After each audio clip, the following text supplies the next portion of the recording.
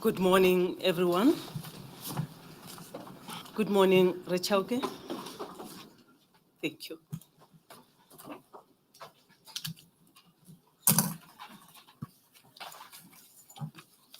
Advocate Mutlamunyane. Good morning, Good Madam morning. Chair. I don't see your witness on the stand. Is she here? She's here. I've sent for someone to go and call her. She's just been sitting in the other rooms.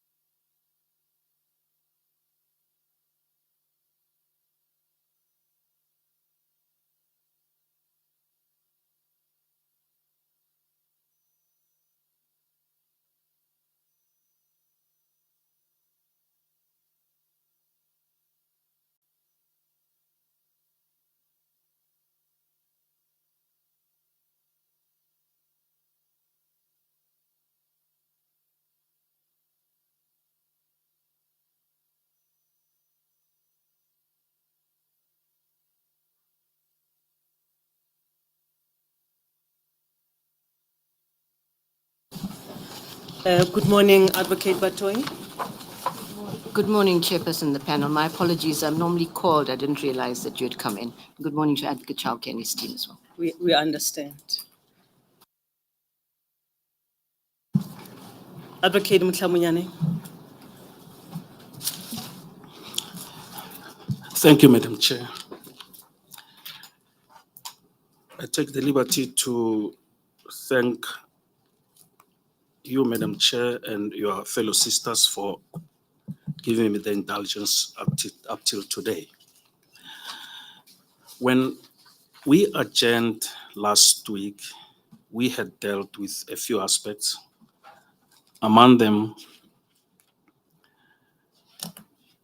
certain relevant sections of the NPA Act, one of them being that deals with the powers of the NDPP and the powers of a DPP, a Section 6 DPP. And when we adjourned, we had just dealt with authorization in terms of the Poker Act. Now,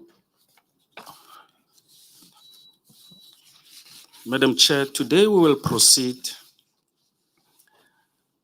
with the evidence of Advocate Batoyi in accordance with the proposal that was made to the evidence leader last week. In other words, we will indicate to the panel as and when we proceed to lead evidence which part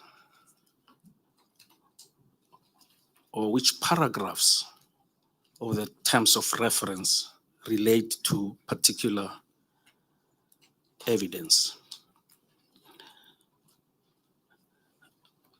We will, Advocate Patohi will testify today, and most of her testimony will be based on Dr. Broughton's supplementary opinion, to which we will refer later as and when we proceed. Perhaps, Counsel, without interrupting your train of thought, I should just maybe recap and take you where we ended. You were just about to deal with the second aspect of this inquiry relating to the Mdluli matter. It was at that stage that I thought that we should reflect very carefully and understand what brought us here insofar as the Boyson's Katomena matter. I raised this aspect with a view to understand the reason why Advocate Batohi approached the president. And I'll just quickly give a bit of a context by referring to what you took us to, with hopefully to help the witness to clarify certain aspects to us. So just to clear the deck, let's go back to basically where we ended as a matter of recapping and to refocus. Paragraph 142. I raised it because that seems to take us to the crux of the matter or the issue in relation to the Boyson's matter. And perhaps the allegations there in paragraph 142 will take us to the logical conclusion of the very issue in the Boyson's matter. And I'll just quickly go through that. Paragraph 142 refers to the role of Advocate Chauke as the leader of the prosecution team. And it refers to the unlawful actions by him as the de facto DPP with regard to the Katomena matter, the Boyson's matter. Now, when you touch on that aspect of the unlawfulness of his actions, something that I'm very much interested in, because if we do not clear that aspect in relation to the terms of reference, we will lose the focus. Now, when you look at paragraph 156,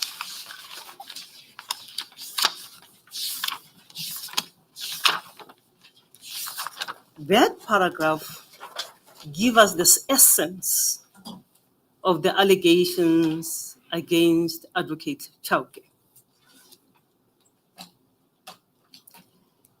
It refers back to the de facto role that he played in the prosecution of the alleged crimes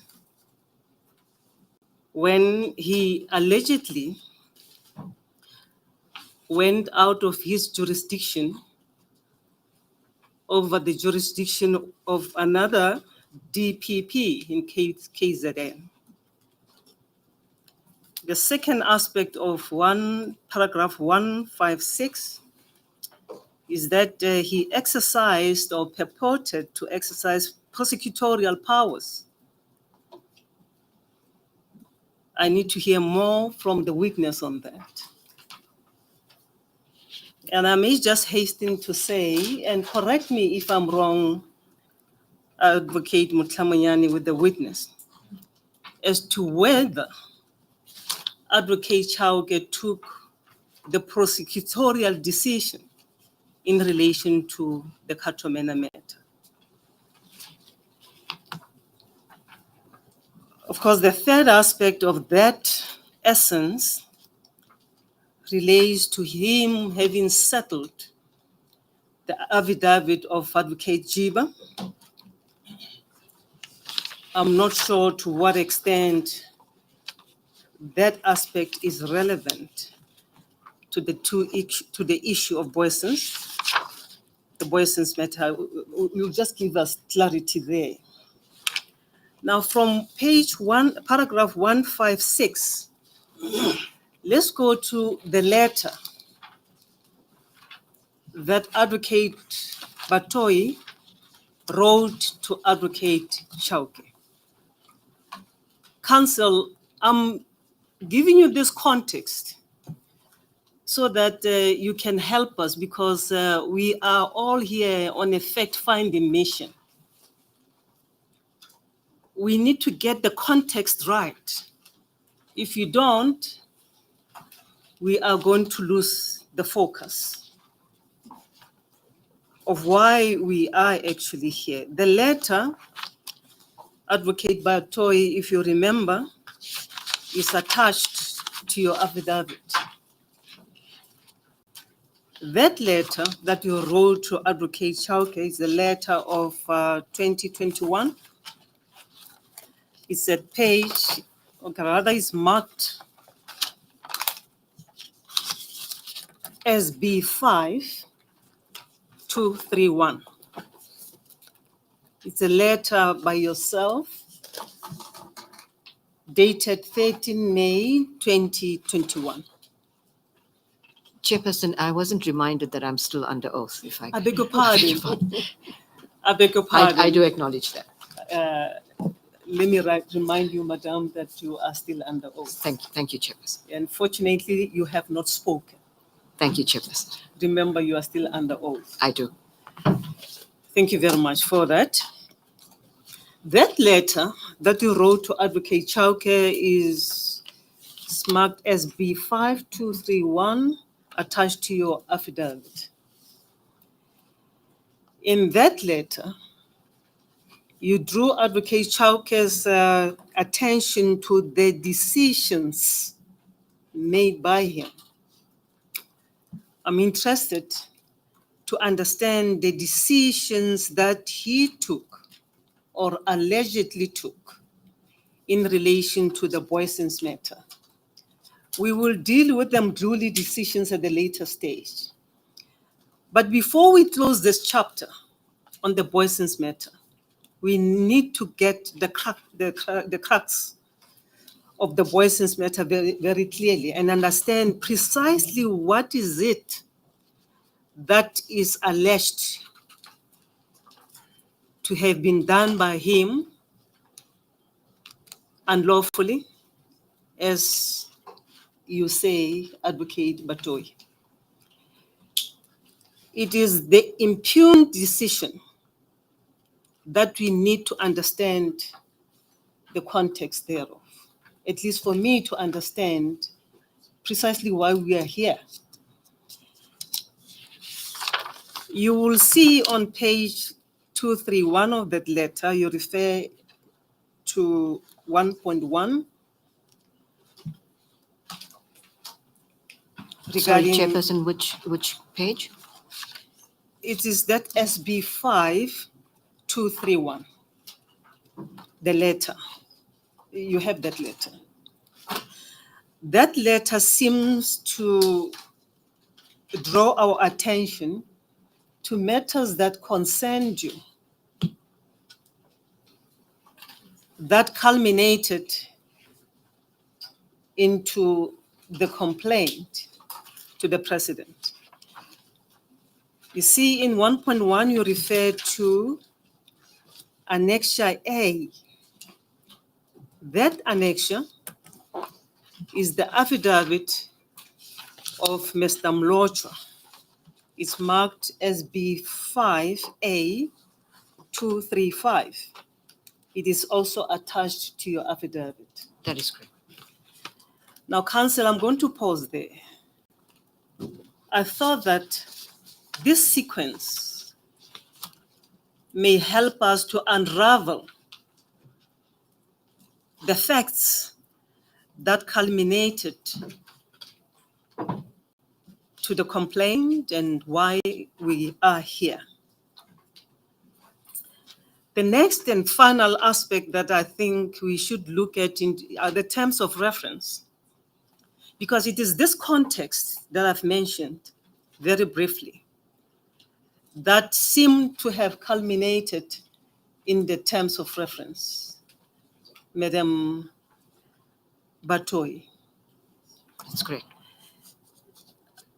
I will just briefly, Council, just raise few aspects in the terms of reference quickly, very briefly, so that when you lead the witness, she will help us understand those issues arising from the terms of reference. And might I say, Advocate Batoyi, although this is not a prosecutorial process, it seems to me that the terms of reference are akin to a charge or indictment in a criminal case. Is my understanding correct? Chairperson, broadly I would agree, but it's not restricted to that, because I think the terms of reference say, I don't have it in front of me, but it's not limited to. That's my understanding. Yes. Let's look at the term as they are. Mm-hmm. And I'm just juxtaposing the terms of reference with what we normally refer to the indictment in a criminal prosecution. I understand. Not that we are in that zone. I understand, Chairperson. Am I correct, though? Yes, that is so. So if the terms of reference gives us the essence of the charge, for the lack of a better word, I call it a charge, we should actually zoom into the charge itself, the terms of reference, so that we can unravel all the facts that we seem to establish. That will make us understand why we are here. So quickly, if you look at the terms of reference, I think they can borrow you a copy. Your junior advocate can assist you and give you the terms of reference, the copy of the terms of reference. Okay, my clerk is behind you. He's going to help you there. Yes, thank you very much. Thank you. Now, if you look at the terms of reference, and Advocate Mutlamanyane, please indulge me. I have, Madam Chair, in my heart. I'm raising these things because we're working together to unravel all the facts that are relevant to the issues before us. And I'm doing so briefly so that we can have a structured understanding of what the evidence is. Now, if you look at paragraph 3 of the terms of reference, 3.1, maybe you can start reading from 3. It refers to the fitness of Advocate Chauke to hold office. And we are expected to inquire into his conduct.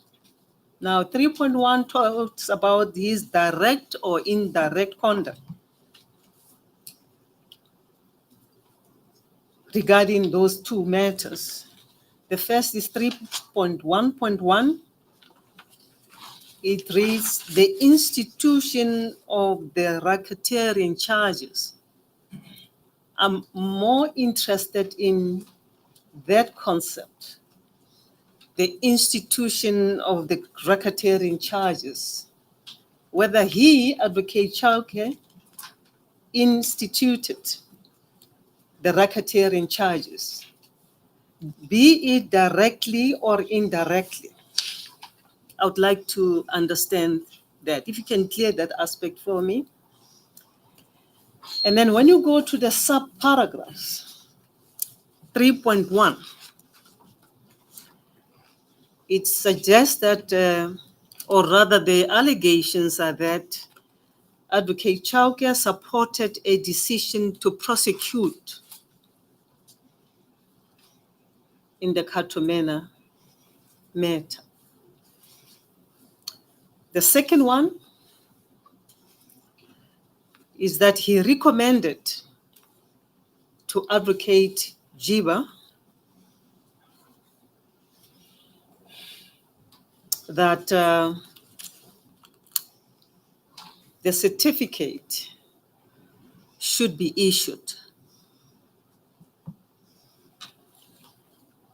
It is that recommendation that we need to understand very clearly, at least for me, whether it constitutes an illegality or an unlawfulness.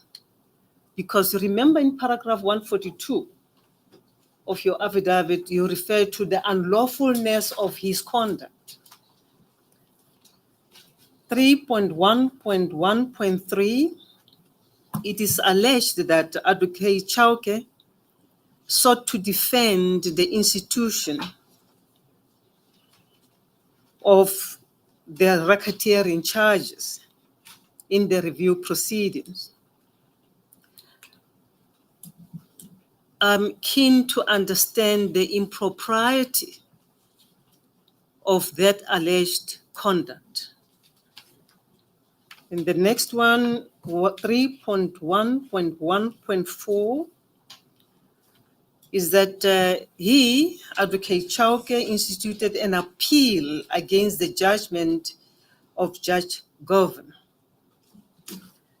Also there, to clear my mind, I need to understand the unlawfulness of that aspect, or the alleged unlawfulness of that aspect. So I am mentioning these matters before we deal with the Mdluli matter, so that we can wrap up this chapter properly to know where we come from and where we are going to. Otherwise, we're going to lose focus. I may not have captured everything. I will ask my sisters if they have any comment to add to what I've raised. If not, then you can proceed, Council, if that structure can help us, at least to understand the context of this very issue of the Booysens matter.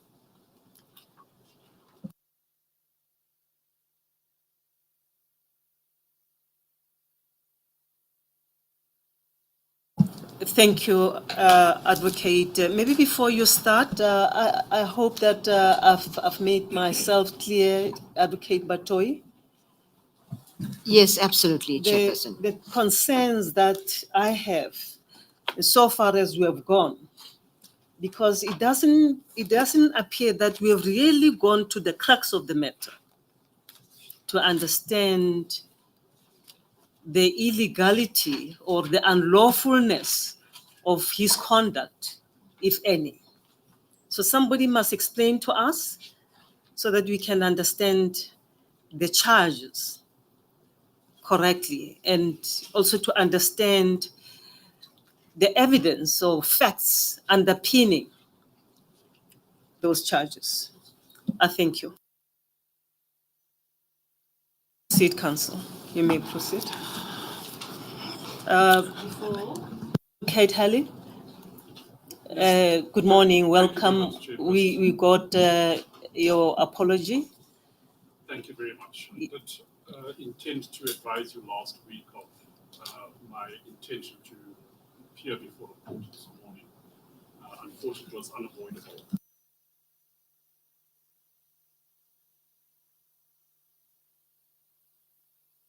Your junior did extend your apology to us, and we understand.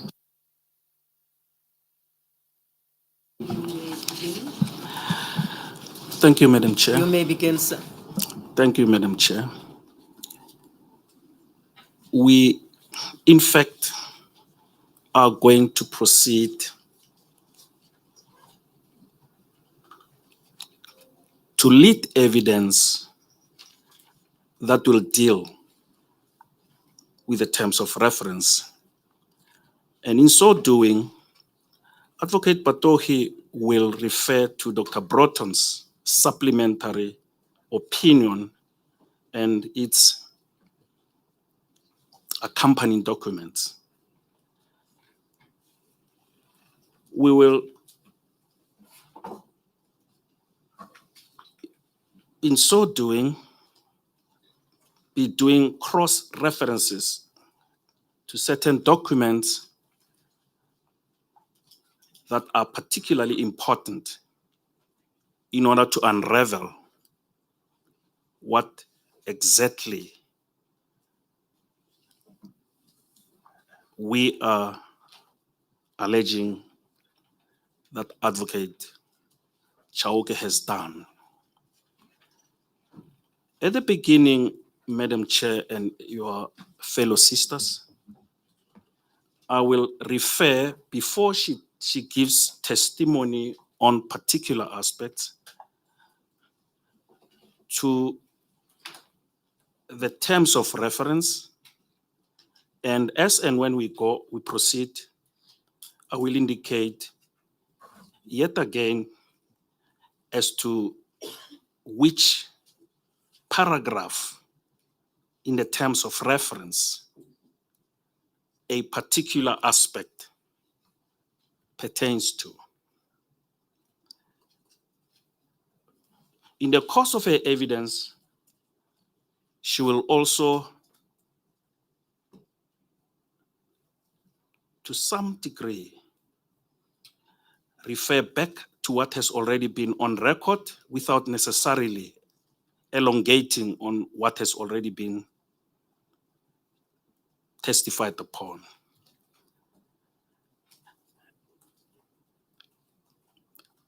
And Advocate Patohi, go to page 66 of your affidavit.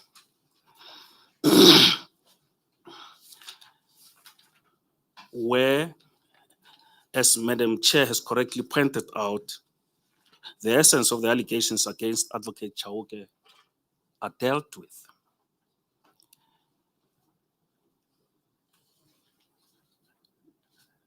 Now, you will remember that we will deal with paragraph in the main, 156, together with its subparagraphs. It has 4 subparagraphs. And to begin, let me refer you to LO4 bundle, specifically page 1011, Madam Chair and your sisters. LO 01011.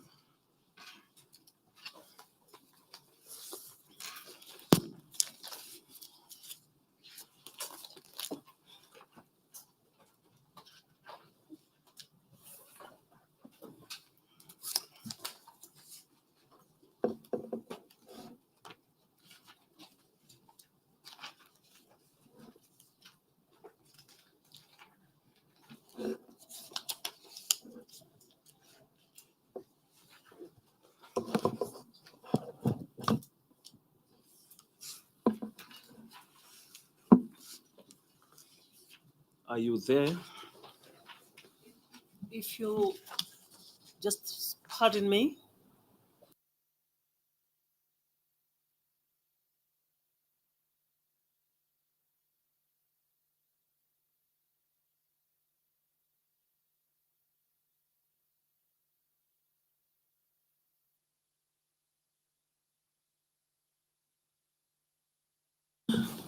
LO4 is the bundle. The page is LO 1011, which contains some exchanges of emails between Advocate Chauke and Advocate Cyril Molocho.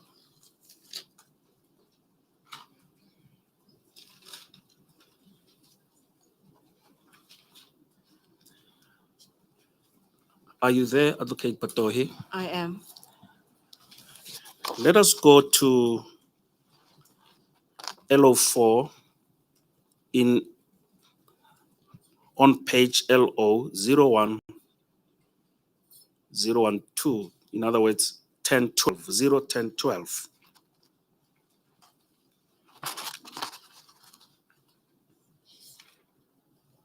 Are you there?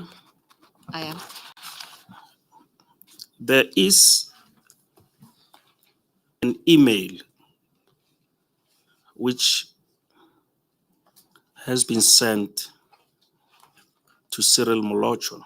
Do you see that? I do. Can you explain the email? Yes, I can.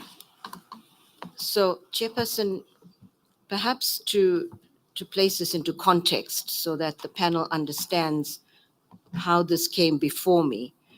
Very briefly, I had obtained opinions of Advocate Nalane initially, and it is referred to in my affidavit under the process leading up to the referral. And then that was sent to Advocate Chauke. He obtained the opinion of Advocate Maineche. And thereafter, because of certain gaps that were identified, I asked Dr. Broughton, who is a legal advisor in my office, to look into the matter and look at all of the evidence so that the gaps are then addressed and provide me with an opinion. Did so, and his supplementary, he gave me two opinions. The first one, I don't have the, I thought I would be led on this so that we could get the context in, but it's the first supplementary opinion and the second one. They are referred to in my bundle. Chairperson, what I'm going to refer to now was in fact the evidence that he provided to me when he provided his supplementary opinion to me, and then attached a whole lot of annexures that support or the evidence with regard to the opinion that he provided.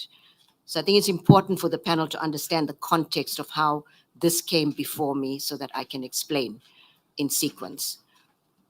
When you say he, you are referring to Dr. Broughton. That is correct. And perhaps the evidence leader will give you the, at some point, the reference to his opinion, which is in the bundle, together with all the annexures. And this is forms part of that bundle, Chairperson.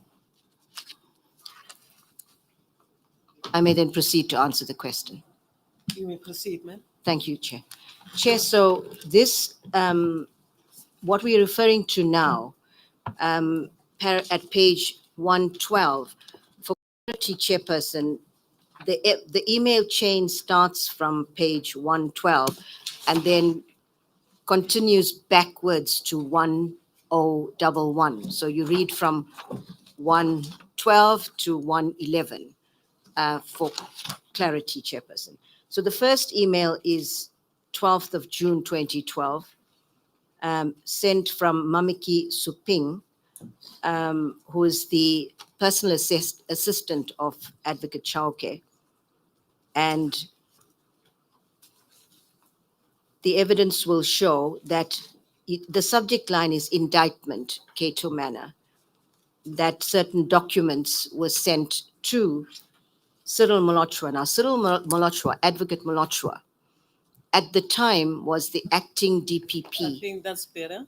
I think we can refer to him as Advocate Molochwa. Sure, thank you, I Chair. heard Advocate Mhlamunyane referring him to Cyril, and I didn't know who is the Cyril.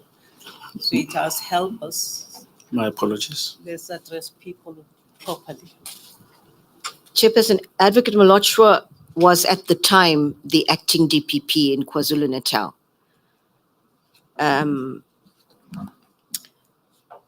So Advocate Chauke's PA forwards to him certain documents. Thereafter, you have if you turn over to page 1011, at the bottom, the second email in that chain is one from Advocate Molochwa to Advocate Chauke. And he states the following: Dear Advocate Chauke, our telephonic conversation today refers, kindly furnish me with the prosecutor's memo or report so that I can have a wraparound view of the matter. The report must also have the police stations and CAS numbers so that we can open the DPP's file. Thank you in advance. From that, it appears that at some point before this email was sent, there was a telephonic conversation between Advocate Molochwa and Advocate Chauke. And my understanding from the evidence leader is that Advocate Molochwa will in likelihood be called. Chairperson, in response to that email, we go still on 111, LO 1011. Advocate Chauke responds on the same day to Advocate Molochwa and states, I'm not sure that I need to read the entire document, but perhaps I will read a few parts from it. But if the panel wishes the entire document, I'm happy to do that. Dear Advocate Molochwa, who is the prosecutor that you are referring to? I have forwarded you the indictment, which has all the detailed summary by which you ought to be in a position to open your file. I also forwarded to you details of the inquest with the police CAS numbers to which you referred to Advocate Toko Majokweni for reasons that I do not follow and understand. The indictment with respects gives you the whole view of the matter. And I emphasize that the indictment with respect gives you the whole view of the matter. He then goes on to say, you are kindly and fervently requested to please discuss any issues, if any, with me. I really do not see any need for me to give you any report other than that which I have forwarded to you already. And this is important as well. It will become clear. Please, if I misunderstand you, make me understand. I do not want to play you or undermine your jurisdictional authority in any way whatsoever.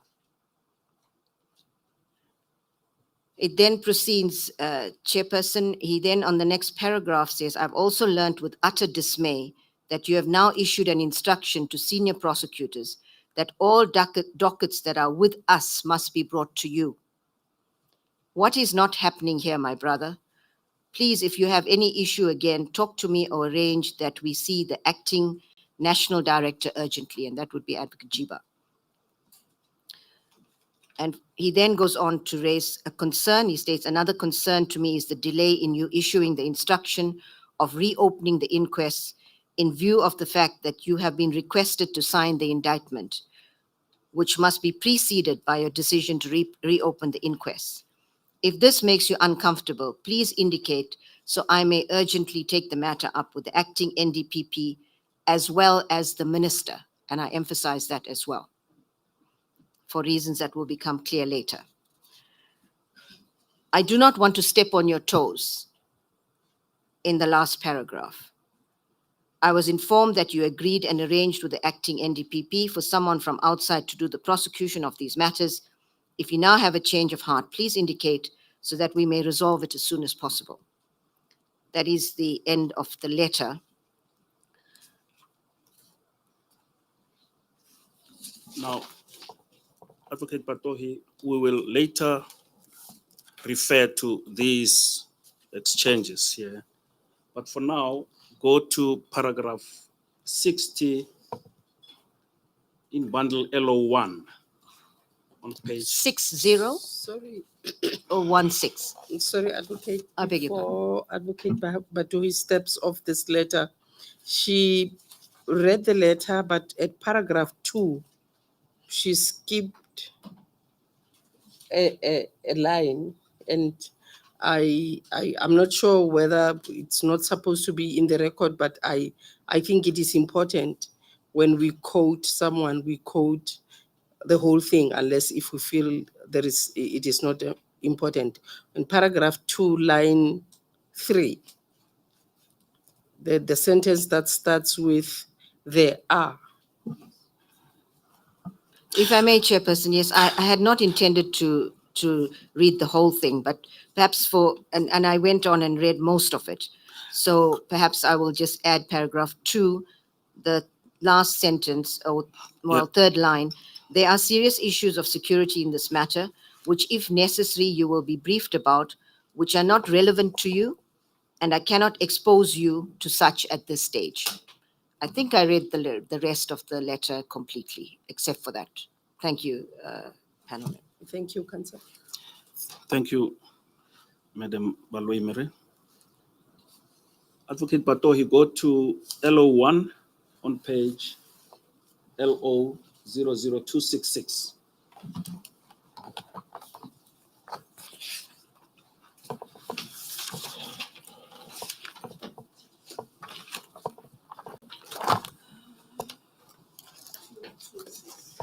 Two 00266.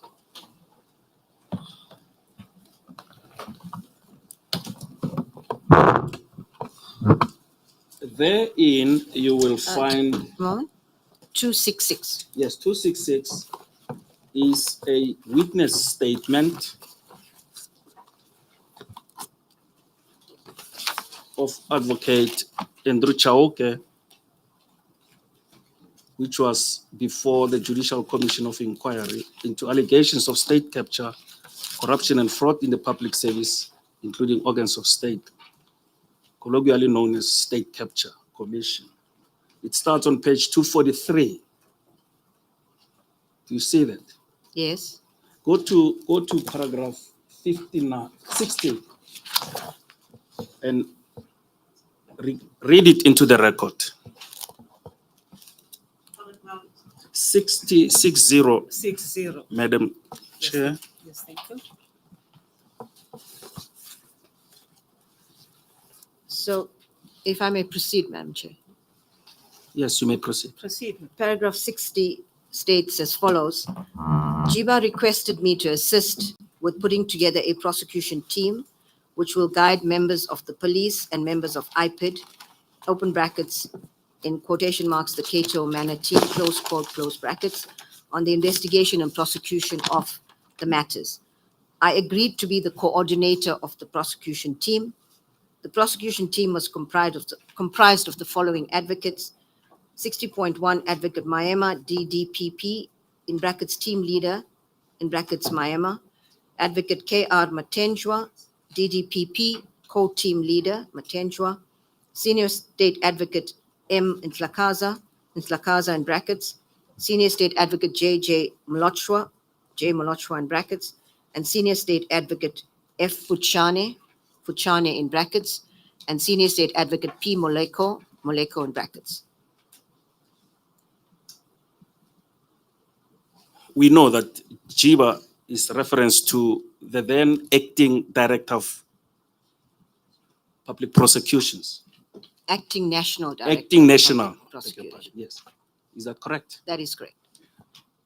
Now, go to the next page, which is What is the relevance of this paragraph 60? Before we forget about it. the relevance of paragraph 60, Madam Chair, has to do with the request that the acting National Director of Public Prosecutions made to Advocate Chauke to put up a team together that will go to KZN to deal with the Katomana incident. Now, when you go back to the terms of reference, 3.1,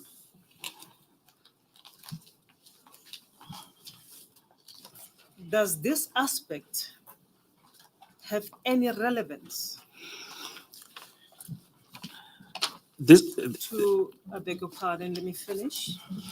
Does it have any relevance to the opening words in 3.1 of the terms of reference that Advocate Chauke directly or indirectly by his conduct instituted the racketeering charges? I mentioned that, Counsel, and please allow me to keep on going back and forth on the terms of reference because we refer to the evidence without linking some of these allegations to the terms of reference. So if you can help me to understand the relevance of that paragraph in relation to the terms of reference themselves. Thank you, Madam Chair. It is my omission. Let me hasten to say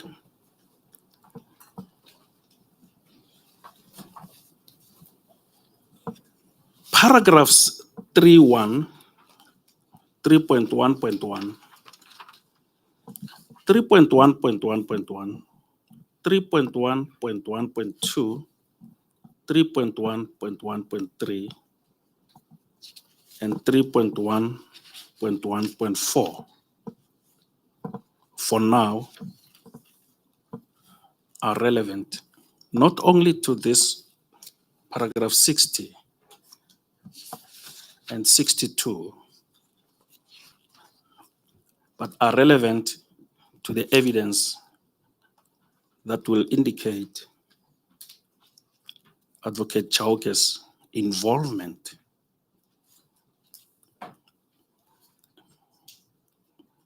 in the prosecution of the Katomana police officers.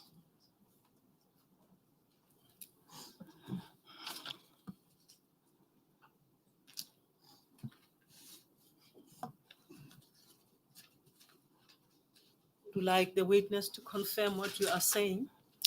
Because it is her who must place that evidence before us.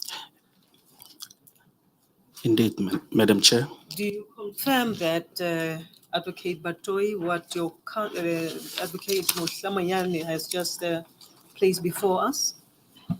Yes, Chairperson, if I may explain as well that all the evidence has to be seen together because they explain what happened over a period of time and gives the full picture of what happened. So the evidence leaders started with the setting up of the team, and they will all speak to, I confirm, what is mentioned in paragraph 3, right, in fact, to 3.1.1.5, which is on page 7 of the terms of reference. So as Yes, Councillor, I think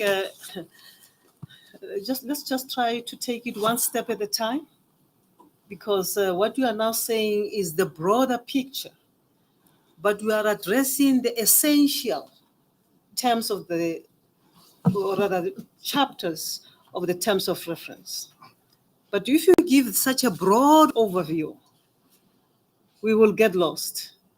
And if you can try to answer a pertinent question so that you don't give a long answer that takes us back and then we lose the focus. What I wanted you to confirm, so that it is not counsel who is kind of testing from the bar, then you say it yourself, because it is your affidavit that we are concerned with here.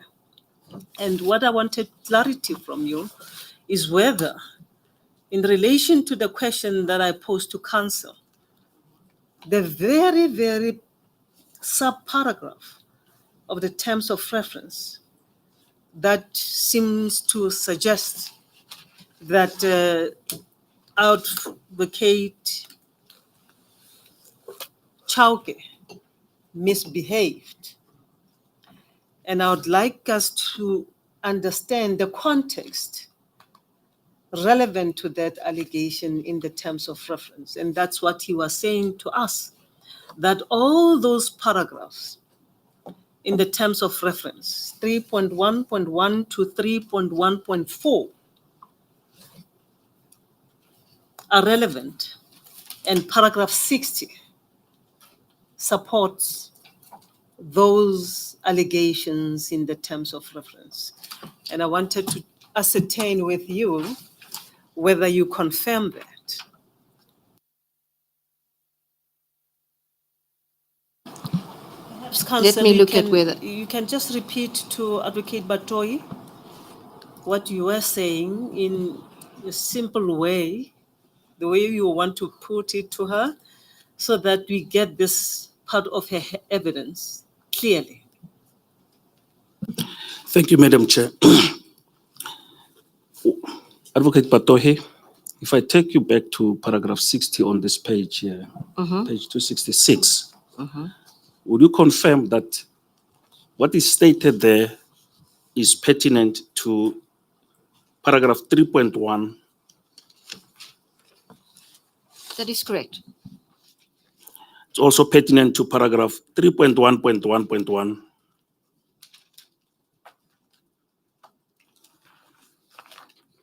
Well, Chairperson, I'm a little confused because paragraph 60 deals with the team that was set up. And if we look at the particular subparagraphs of 3.1, they relate to different aspects of Advocate Chauke's conduct. And so I'm a little confused about answering the question that paragraph 60, which simply deals with the team setup, how it links to each one of the subparagraphs that describe Advocate Chauke's conduct. You remember, through you, Advocate Mutlamuyani, we zoomed into the terms of reference, 3.1. That talks about Advocate Chauke's direct or indirect conduct. And your Advocate Mutlamuyani took us to paragraph 60. That speaks to the role played by Advocate Chauke, if I may put it that way. That's correct. That is how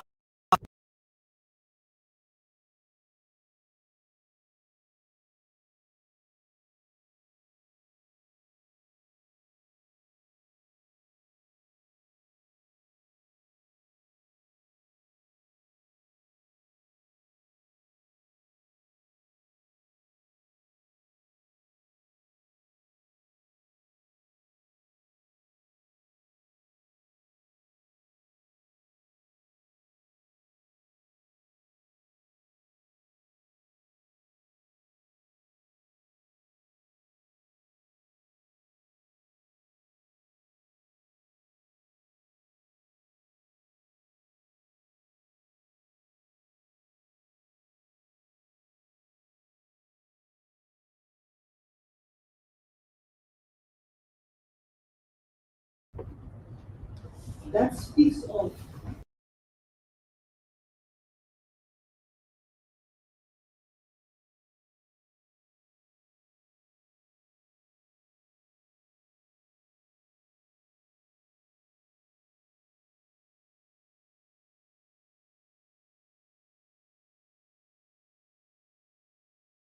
to get the factual metrics.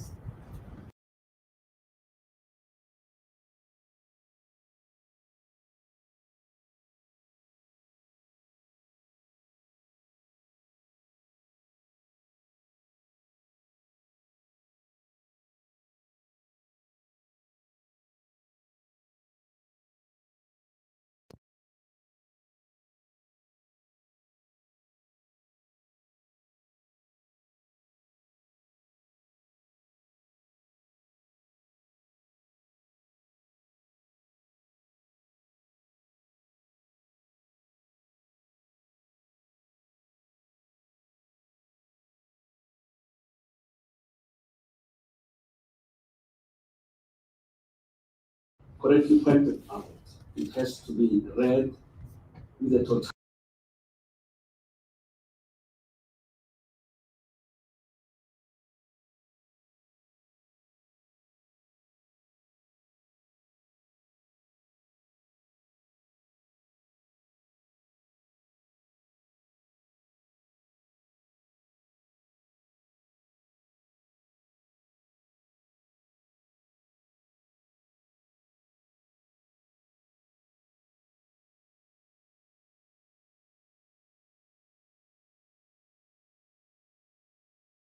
With its sub-paragraphs into the record.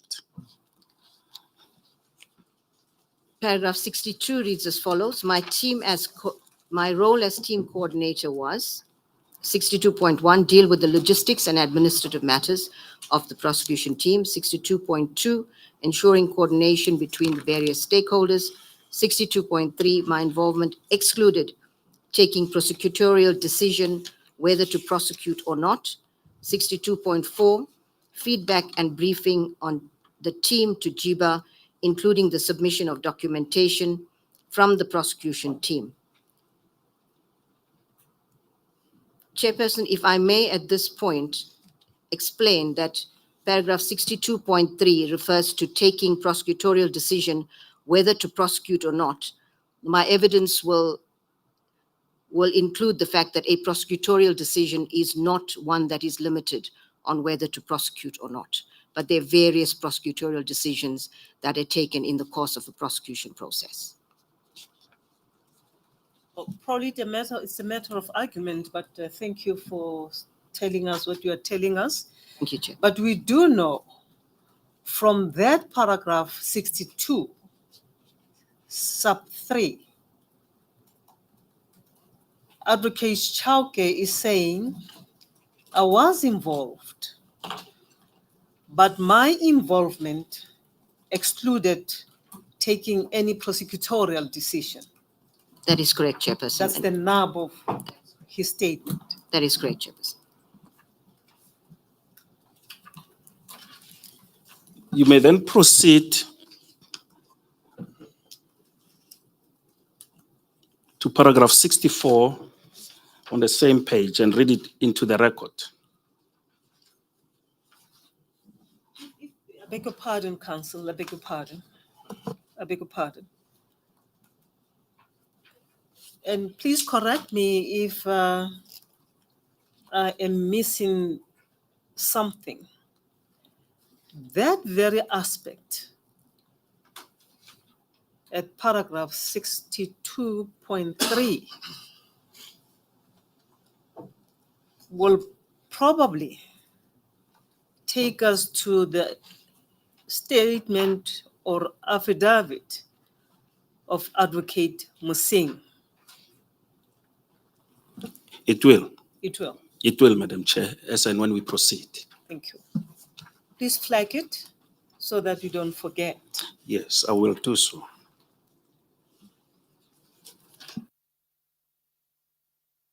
If you may, Advocate Batohi, read into the record paragraph 64, and I will later refer you to paragraph 60, 95 and 96. But for the moment,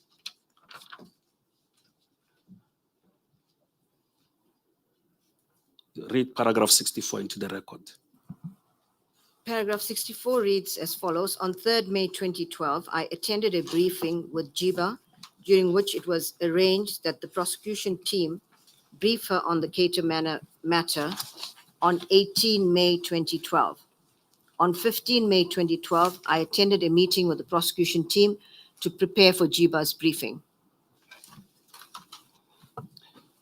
We are still on Advocate Chauke's affidavit that's served before the State Capture Commission, and go to page 273, LO 273, in this bundle LO1.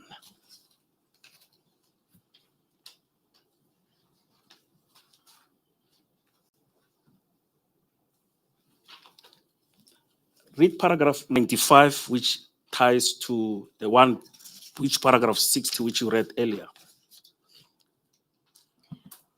Paragraph 95. Paragraph 95, Madam Chair. Paragraph 95 reads, I have read the affidavit by Advocate C.S. Mlochwa dated 23 July 2015 under Silverton CAS, which is annexed to the Rule 3.3 notice. I refer to what is set out above with regard to how I came about to be involved in this matter as a coordinator of the prosecution team, and that the latter was giving briefing to the Advocate C.S. Mlochwa about the matters.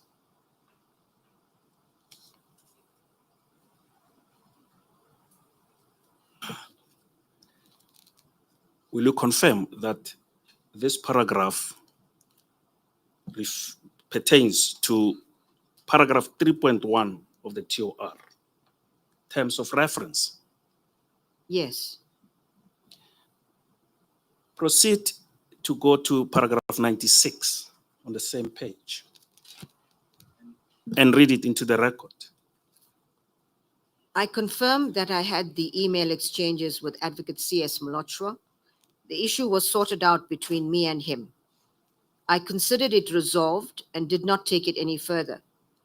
I held the view then, and even now, that he was sufficiently briefed by the prosecution team about the matters. I realized the omission of the memo, which I thought was part of the draft indictment, for which I apologized. This is borne out of the fact that he indeed received the memo and the indictment. I even indicated above with him and attended meetings with him and the AJP on 18 June 2012 and the court appearances by the suspects.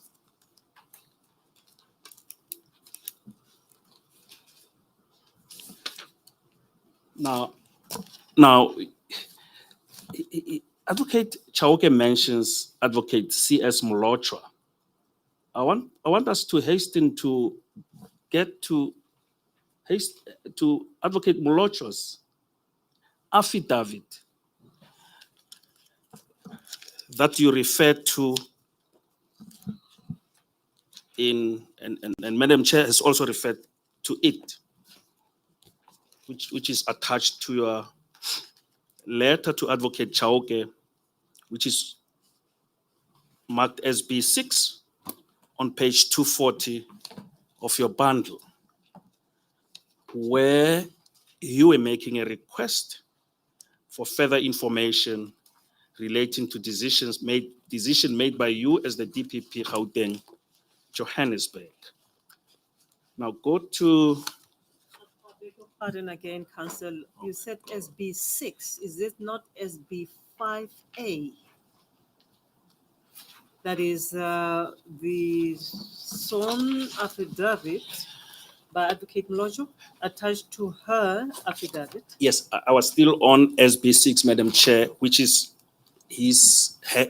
Advocate Patohi's letter. Where is the letter? It's SB6? It's SB6 240. 240. Yes. I'm sorry for that, let's just get to that. That's Advocate Chauke's No, no, it's a, letter to me. yeah, my mistake. It's SB5 actually. It's a mistake. Yeah, it's SB5, Madam Chair. I made a mistake. I apologize for that. SB6. SB5. SB6 is Advocate Chauke's response. Yes, I thought that you are now addressing Um, or asking Advocate Batoyi to deal with that affidavit of Advocate Mlochwa, Indeed, Madam Chair, which is SB5A A in 236. That is so. Yes. Go to SB5A 236. Yes, I'm there. On top there, it's written Silverton, CAS. It's not clear as to what number it is there, but it's of 10. Looks like it's 2014. That's correct. Explain this CAS, Silverton CAS. What was it all about? Why did he depose to an affidavit in this matter, Advocate Mlochwa? So CAS numbers are granted when a docket is open in a police station. And so the CAS number, the police station would be reflected initially, and that is Silverton. In this case, it's Silverton Police Station. And then CAS is the CAS number. It's unclear what the number is, but the second number reflects the month, and the third number reflects the year with relation to a criminal docket that would have been open. The affidavit that Advocate Chauke refers to in paragraph 95 of his affidavit on page 273, which you earlier referred to, affidavit of CS Mlochwa. This is the same affidavit that we are now looking at, SB5A. I'm not sure. Where's the other document? I need to check to see it's the same document. Or are you telling me it's the same document? I apologize, Chairperson.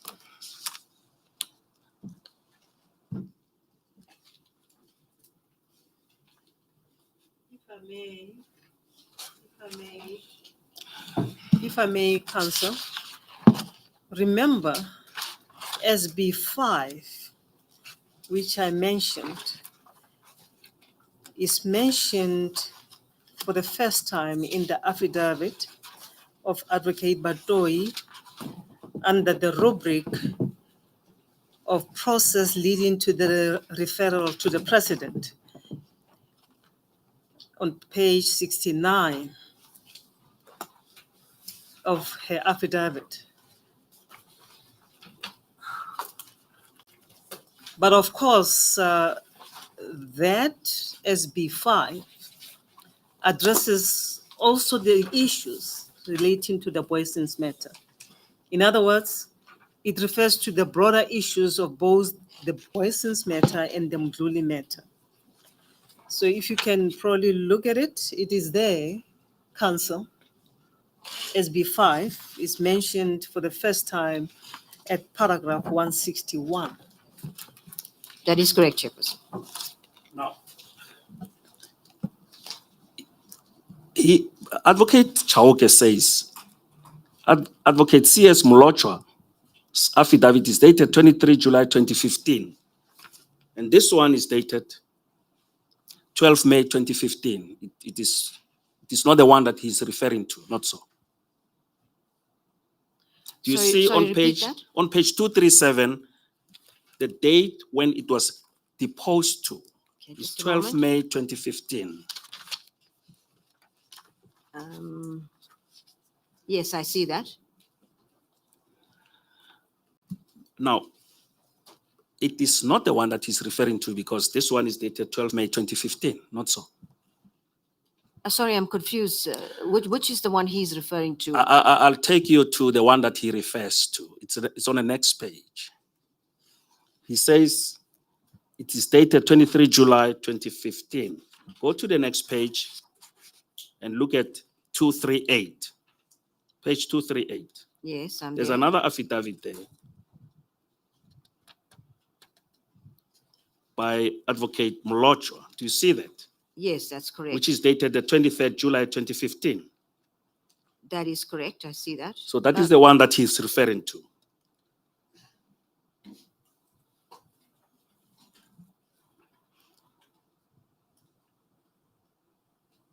Sorry, I'm confused, Chairperson. I'm not sure who's referring to which statement. Let me take you back to 95. Page 95 or Advo- paragraph 95 Paragraph 95 of? of LO1, which is the affidavit of Advocate Chauke, in which he says he has read the affidavit of CS Molochwa, dated 23 July 2015. I'm with you. Yes. Now I'm saying to you, this one on page 238 is another affidavit deposed to by Advocate Molochwa. Do you That's see correct. that? Dated 23 July 2015. Yes, that's correct. Now, can you read it into the record? Which one? The one on page 238. I, Cyril Simpiwe Molochwa, hereby state in English that on 23rd July 2015, the investigating officer, Major General Chalo, requested me to hand over the emails referred to in my statement dated 12 May 2016. Emails herewith. That's the content, and then it's the oath after that. He'd signed, and there's the oath. If you go back to the previous affidavit, you will see that the paragraph on page 27, which is the last paragraph of Advocate Molochwa's affidavit, I beg your pardon, paragraph? it's not marked. It's not marked or given numbered, rather. It's not numbered, but it's the only paragraph before the commissioning, before the. Is that the one with handwritten 491? Yes, Madam Chair, with the old bolded number 156. Do you see that one? In the bolded number? 156. But the correct number, the paginated number is 237, SB 5A 237. Council, you are taking us all over the show. Where are you? I want the witness to confirm the issue of emails and tie it with the exchange of emails between Advocate Molochwa and Advocate Chauke. Are you finished? Are you done with SB 5A 236? That's the affidavit of Advocate Molochwa. I thought that you were there. I am there, Madam Chair, because it goes to the second page.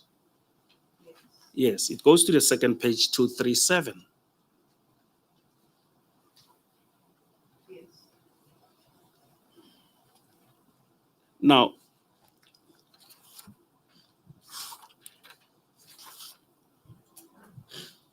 Advocate Molochwa in this paragraph says, I thereafter exchanged a number of emails with Advocate Chauke, copying in Advocate Jiva, her personal assistant, and Advocate Majokweni, requesting Advocate Chauke to give me the prosecutor's memo or report as per initial agreement. Which paragraph are you at? 237, where the affidavit of Advocate Molochwa ends. Yes, I'm where there. he has deposed, where it is commissioned. Yes, I'm there. Now, he says on 12 June 2012, Advocate Chauke's personal assistant, Ms. Mamiki Suping, emailed me only the indictment without the prosecutor's memo or report. Can you read that into the record? On 12 June 2012, Advocate Chauke's personal assistant, Ms. Mamiki Suping, emailed me only the indictment without the prosecutor's memo or report.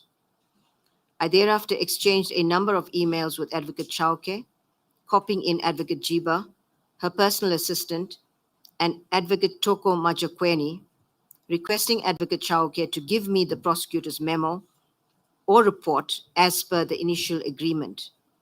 My acting appointment came to an end on 9 July 2012. I never had anything to do with the matter after 9 July 2012. Now, this ties with the exchange of emails you referred to earlier That's correct? in LO4, page LO 1011. Do you want me to go back there? You don't No, have to. that is I correct. just wanted you to confirm whether it ties with that. That is correct. Thank you.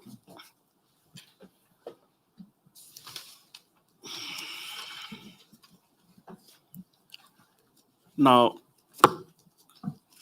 go to SB6. And if I may, this aspect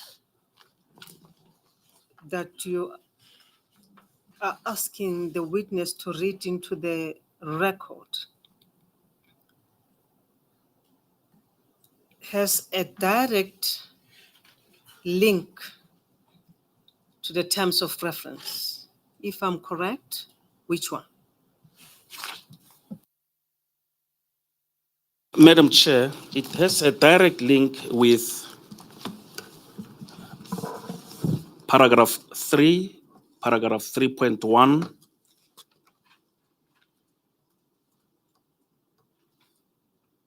yes, paragraph 3 and 3.1.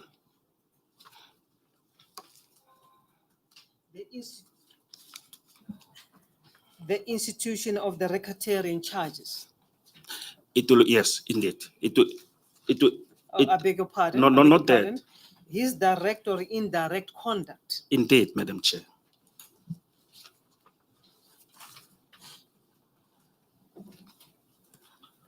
Please give me a second.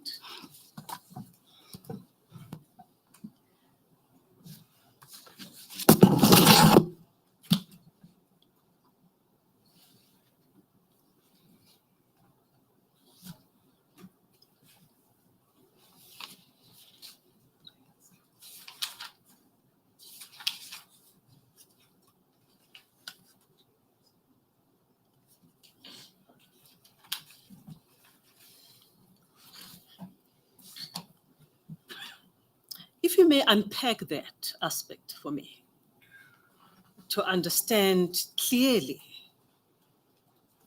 this alleged direct or indirect conduct, how and to what extent it impacts on the prosecutorial role of Mr. Mlojo, Advocate Mlojo. Mlojo, Advocate Chauke, Madam Chair. Advocate Mlojo. The indirect, the direct, or the alleged direct or indirect conduct of Advocate Chauke's how it impacts on NDPP Advocate Mlojo's jurisdiction or space. It will become clearer as and when we proceed to lead evidence, Madam Chair.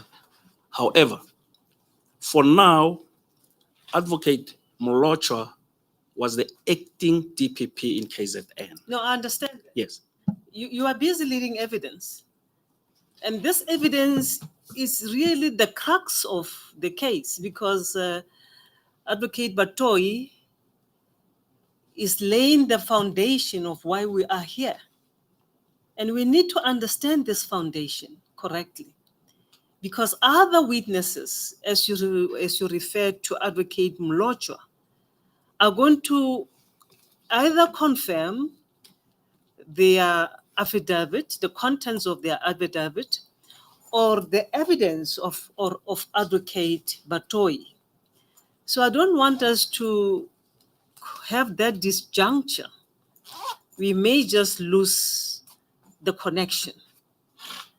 That is why I keep on taking you back to the terms of reference so that we understand the relevance of this evidence to the terms of reference themselves. I don't know whether it helps you, counsel, but we get confused because we keep on referring us to bundles or legal opinions, and we just need to get it right to understand how you link this evidence to the terms of reference.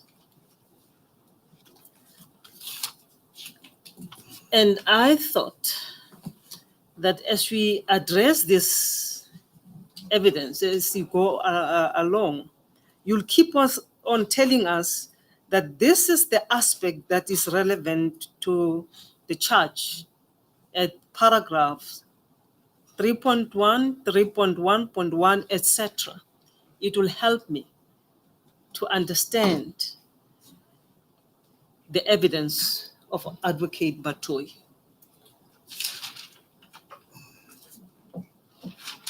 I don't want to derail your line of the train of thought, counsel, but if you may also help me. I am told that this is a tea break.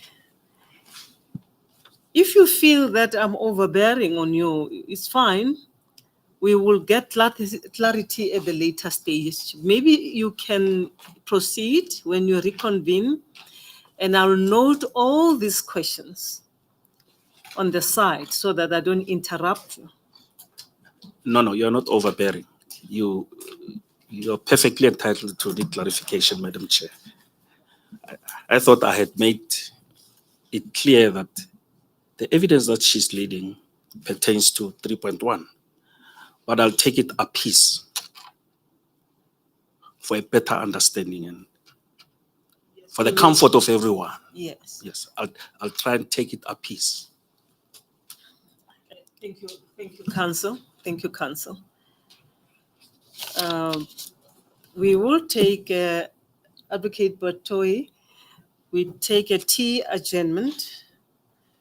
It's already closer to 11:30. We will adjourn now and reconvene at 11:45. Thank you, Madam Chair. Thank you. We adjourn for tea.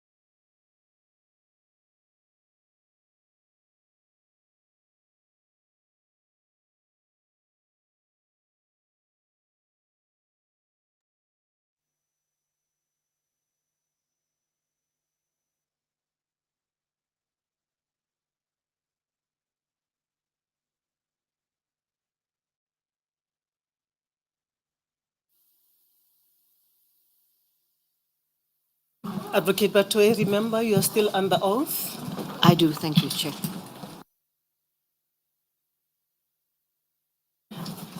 Advocate Mutlamiyane, please allow me just to cut to the chase. To go straight to the point in relation to that aspect that we're talking about so that we make progress. The evidence before us on record, and correct me if I am wrong, in relation to the affidavit of Advocate Mlocho, is that Advocate Chauke had asked him to sign the indictment. Am I correct? You're correct, Madam Chair. Let me confirm with the witness. That is correct, Chairperson. Advocate Mlocho, as I understand the affidavit or the evidence on this record, in this record, is that he did not want to sign the indictment because he had not been provided with the memo and the dockets. Precisely, Chairperson. Or a report, as he indicates. Yes. That begs the question, does that impact on the terms of reference in relation to Advocate Chauke's direct or indirect, alleged indirect conduct?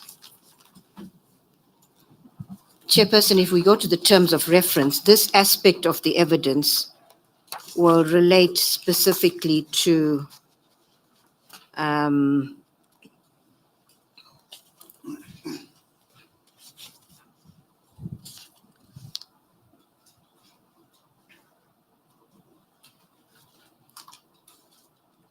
Chairperson, let me, if I may, explain something. I know I've been asked to keep it short, and I really do, but I want to try to help I want the panel to understand the circumstances. So these terms of reference were drawn up. It appears that it was taken primarily from my letter that I sent to the President recommending an inquiry be held. The terms of reference were not discussed with the NPA, but it was taken from there. At that time, I must say that I didn't expect that those would become, in fact, the terms of reference. So I find it difficult sometimes to link specific aspects to it because, as I said earlier, this is events that took place over a period. And what we will demonstrate when all of the evidence is led is that Advocate Chauke's conduct related definitely addresses the 3.1, issues in 3.1 of the terms of reference. So your short answer, Chairperson, is that it will affect the supporting a decision to prosecute the accused 3.1.1, 3.1.2 in particular. And if one looks at my affidavit, it will particularly relate to, if I can be referred to the essence of the case against Advocate Chauke. If there's one aspect that's mentioned there, if one looks at paragraph 66, page 66, paragraph 156, it would relate specifically to 1563, he undermined or attempted to undermine the authority of the acting DPP KZN.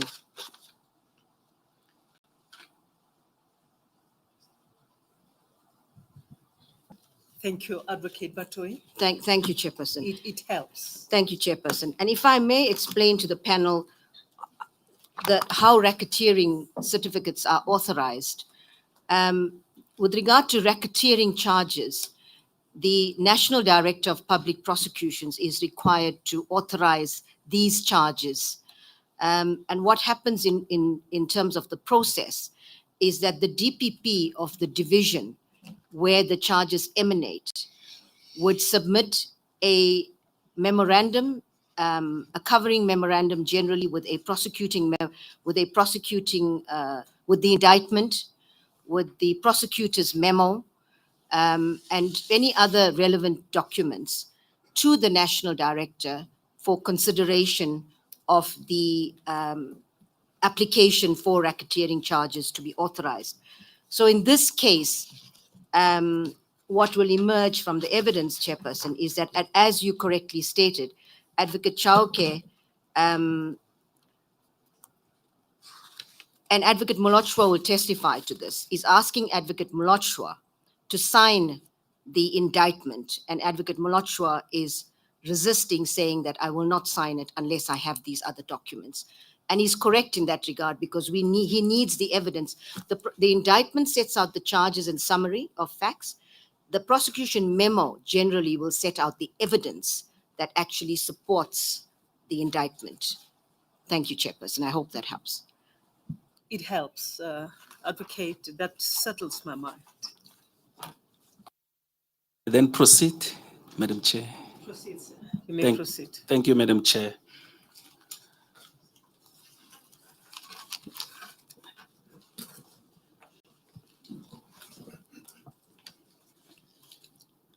Let me refer you to, before we revert to SB6, because we'll revert to SB6 at a later stage. Let me refer you to LO1, bundle LO1, LO00178. It is Dr. Broughton's supplementary opinion. And I direct your attention to paragraph 26. A document in front of me. Is it SB3 you're referring to, 00178?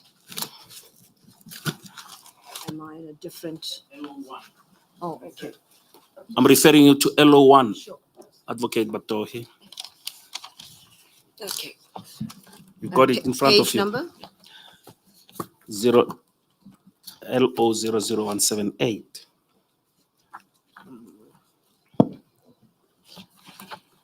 Yes. Where Dr. Broughton deals with, and he has a subheading there, a subtopic, which reads on above paragraph 25. It reads as follows: Advocate Chauke's prima facie involvement in taking prosecutorial decisions to prosecute poison. And I must mention that this has to do, and I want you to confirm, it has to do with paragraph 3.1.1 of the TOR, the terms of reference. That's correct. May I proceed to read into the record paragraph 25.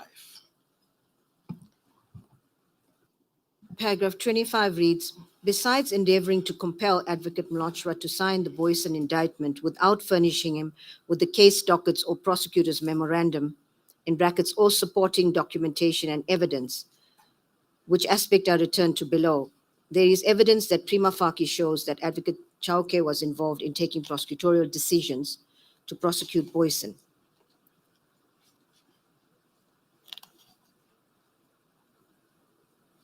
That's paragraph 25. Now, I'm going to ask you a specific question about an indictment. For a trained lawyer, we know what an indictment is. For the public out there, can you explain what an indictment is? Indictment is a document that is used generally in the High Court that sets out the charges against an accused person, and generally also has attached to it a summary of the substantial facts relating to the charges. Thank you. Proceed to paragraph 26.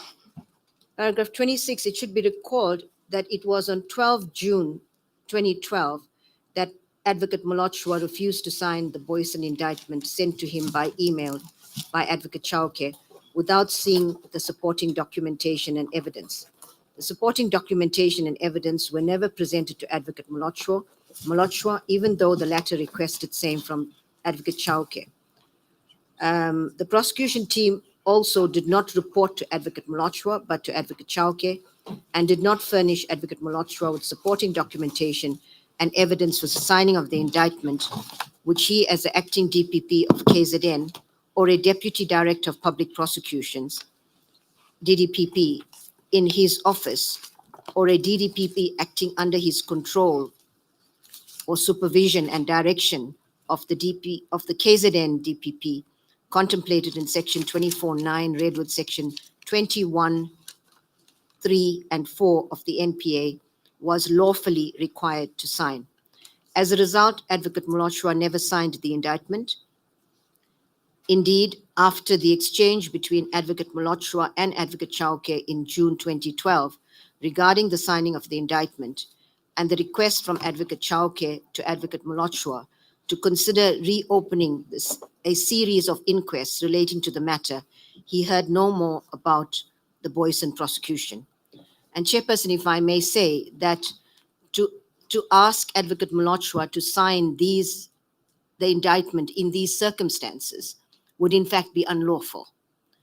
And the exchange, the email exchange that we referred to earlier, we referred to 2 emails, but it's important that the other emails are also considered because it shows the response of Advocate Molochwa and what the impact was of what he considered to be an unlawful instruction that he was receiving from Advocate Chauke to sign the indictment without the evidence. And the importance of this, Chairperson, is that when you put your signature to an indictment as a DPP or as any prosecutor, it means you are satisfying yourself that there is evidence that supports the charges in the indictment.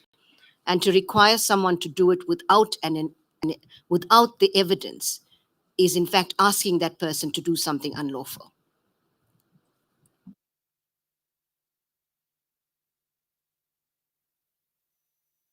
If I may refer you back to the emails, exchange of emails between Advocate Chauke and Advocate Molochwa. LO4 1011, to which I referred to earlier. You don't necessarily have to read them into the record because you have already done so.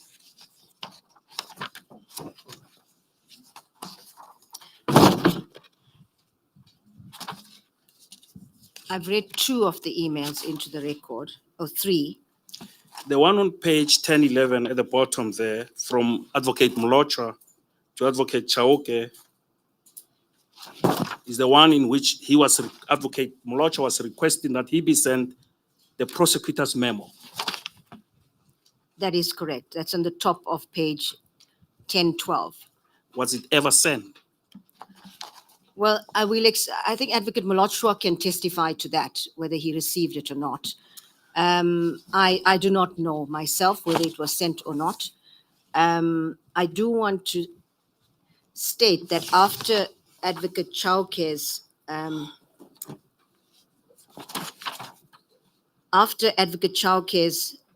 email, that is on page 1011, LO 1011, which I read into the record, Advocate Molochwa responded to that email, and that response is then on page 1014.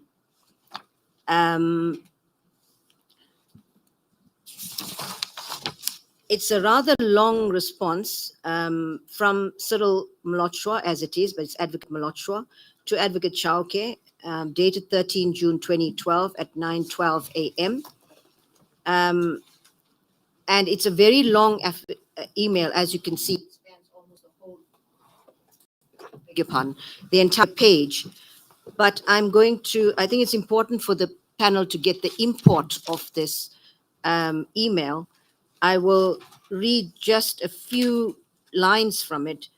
The first one is, Dear Advocate. I beg your pardon. Is that LO 01011? No, Chairperson, we are on LO 01014.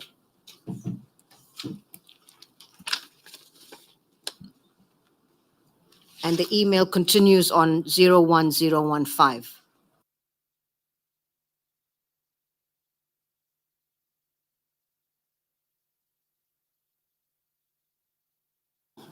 Proceed with.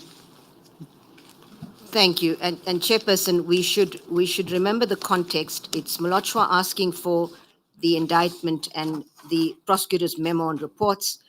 It's Advocate Chauke responding saying, who's the prosecutor you are referring to? I have forwarded you the indictment, which has all the detailed summary by which you ought to be in a position to open the file. The indictment with respect gives you the whole view of the matter. Advocate Mlotshwa then responds on the 13th of June at 9:12 a.m. on page 1014, as I indicated. And I'll read just a few lines, Chairpersons, and you can see it's a really long email. It says, Dear Advocate Chauke, I operate from the premise that the mission of the NPA enjoins us to be guided by the Constitution. The last time I cast a glance on the Constitution, I gleaned that its preamble encapsulates that all the rights enshrined in the Constitution have to be respected, protected, and promoted. This includes the right to human dignity, which is affirmed in Section 10 of the same Constitution. He then goes on to, he gets quite philosophical in his email, in paragraph 2 and 3. In paragraph 2, he states, perhaps I can read from paragraph 2. You leveled serious allegations against me. You did not repeat the same allegations from your behavior. You did not repeat the same allegations when we met the ANDPP in her office. I maintain my cool through and through. The impression I derive from your behavior is that you nourish a slavish mentality. I suppose I don't need to read the rest of it into the record, Chairperson. But then he goes on to become quite philosophical. And then in paragraph 4, it is a practice within the NPA that when we send the request to the NDPP's office, which is what I explained earlier on, Chairperson, it is the practice within the NPA's office that when we send the request to the NDPP's office for the signing of the Section 2 certificate, which is the racketeering authorization of the NDPP, Chairperson, we also attach the memo to the request so that the NDPP can have an idea of what is happening in the matter before appending a signature. I explained to you when we had a short meeting in the office of the Acting National Director on 29 May 2012. I explained it when we met at the SOCA in Daba, and I explained it again when you contacted me yesterday, that the procedure in the KZN DPP office is that in order to enroll a matter in the High Court, we need two things, DPP's file and the judge's file. And then he goes on to explain what is needed for the DPP's file. He continues, you did not raise even your eyebrows during the rendition of this explanation to you. That is why my eyes popped out and my lower jaw dropped, shocked to the marrow of my bones as to what has happened now. Because in your email, you are now asking me for the first time who I am referring to when I speak of the prosecutor. If you don't have issues with me, one would not expect you to resort to forensic ambush, but would expect you to ask me as a colleague and a brother, because with the respect I always give you, I would have explained to you again. And then he continues, Chairperson,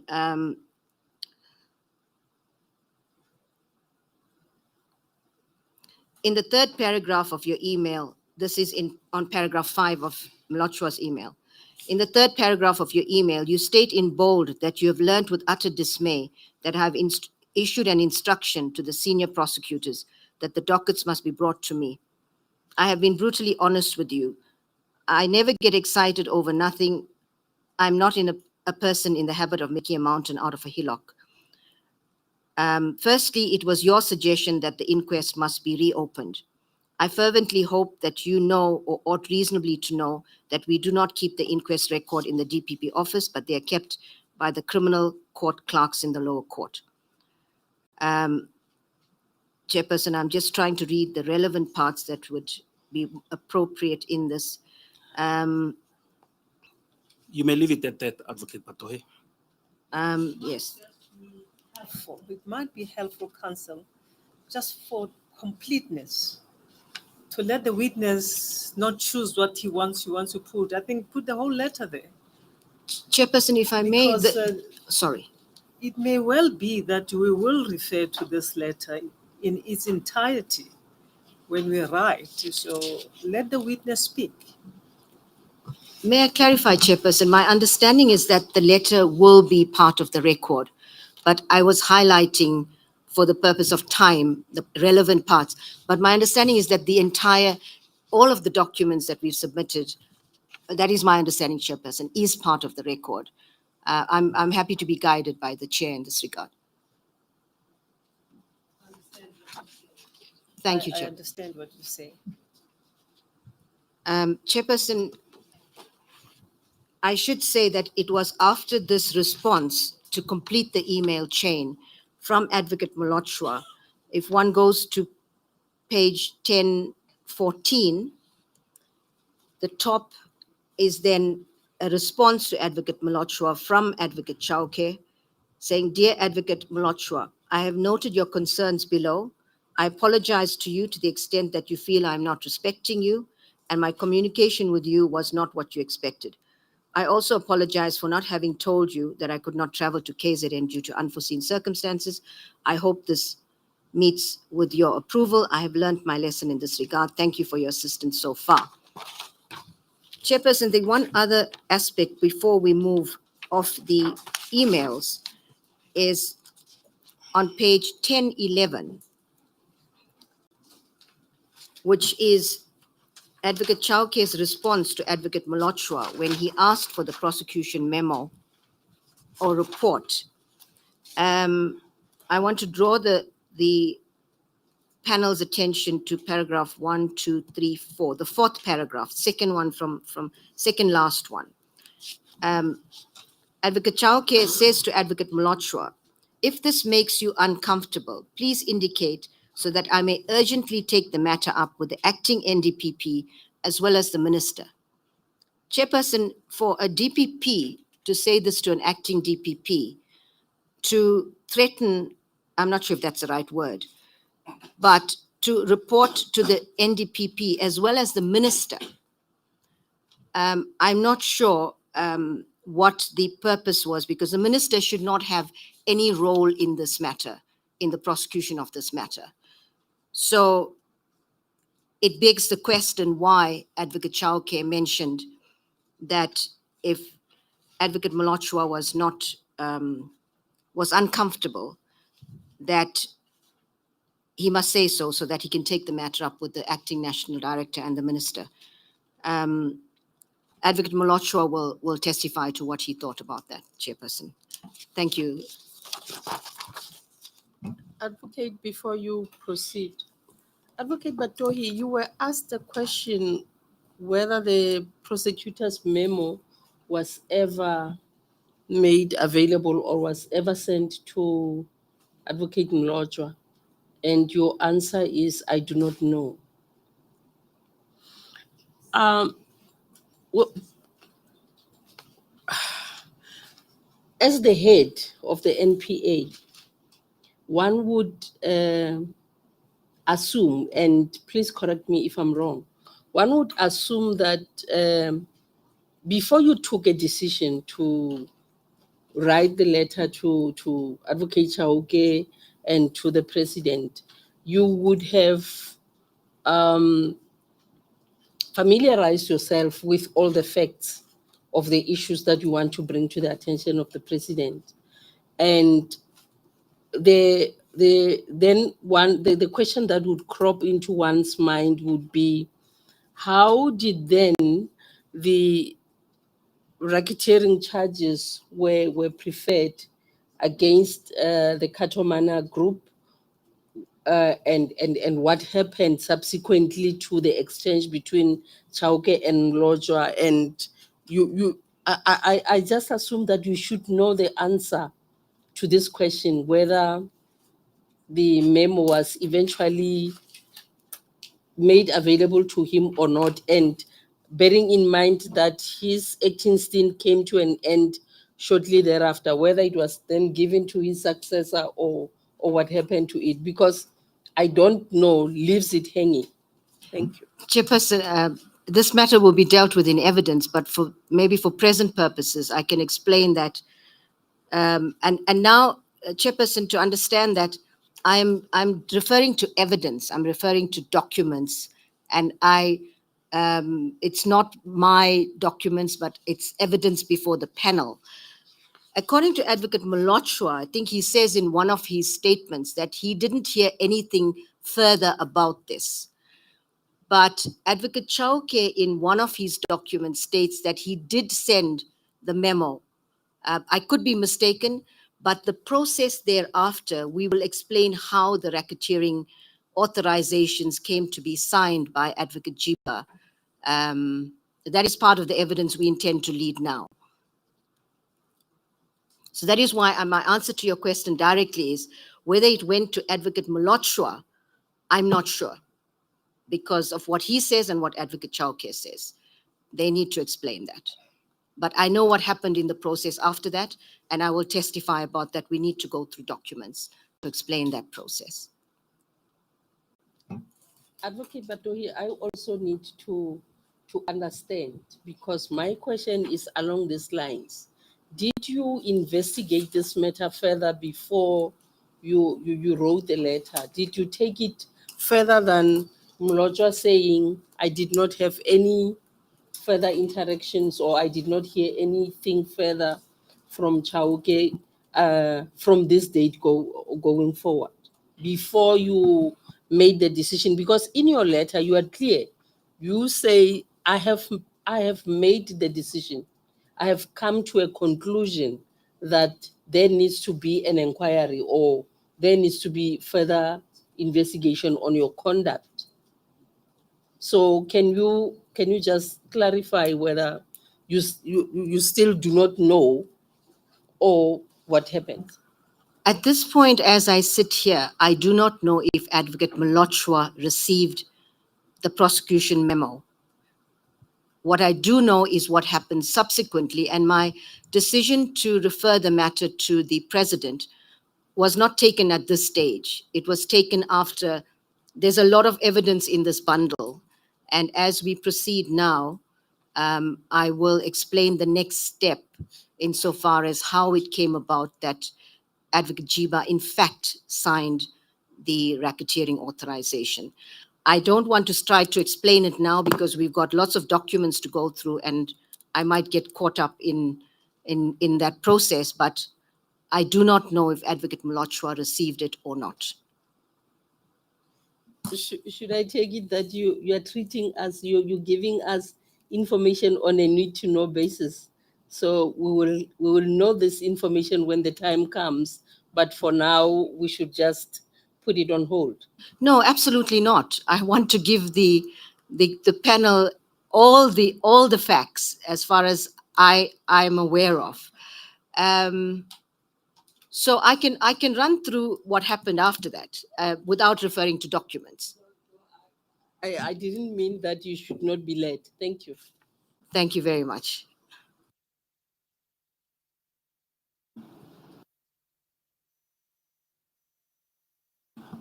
Madam Baloyi, may I proceed?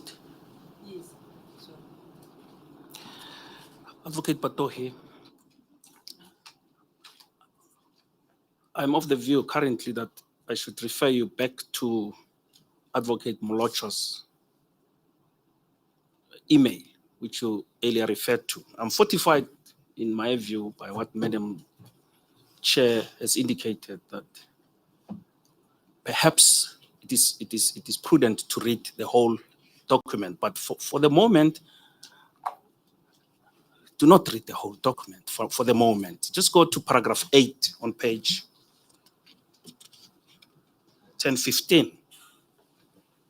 1015. LO01015. Perhaps we should clarify to the panel, lest they get confused, that there's some duplication of documents. We were referring to 1010 and 1015, but they appear to be the same email. Just, I beg your pardon, I think council is referring you to something else. I apologize, If you Chairperson. can go to what council is taking you to. 1015, Chairperson. 1L0 LO01015. Correct, 01. council? That's correct. That is Madam where I Chair. am, Chairperson. It is a duplication.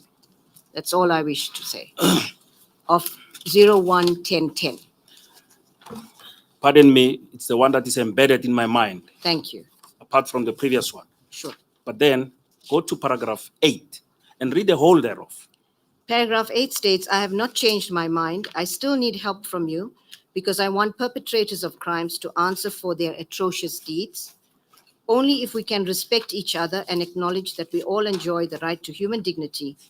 The AJP stated that he will meet us on Monday in Pietermaritzburg. I am still requesting you to give me a brief report so that I can also assure myself of what I am signing on. Again, humility and modesty will help us in this regard. Thank you.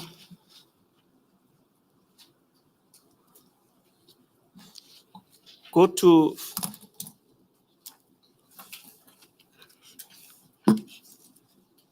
LO1, which you just LO? page 178.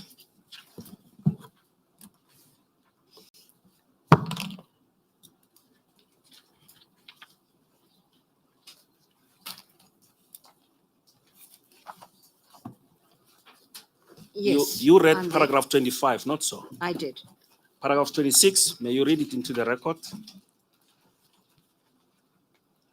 We are still on Dr. Broughton's Yes. supplementary affidavit, rather supplementary opinion, not so. Yes. The chair can assist. I think I read paragraph 26 into the record already. Did you? My apologies. I can be corrected. Which paragraph? Are you looking at LO00149 178. or 170? Yeah, she says she has read it into the record. It's paragraph 26.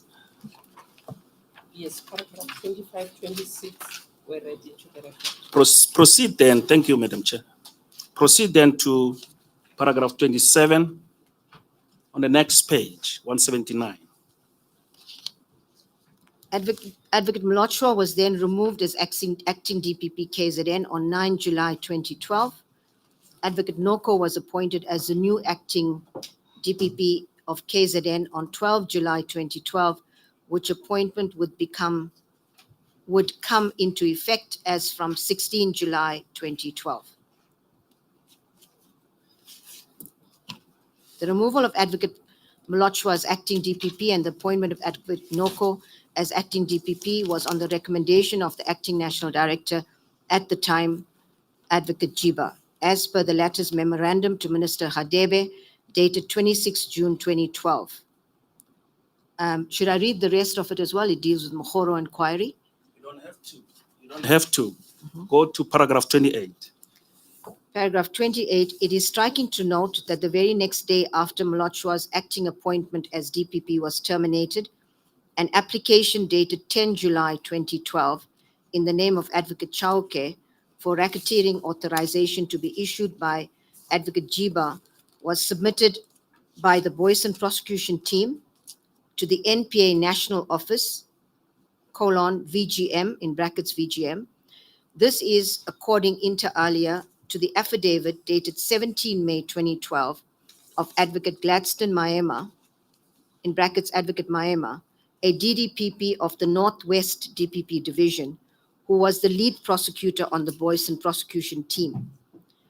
Advocate Maema's affidavit was deposed to, for, and presented to the SEC, that's the State Capture Commission. The said application, I continue, is attached here too in the evidence bundle as Annex C. The application is an exhibit that was annexed to Advocate Maema's affidavit marked CM77. The application is unsigned. It should be emphasized that I conducted a diligent, I meaning Dr. Broughton, who's writing this. It should be emphasized that I conducted a diligent search at VGM for the 2012 racketeering file pertaining to the Boyson prosecution, but to no avail.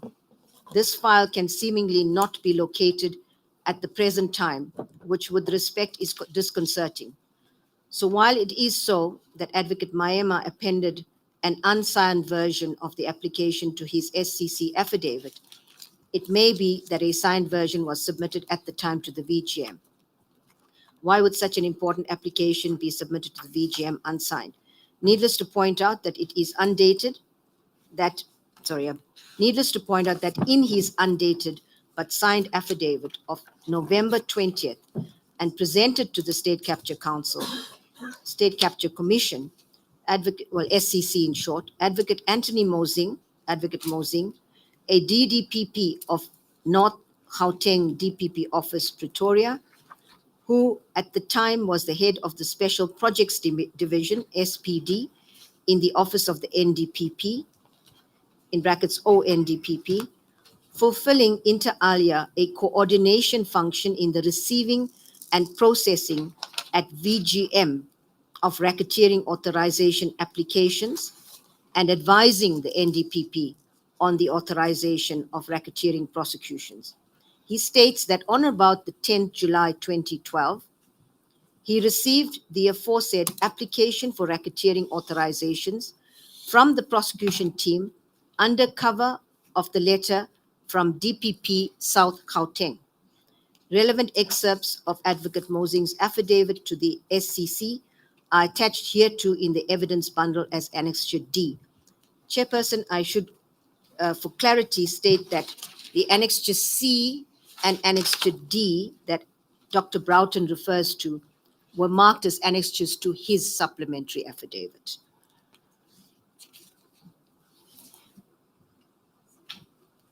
Now, I want to take you to Counsel, if I may.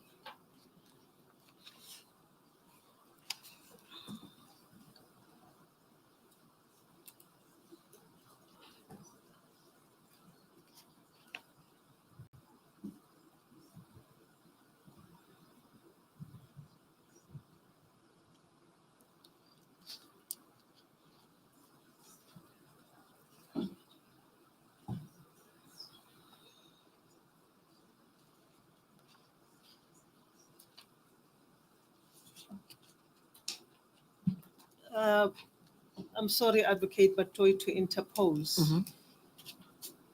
It occurs to me, Advocate Mutlamunyani, that since we started, we have been referring to a list of documents which are not marked exhibits.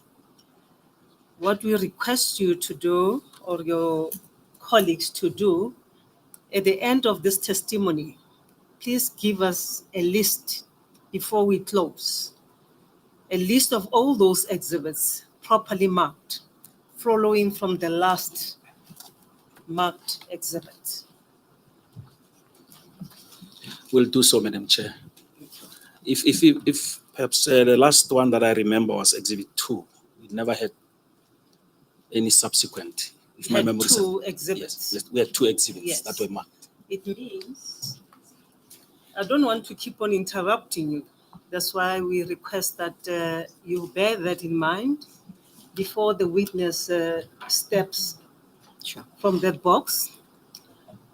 You place on record the list of all these exhibits, properly named, so that they can be properly placed on record.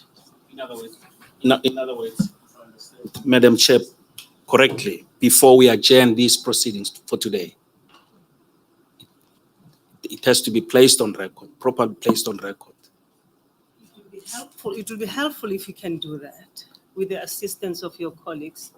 I know your junior is not here, but it will help us so that we have a complete record for today. Because you are referring to this document as referred to in the affidavit itself.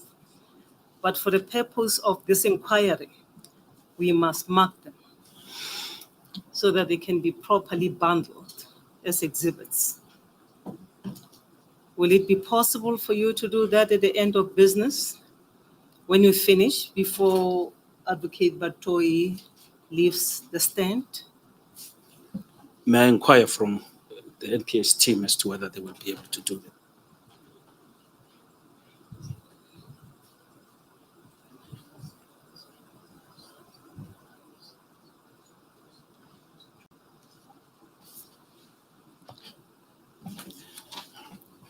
I'm informed by the NPA team that they will attend to that, Madam Chair. Yes, thank you. Thank you, Madam Chair.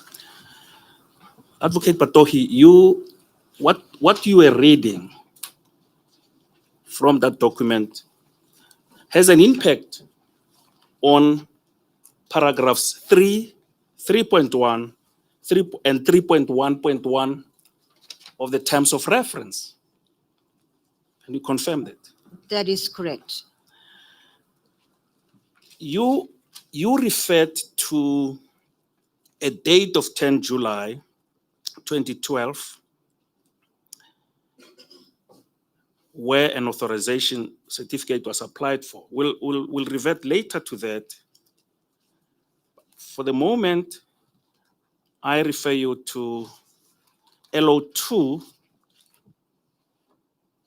00376, which contains an affidavit deposed to by Advocate Anthony Musing. It starts on page LO2 LO 00340. Are you there? Please take us to that bundle, Bundle LO2, Madam Chair, LO2. LO 00340. That's the page. That's where it starts. 340. Yes, 340. That's Anthony Musing's affidavit that served before the State Capture Commission. Now, go to page 376. Yes, Advocate I am. Batohi, are you there? I'm there. We have to look for the bundle. Council.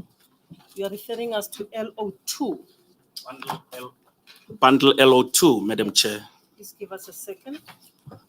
I'll do that.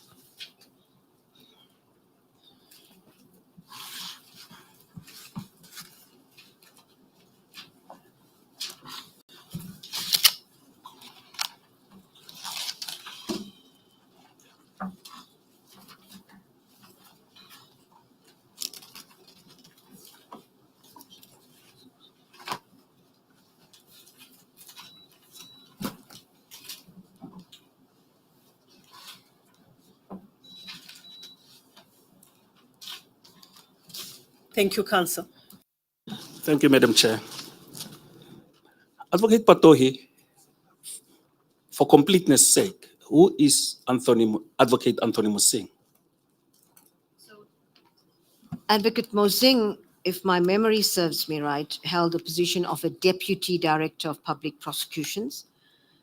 Where was he stationed? He would have been stationed at the time of these events at the NPA head office, at the VGM office, as it is referred to. And it appears he was in charge of special projects section, and that I've gleaned from the other document. But perhaps to clarify what it appears his role was at the time regarding racketeering, and I stand to be corrected, it's my understanding is that he would have then received racketeering applications. He was in the office of the NDPP. He would have received applications from various parts from prosecutors across the country. And then he would process the documentation and prepare it for submission to the national director for her consideration, the acting NDPP at the time. That's my understanding of his role. And at the time, the acting NDPP was Advocate Jiba. That is correct. As at 2012. That is so. Go to page LO 00376 of bundle LO2. Mhm.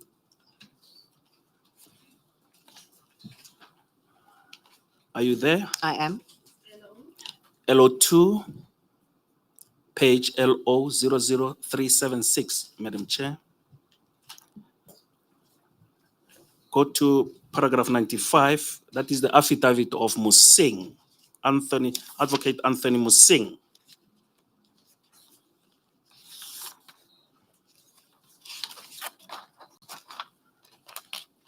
Please read paragraph 95 into the record. So Advocate Mosing states at paragraph 95 of his affidavit, on or about 10 July 2012, I received an application for racketeering authorizations from the prosecuting team under cover of the letter from DPP South Gauteng. After considering the application, it was concluded that the application must be made by the DPP KZN, as the DPP South Gauteng had no jurisdiction.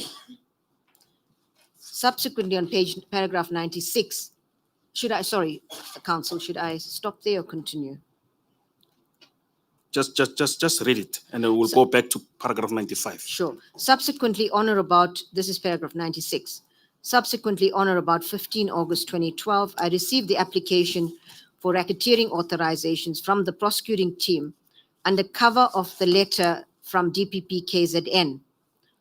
On or about the same time, I also received an application for centralization under cover of a letter from DPP South Gauteng. Now, go to the same bundle, LO2, to page 297, LO00297.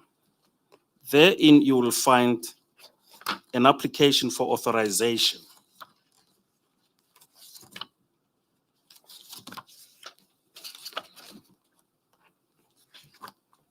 (297). Indeed.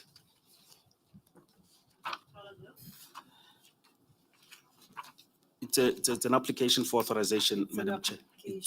Yes, it's on page 00297. It's in bundle LO2.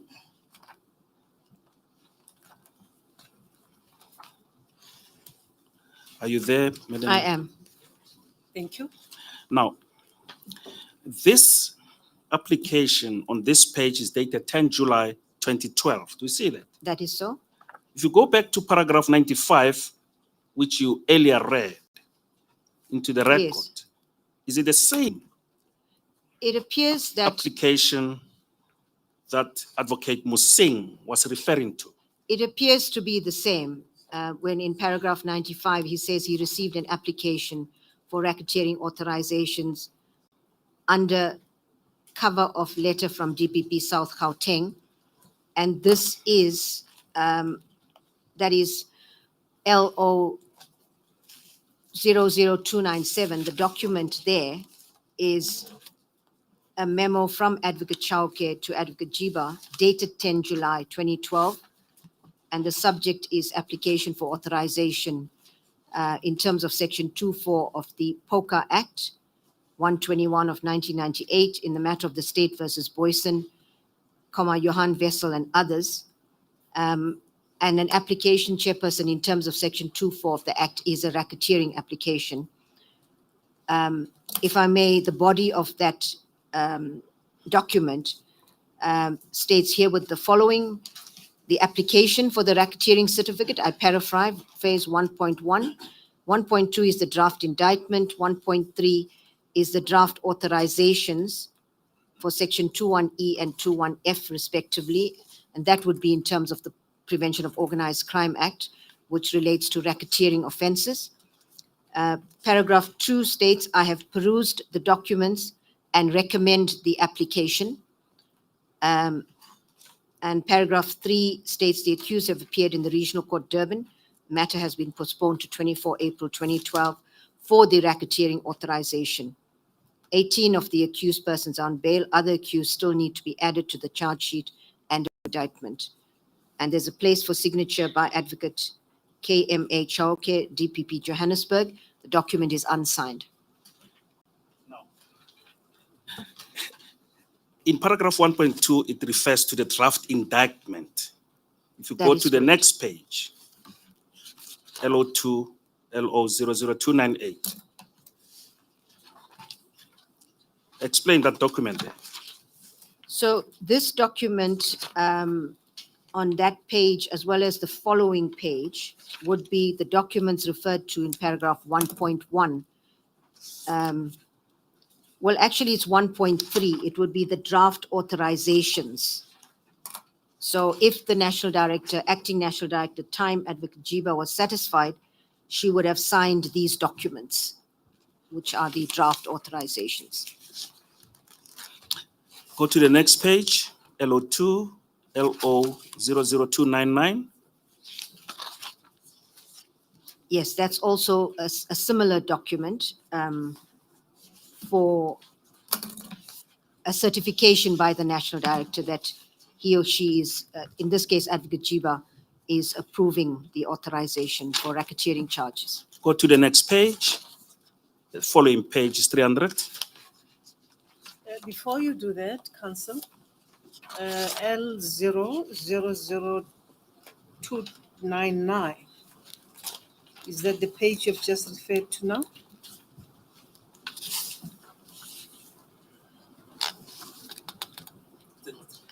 It's a draft according to the witness. It is a draft. It's a draft.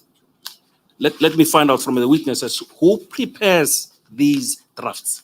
No. I just want you to tell me because I see LO 00299 supposed to be an authorization under the hand of Advocate Jiba, but it is not signed. Indeed, Madam Chair, it's unsigned. Go to the next page where you find a prosecution memorandum. Explain what a prosecution memorandum is. The prosecution memorandum would normally set out the case against the accused persons, setting out the charges as well as key aspects of the evidence.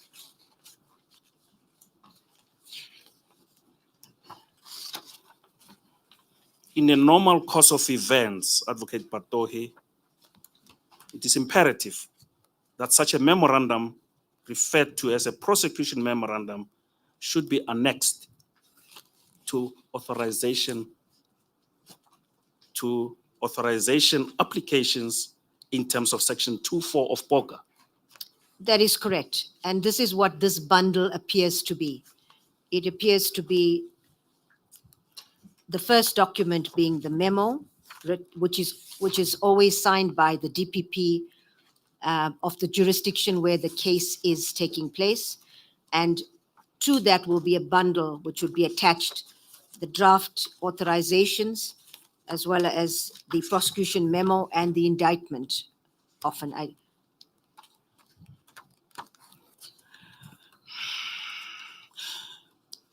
I see on page 301, if I may refer you to it. 301. 301, under paragraph D, subparagraph D, there's identification of the accused there. Is that what you refer to as an indictment?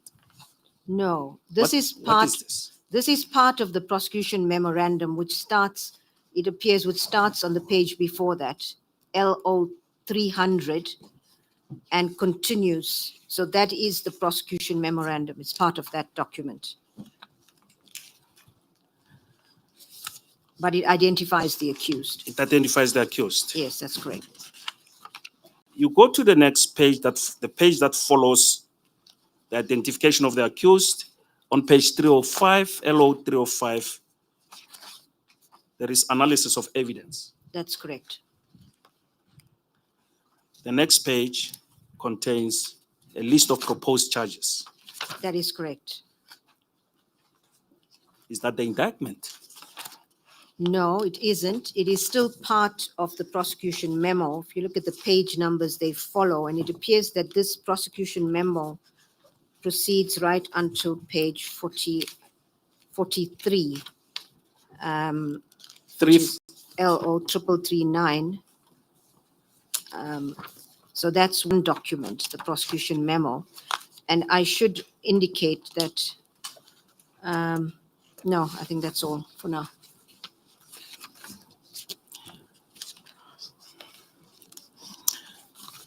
now,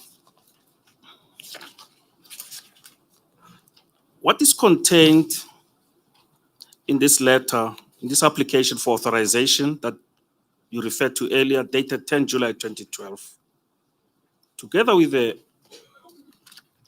prosecution memorandum. Sorry, just a moment. If you take me there again. I'm taking you back to LO2, LO 00297. Yes, I'm there. I'm saying what appears there, together with all the attachments,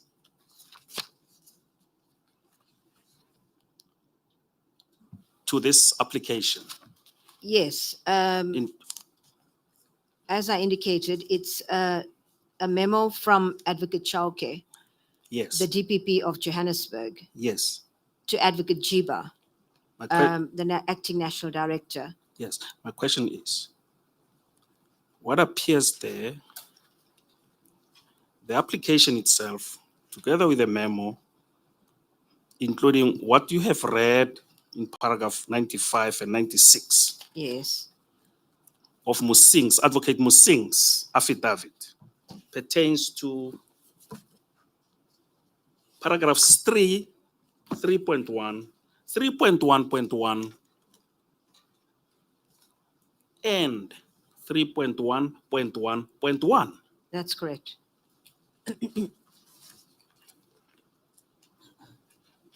Advocate Motlamunyane, the memorandum is signed, or rather is drafted by Advocate G.S. Maema. Indeed, Madam Chair, and that appears on page 339.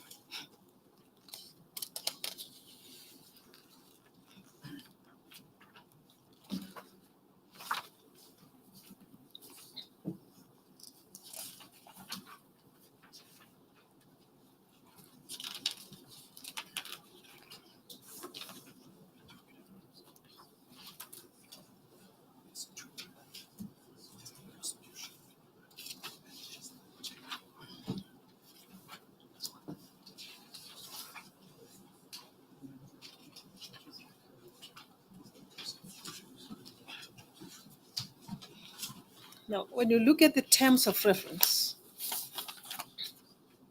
paragraphs 3.1.1.4 and 3.1.1.5, of what relevance is this memo to all these, at least to the two paragraphs I have referred to, 3.1.1. 0.4 and 3.1.1.5 of the terms of reference? I don't remember mentioning 3.1.1.4, Madam Chair. I don't remember. I said 3.1.1. I'm not suggesting you did. I'm asking a question for my own clarity, just to understand the relevance of this memo, the pages that you've referred us to, For, insofar as the terms of reference are concerned. for the moment, it doesn't pertain to paragraph 3.1.1.4 of the terms of reference, but it has a bearing and an impact on paragraphs 3, 3.1, and 3.1.1, as well as 3.1.1.1.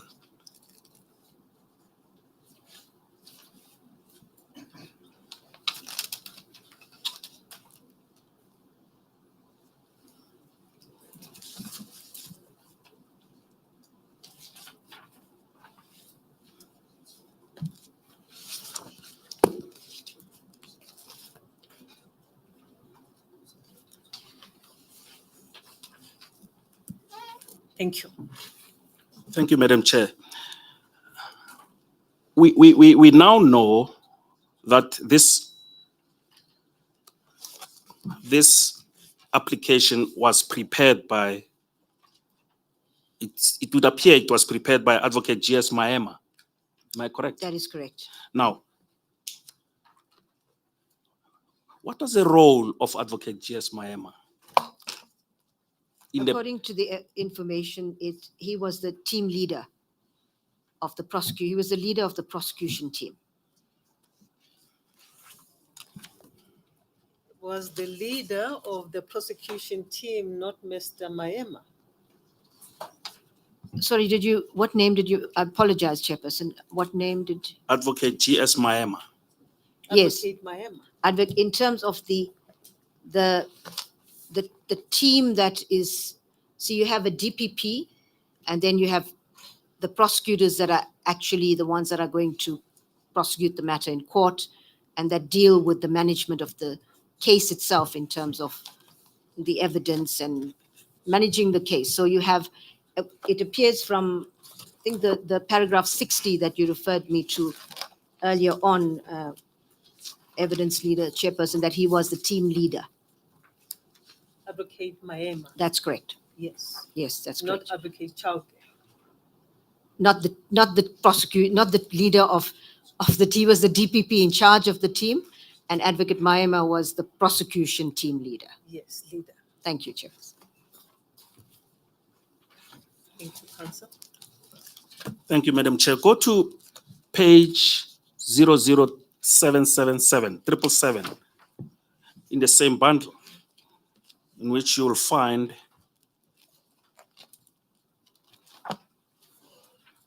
an email trailing there. Sorry, which bundle? The same bundle, LO2, page, 777. yes, 00777.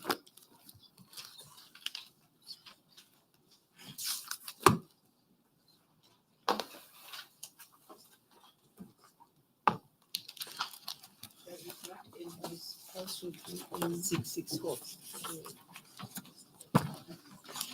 Should be in LO3. The last page of LO2 seems to be page 664. Yeah. Which document are you referring to? Where I could assist. In the May- index, Yeah, may I take instructions? 777 will be your annexure H of Musing. Maema email 2012-08-15 Musing affidavit, parenthesis, capital A, 12 close. Is that a document? That's the document, Madam Chair.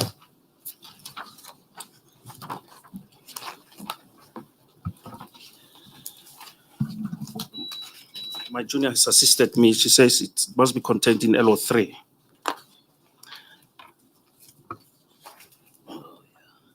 LO3. Indeed, Madam Chair.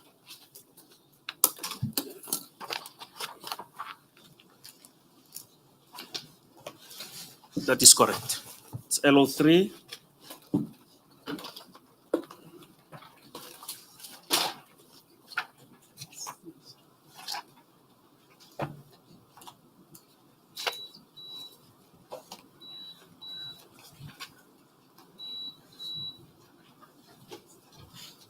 Advocate Patohi, have you located the document? Yes, I have.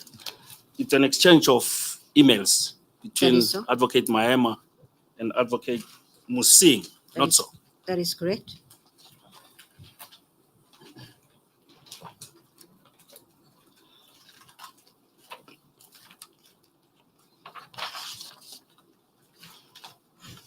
Can you read into the record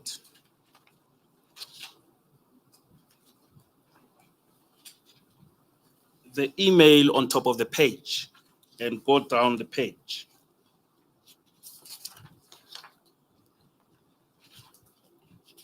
The email from Advocate Sello Maema, to Advocate Musing.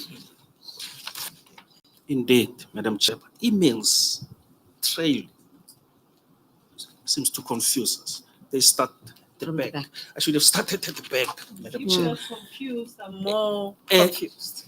Email trailings. It starts, Advocate Patohi, on page 779. Yes. And then it means that the first email trailing was from Anthony Musing at the bottom of page 778. Do you see that? Yes, I do. Dated 14 August 2012 at 4:21 p.m.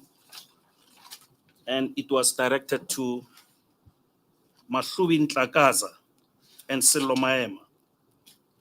That's correct. Are you able to explain what is contained there? What was the message? So this email,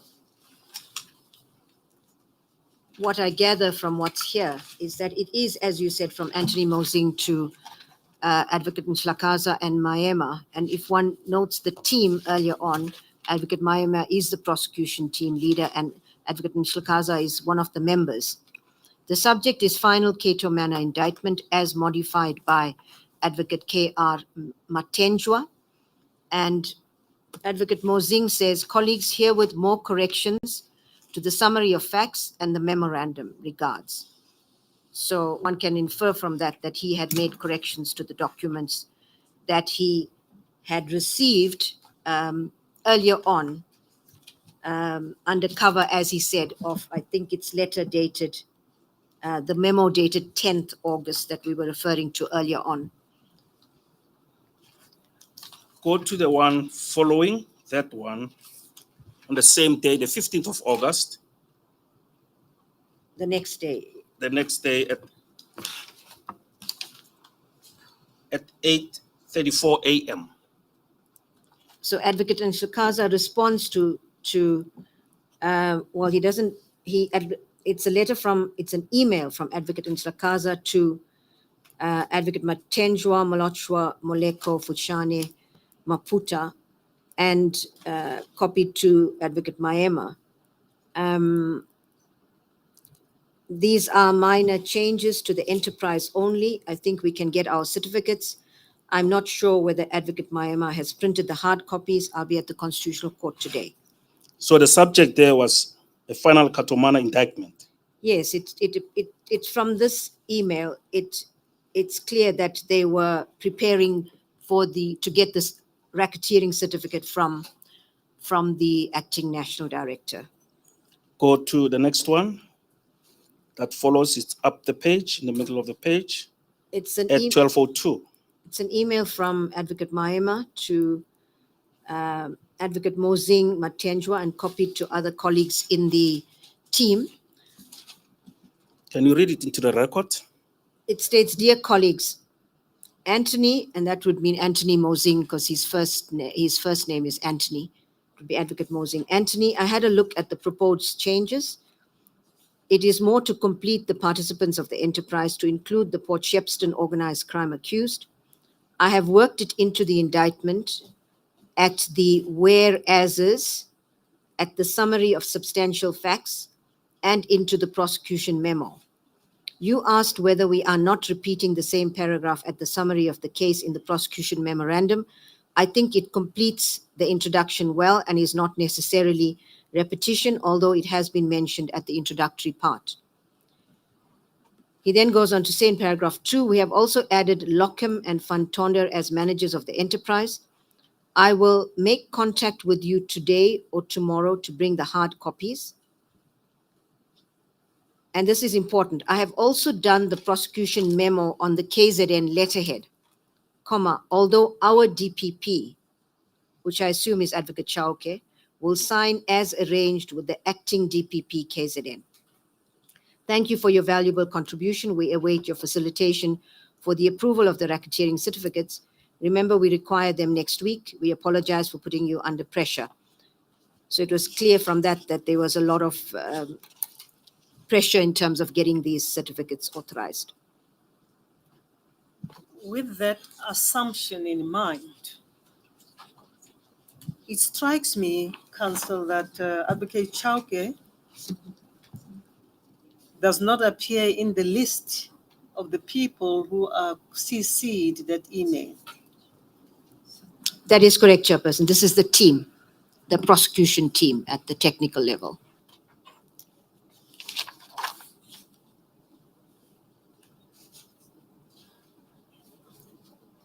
Am I correct to assume that at this stage, Advocate Chauke played no role whatsoever? He's played no role in getting these documents together for the purpose of submission to the National Director.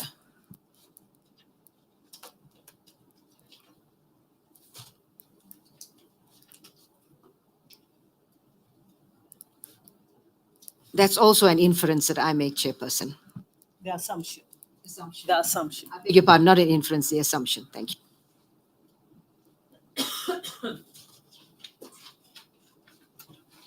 Thank you, Counsel. Thank you, Madam Chair.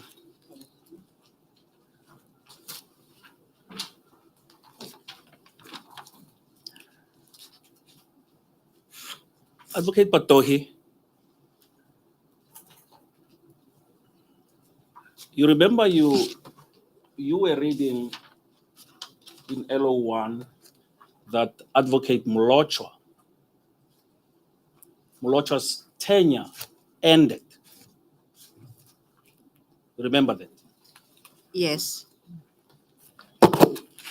It ended on the 9th of July, if my memory serves me well. Yes, 9 July 2012, not so. yes, that appears to be the case. Thereafter, Advocate Noko was appointed as the acting DPP KZN, not so. That is correct. From memory, can you remember when she took office? I know she was, I think it was mid-July. From memory, I think it was the 16th of July, but I stand to be corrected. Beg yours? I said, I think it's the 16th of July, but I stand to be corrected.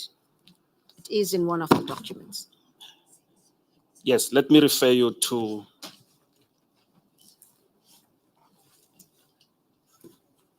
a document contained in ZC 11. ZC for Zondo Commission. Yeah, I just need to find the bundle, please. Council. ZC 11. I'm told it's in one of your bundles, Advocate Batohi. ZC 11. ZC 11, page ZC 02708. I will repeat it for the benefit of everyone. I'll repeat the page.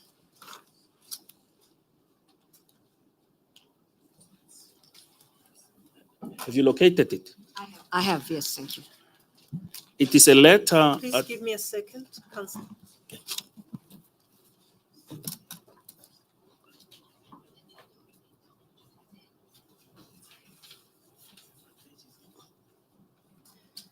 Page?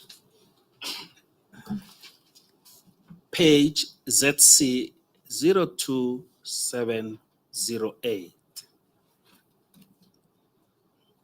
It is a document prepared by the Office of the National Director of Public Prosecutions, addressed to JT Khadebe, MP. Please give us a second to locate this document. Is ZC 02 08. Indeed, Madam Chair.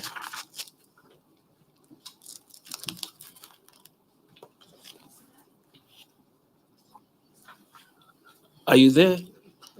I am.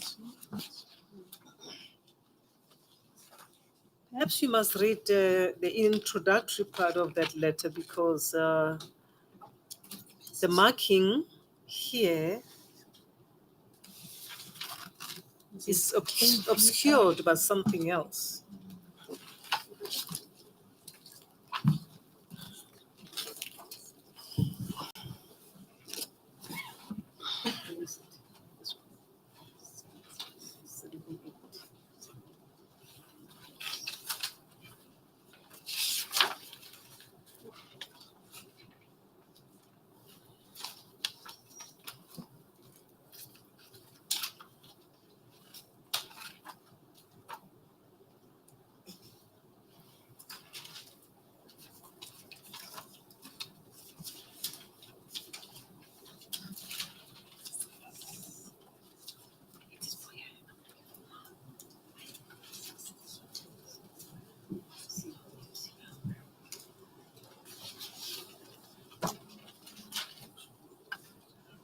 The numbering in our record is obscured by some kind of deletions.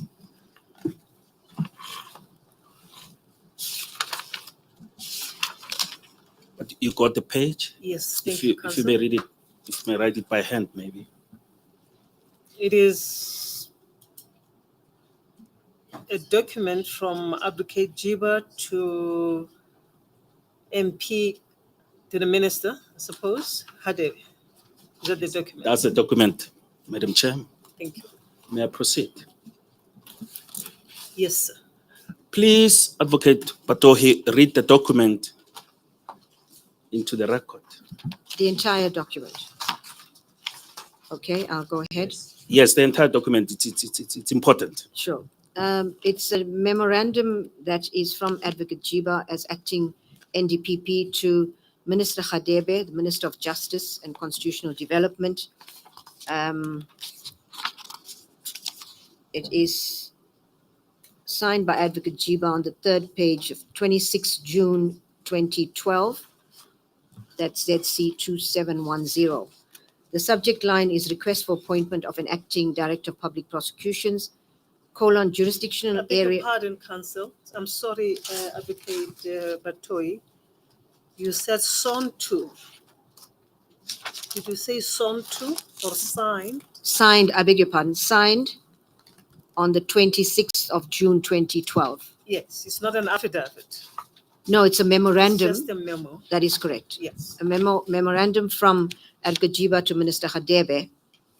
The subject line is a request for appointment of an acting Director of Public Prosecutions, jurisdictional area of KwaZulu-Natal High Court Division, Section 13.3 of the National Prosecuting Authority Act 1998, 32 of 1998. The purpose of the memorandum is to request the appointment of Advocate Motpone Noko Mashilo as the acting Director of Public Prosecutions for the KwaZulu-Natal High Court Division. Paragraph 2, Section 13.3 of the National Prosecuting Authority Act provides as follows. Appointment of directors and acting directors. Subsection 3, the minister may from time to time, but subject to the laws governing the public service and after consultation with the national director, from the ranks of deputy directors or persons who qualify to be appointed as deputy director as contemplated in Section 115.2, appoint an acting director to discharge the duties of a director whenever the director concerned is for any reason unable to perform the duties of his or her office, or while the appointment of a person to the office of director is pending. And then below that, it says request for appointment. I think that's the subject of the memo. B is background. Paragraph 3, the minister has due to Advocate Batoy's secondment to the International Criminal Court in November 2009 and a subsequent resignation from the NPA, from the National Prosecuting Authority in April 2012, appointed various deputy directors to discharge the duties of Director of Public Prosecutions in KwaZulu-Natal, the most recent being Advocate C.S. Malochwa. Paragraph 4, to ensure adherence to the prescripts of the Senior Management Service Handbook and that no expectation is created by an extended acting appointment, I deem it necessary to request the appointment of another Senior Deputy Director to act as DPP for the period 16 July 2012 until further notice, or until the vacant post is filled. It is thus hereby requested that Advocate Moipone Noko Mashilo be appointed to act as DPP for the requested period. Advocate Noko Mashilo is a Level 14 Senior Deputy Director at the DPP office in Pietermaritzburg. She is a competent, committed, and dynamic person, and I am of the opinion that she will be able to execute her duties of acting DPP.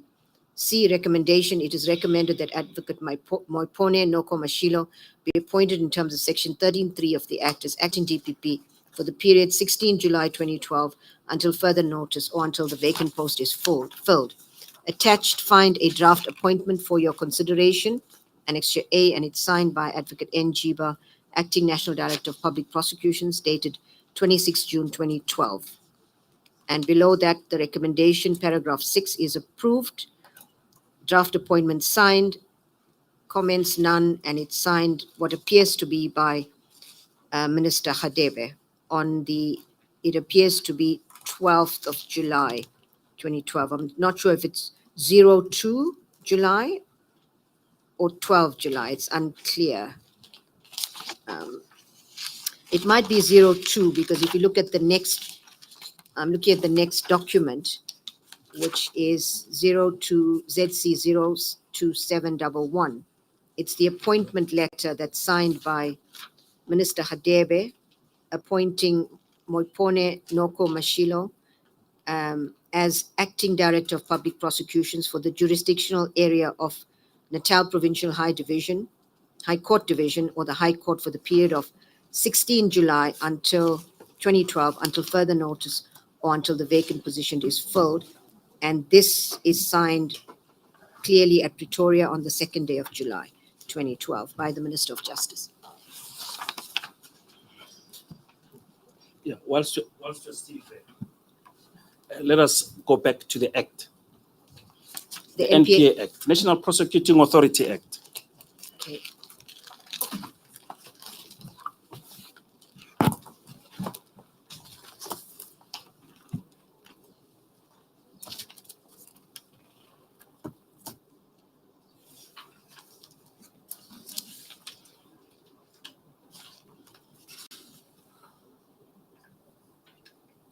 Go to Section 13 and confirm whether this appointment of Advocate Moipone Noko Mashilo was done in terms of Section 13. That's correct, as the memo indicates. Now, the appointment says, for the jurisdictional area of Natal Provincial High Court Division. Yes, that's the appointment letter that's signed by the minister. Can you explain that jurisdictional area? What does that imply? Well, it means that Advocate Noko Mashilo is appointed as the acting DPP for the KZN division.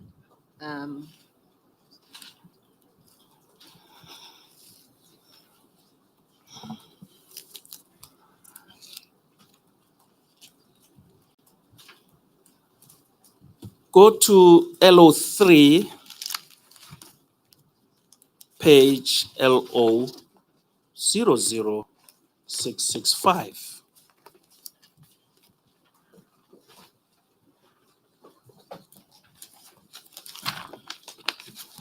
Before you go to that bundle, Council, what is the import of that letter that has been read into the record?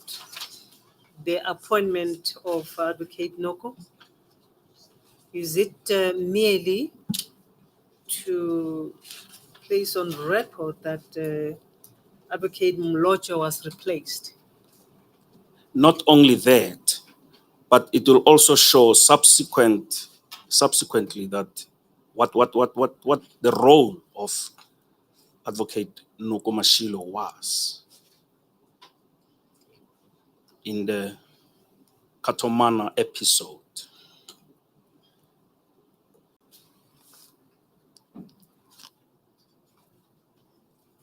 Thank you, Council. You may proceed. Thank you, Madam Chair. Are you there, Advocate Batohi? I am. You see that there's a letter. In fact, it's an application for authorization in terms of Section 2 in brackets 4 of POCA. That's correct.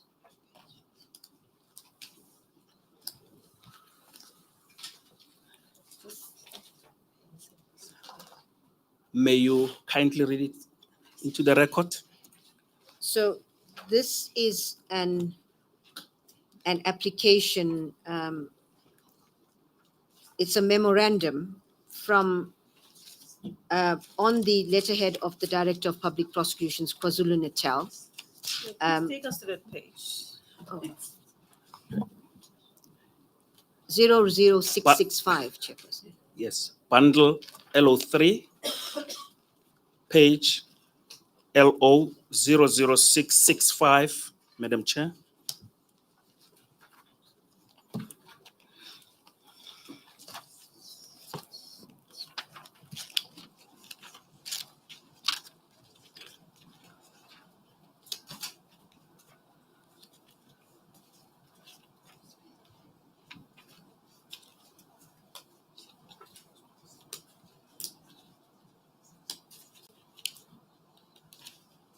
Yes, Council. Thank you. You may proceed. Thank you, Madam Chair. May you proceed, Advocate Batohi, to read that letter into the record. It's a memorandum from, it's, as I said, it's on the letterhead of the DPP KwaZulu-Natal. It's from Advocate M. Noko Mashilo, the acting DPP of KZN. It's dated 16 August 2012. The subject is application for authorization in terms of Section 2.4 of the POCA Act of 1998, State versus Boyson, Johann Bessel, and others. Then goes on to say the following, herewith the following. 1.1, application for authority in terms of Section 2.4 of the Prevention of Organized Crime Act 121 of 1998 for your consideration and approval. 1.2, the proposed indictment. 1.3, the draft authorizations for Section 21E and 21F, respectively. Paragraph 2 is important. It states, I have perused the documents and recommend the application. 3, accused have appeared in the Regional Court Durban, and the matter has been postponed to 24 August 2012 for the racketeering authorization. 18 of the accused persons are on bail, and 12 other persons will be added. 12 other accused persons will be added to the charge sheet. The name of Advocate Noko Mashilo as the acting DPP KwaZulu-Natal appears at the bottom, but the document is signed by Advocate Chauke. Chairperson, perhaps to state that this document is identical to the unsigned memorandum that was referred to earlier, which is on LO200297. And it appears from the evidence I've already tendered that after that communication between Maema and Mozing indicated that there must be a memo prepared by the, well, I don't have the language in front of me now, but prepared by the DPP KZN, but the email goes on to say, but it will be signed by our DPP. I assume referring to Advocate Chauke, and this document is indeed signed by Advocate Chauke. Thank you, Chairperson. Advocate Batohi, are you identifying the signature appended on this page 00665 as that of Advocate Chauke? Yes, that's correct. I know his signature, he submitted documents. On that basis, I say it's his signature. You're referring to LO00665. That is correct, Chairperson. And above the name Advocate M. Mashilo, there's a signature there. That is correct, Chairperson. Are you saying it is Advocate Chauke who signed this? That is correct, Chairperson. It is common cause that you took office in 2019. The current office, yes. Yes. That is so. As NDPP. That is so. For how long have If you? you may remind me, why would Advocate Chauke sign and not Advocate Mashilo? Because Chairperson, he does not seem to sign PP there. Chairperson, the evidence that we tendered earlier, and the evidence leader will help me perhaps go to those documents, but I can paraphrase, Chairperson. What transpired from the documents we referred to is that if one looks at in bundle LO2 00297, there was originally a memorandum identical to this one, prepared, but in the name of Advocate Chauke for signature. The communication then between Maema and Mozing, it was Mozing, in fact, I think, who raised in one of the documents that Advocate Chauke cannot sign this memorandum because he doesn't have jurisdiction. I'm paraphrasing, Chairperson. What then happens is that there is an email which we've already led evidence on and referred to the emails that Advocate Maema, I think, writes to Advocate Mozing saying that they will prepare the document in the letterhead of KZN, but it will be signed by our DPP. So in effect, what's happening is the impression, this is my deduction, Chairperson, is created that this matter is in fact being dealt with by KZN, but is signed by Advocate Chauke as the DPP in this matter. That's when you made an assumption that reference to DPP in that document referred to Advocate Chauke. You remember I asked you that question. When you said you are drawing an inference, and I said you are making an assumption. Is that the document? My memory is not that great, Chairperson. I'm just trying to make sure I'm responding to the correct document. Yes. I do remember your question. Yes. But I'm just want to make sure it's linked to this and I answer properly. In that letter, if I'm correct, Counsel, it is Advocate Maema who was writing and saying they will refer those documents to our DPP. Yes. And then I beg your pardon, may I finish? And then you then said, you drew an inference, and I said you are drawing an assumption that DPP there refers to Advocate Chauke. I recall, Chairperson. Now I'm asking you a question on LO 00665, where you have that letter from Advocate Mashilo, Acting Director of Public Prosecution, KZN, to Advocate Jiva. Now, the document, that letter by Advocate Musing is under his name or her name. I'm not sure whether it's a lady or a gentleman. It's a lady, I suppose. It's a gentleman, Chairperson. It's a gentleman. There's a signature there, but it doesn't appear to be PP. I would have imagined that Advocate Mashilo would sign this document. It's not her signature, Chairperson. It's Advocate Chauke's signature. Yes. It's not PP. It's not done PP. I can't tell, Chairperson. That's his signature.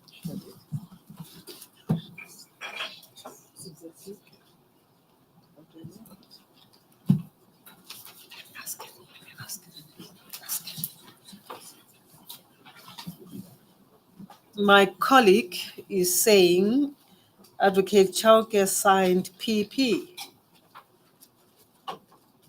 Can you confirm that by looking at that document? Chairperson, he's certainly signing for Advocate Noko Mashilo. I don't know whether that's part of his signature. Or whether there is a PP, whether the arrow is meant to be PP or it's part of his signature. It could potentially be a PP, but, well, not but Chairperson, but it's his signature and it's Advocate Noko's below, name below.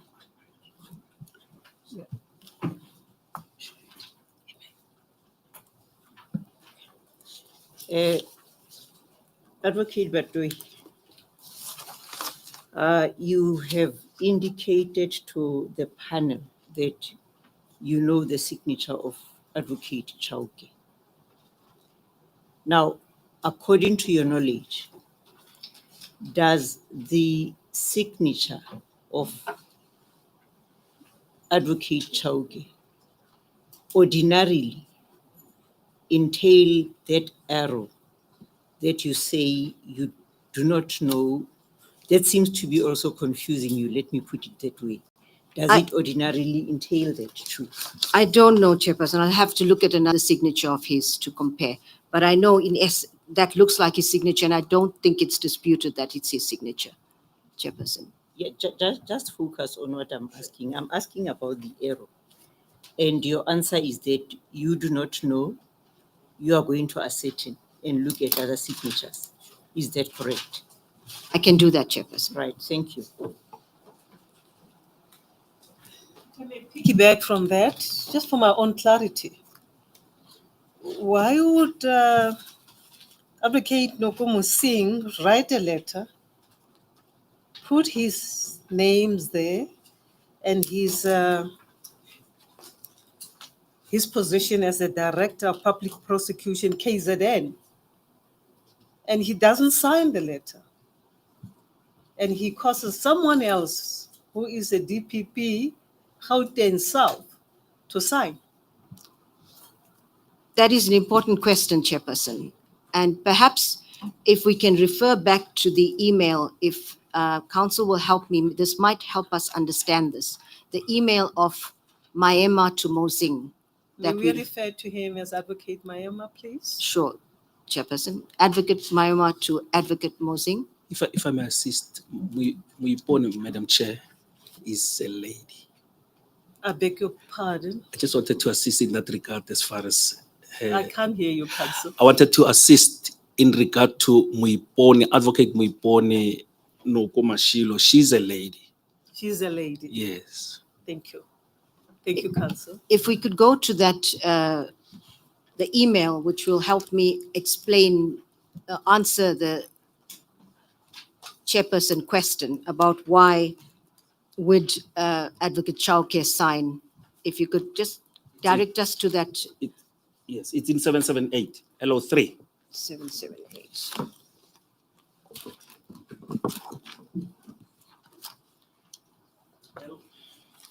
LO 00778, Advocate Patohi. Yes, thank you. Chairperson, again, it's an email from Maema to Mosing where they are preparing the documents for submission to the National Director for the authorization or the approval of the racketeering certificates. If you look at the middle paragraph,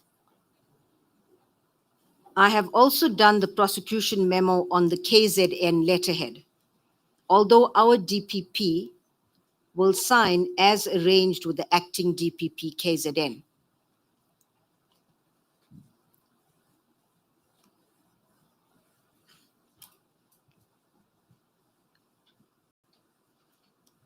That will perhaps assist in explaining that, Chairperson.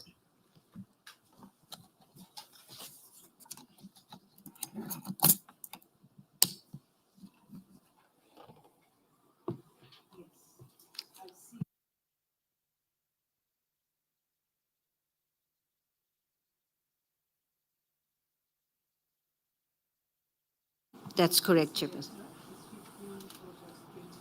That is correct, Chairperson. Pardon?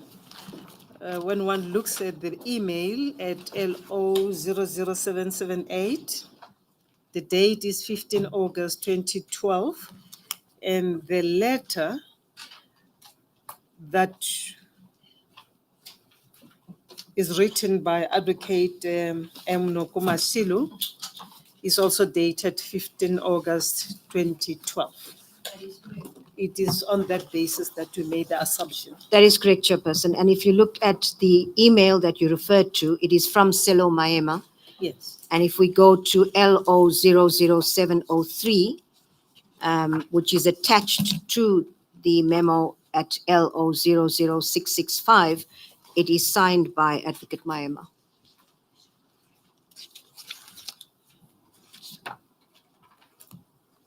It is signed by who? Advocate Maema, the same person who sent the email that we just referred to, Chairperson. 00778. That's correct, Chairperson.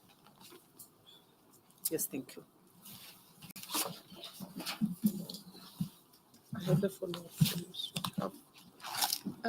Advocate Batohi, if you can assist Advocate Maema, from which jurisdiction is he? He is from, well, he's now retired, but at the time he was from the Northwest jurisdiction and was part of this team. Northwest Division. That is correct, Chairperson. Now, if he say, I have also done the prosecution memo on the KZN letterheads, although our DPP will sign as arranged with the acting DPP KZN. How do we place the DPP South Gauteng in this sentence when Advocate Maema is from Northwest? Chairperson, at the time, the evidence will show this team was put together and they were working from the VGM in the head office in Pretoria. So the team was predominantly from Johannesburg, and I'm not sure how many, Advocate Maema might have been the only one from Northwest, but they were all, they'd come together in VGM Pretoria, and they were working from the VGM office, head office, on these cases. So he was not physically at the time working in Northwest province. So he was part of the team that at the time was, activities of this team was being coordinated by Advocate Chauke. So the DPP Northwest didn't have anything to do with this matter. The VGM offices, I take it they are in Silverton, That is correct, Chairperson. It's a head office of the NPA. and they would fall under the jurisdiction of Pretoria. That is correct, Chairperson. The office is in Pretoria. So the DPP there would be DPP Pretoria. The VGM is in the jurisdiction of DPP Pretoria. That's correct. Okay, Batohi, I'm trying to make sense of the use of our DPP and marry it to Advocate Chauke. If you can assist me with that link. Sure. Chairperson, the understanding is that there was a team that was put together. And if we look at paragraph 60 that we referred to earlier on, that sets out the team. Yes, Is that 60 of no, in Advocate, but Advocate Chauke's witness statement. if we could just be directed to that part, I will be helped to answer the question better. Because what practically happened is that prosecutors from Johannesburg, and this is my understanding, and I'm sure there'll be others that will be better placed because, as I said, I was not here at the time. I'm gathering from other bits of evidence, so it's not my direct evidence. But my understanding is that this team was put together. If we can be directed to that paragraph and the page number, it will help. But my understanding is that this team of prosecutors working on this case were working from the Pretoria of the VGM office under the under the DPP Gauteng, that South Gauteng, that is Advocate Chauke, and dealing with these cases that actually emanated, this particular case emanated from KZN. That is my understanding of how this worked. May I refer you, therefore, for purposes of understanding and for purpose of answering Madam Baloimere's question, to paragraph 60 of LO1 on page LO 00266. Just to recap, you have already dealt with it, but for purposes of answering the question, it is appropriate that you should go back to it.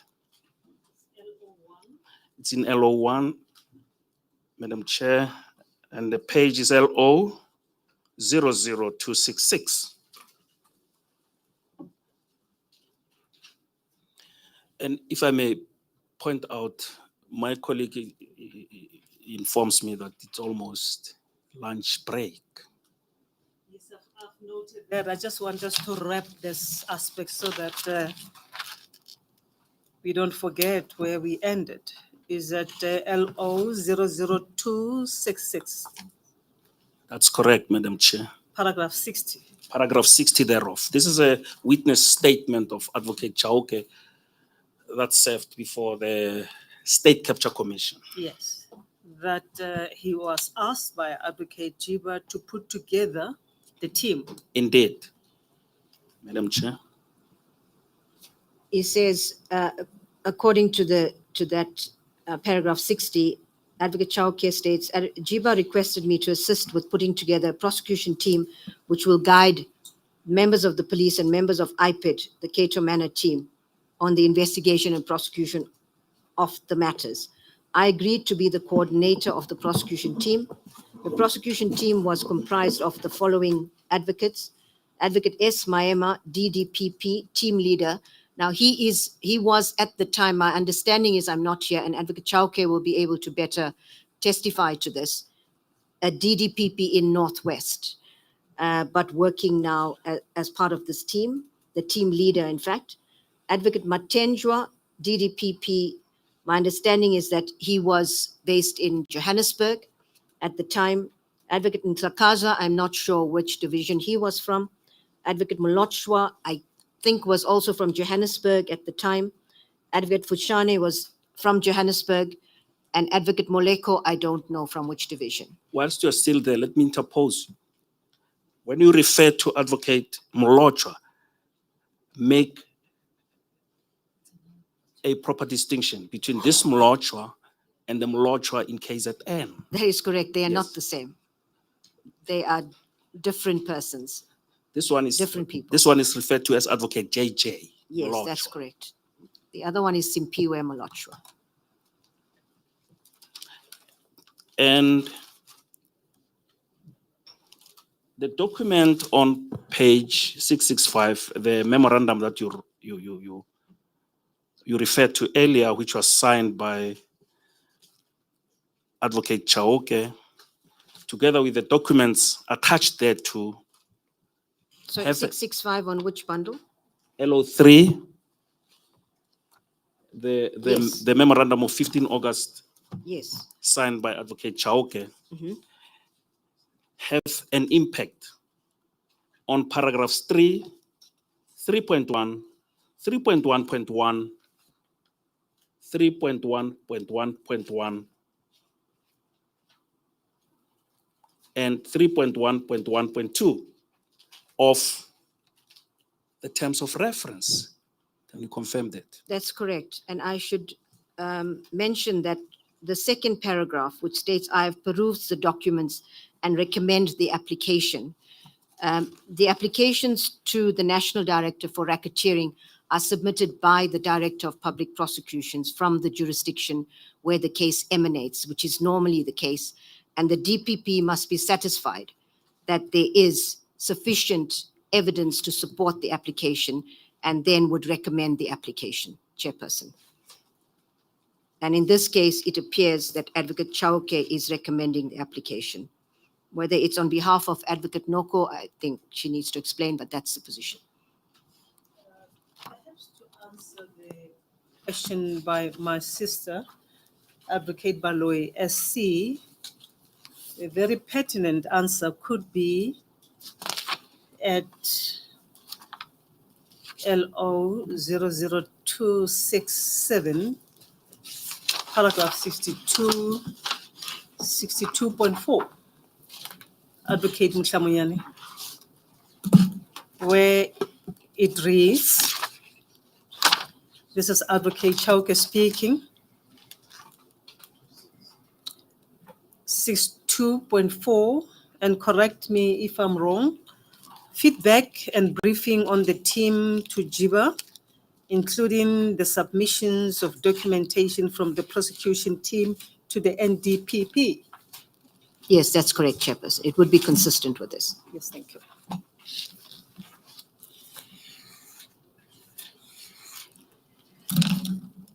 So it makes sense why then on this issue that we have been wondering about as to why Advocate Chauke signed, he tells us in his affidavit in the volume 1, LO 00267, that it was his role to make sure that those documents were then forwarded to the NDPP, Advocate Jiba. That is correct. It's in line with that, but the important part being that he recommends the application, which a DPP would normally do, in whose jurisdiction the matter resides. Yes. Thank you, Chairperson. Thank you.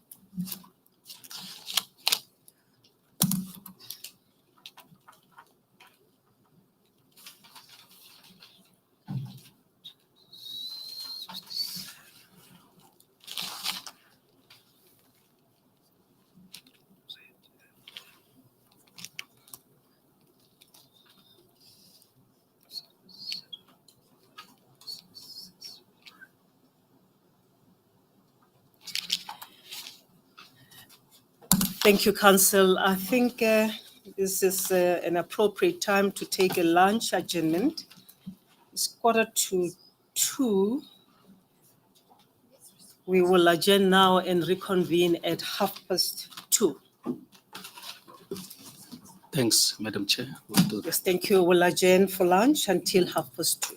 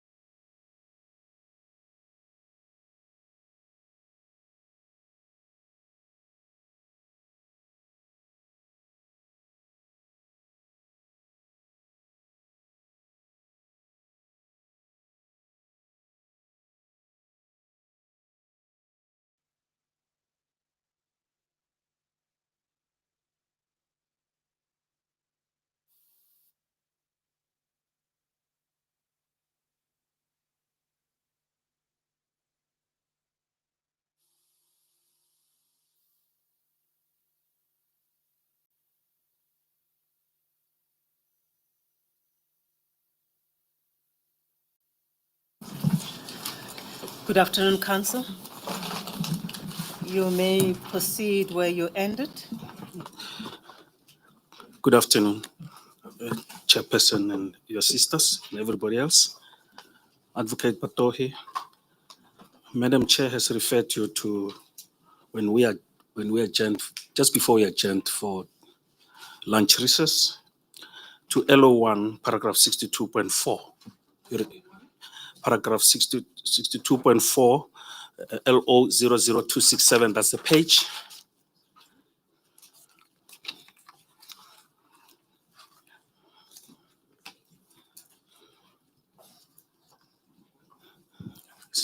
We remember? Yes, 267.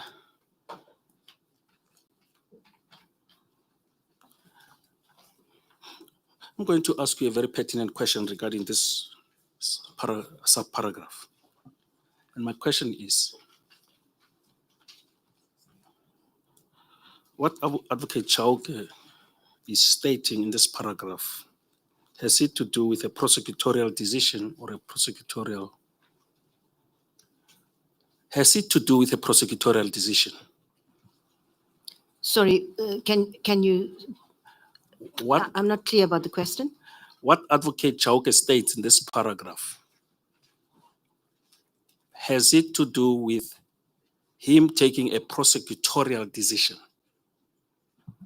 Is that Is- paragraph 62.4? 62.4.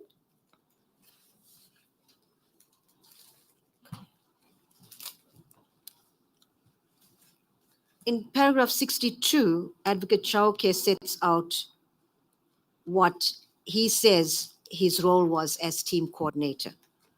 And in 62.4, he says it included feedback and briefing to the team, including the submission of documentation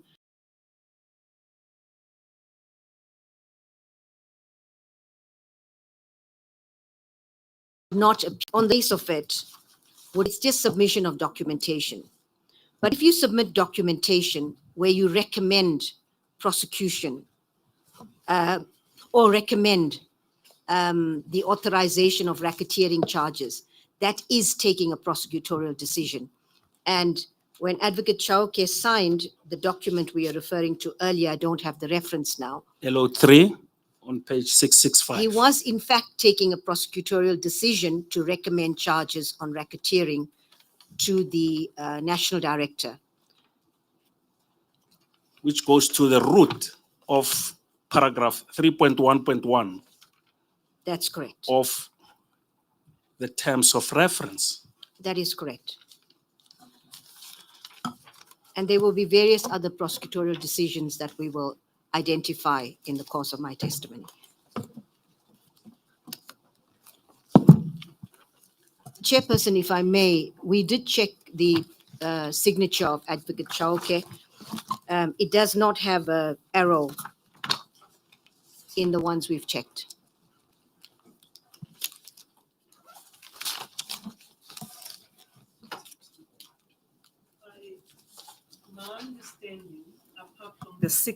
My understanding, apart from the signature, was that 62.4 of LO 00267 might do the trick to answer why, instead of why Advocate Chauke signed instead of Advocate Noko.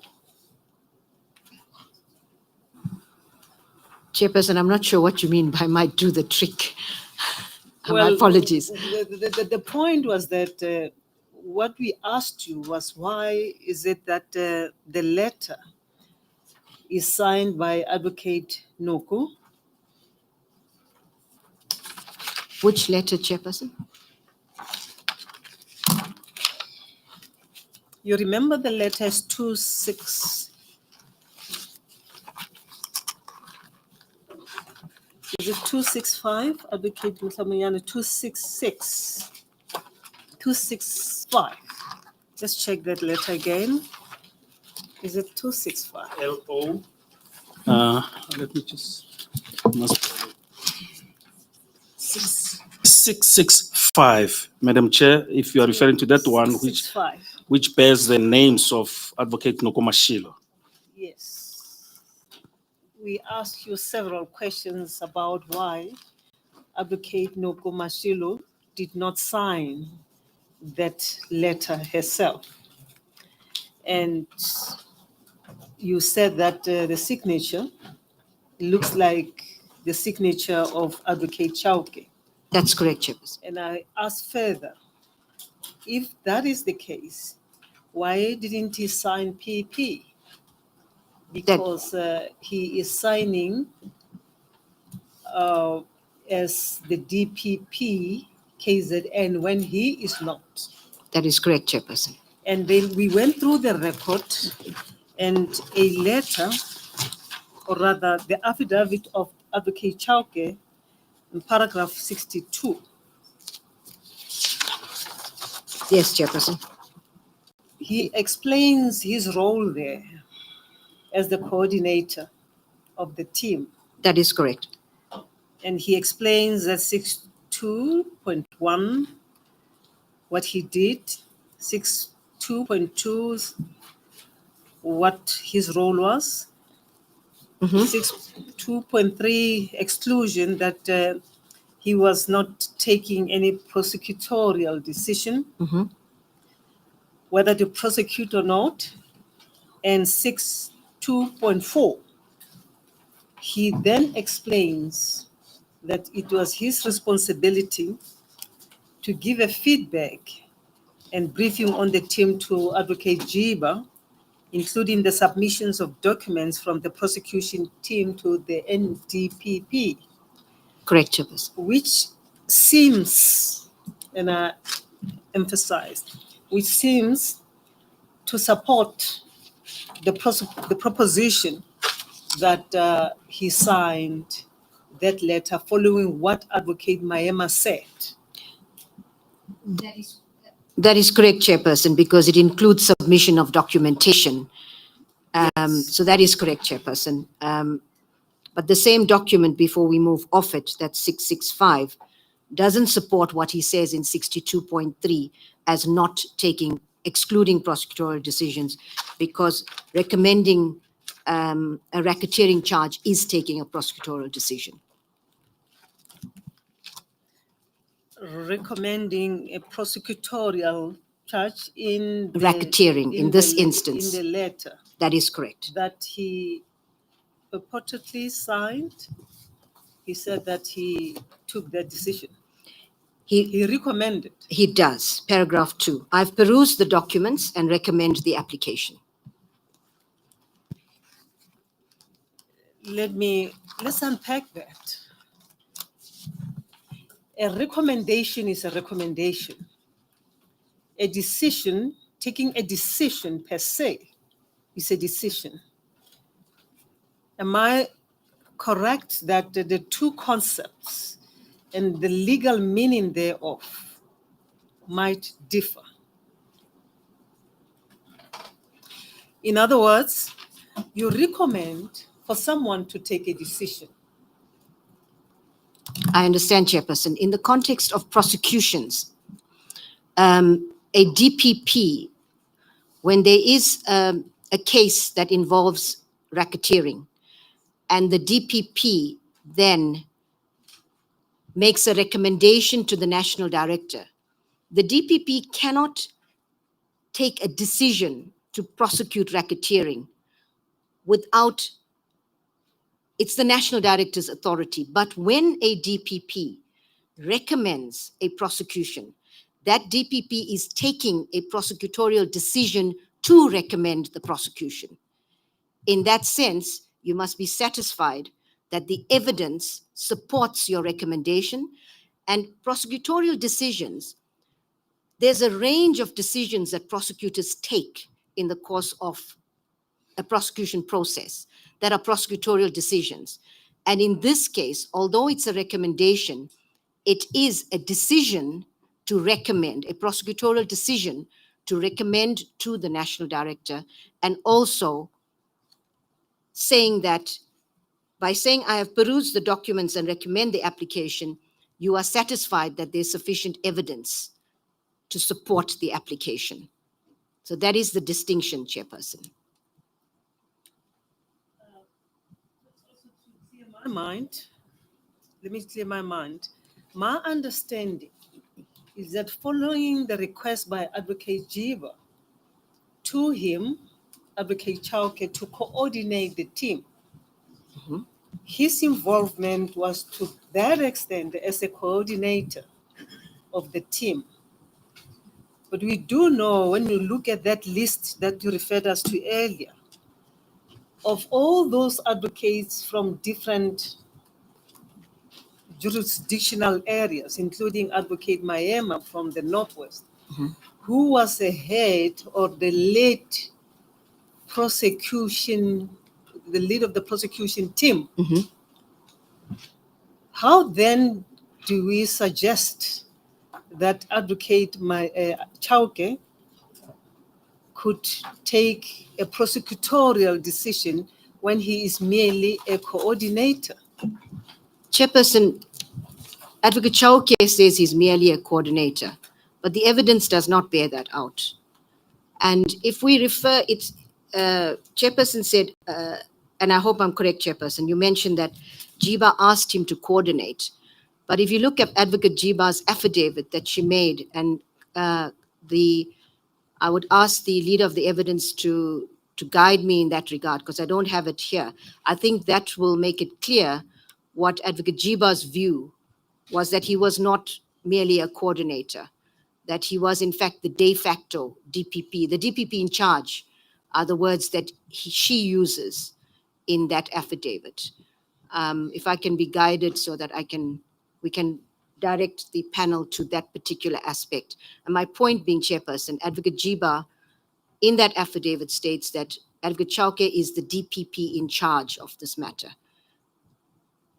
And that's important to understand his role. I'm not sure what it means. That may be open to different interpretations. When you say he is the advocate in charge, it could mean many things. Chairperson, the evidence will guide what that can mean, and that will emerge from the evidence that will be placed before the panel. And the evidence of Advocate Musing, to the effect that Advocate Chauke was a coordinator, a mere coordinator, seemed to support his view that he was not involved as a decision maker, prosecutorially and otherwise. I'm not sure where Advocate Mosing said that, but if that is what he said, he would definitely be supporting Advocate Chauke's case in that regard. Yes, we'll look at the page, and if you look at Advocate Mosing's evidence, I'll pick up that page. Sure. Counsel, I'll pick up that page and refer you to it later. You may please proceed so long. May I just come in here?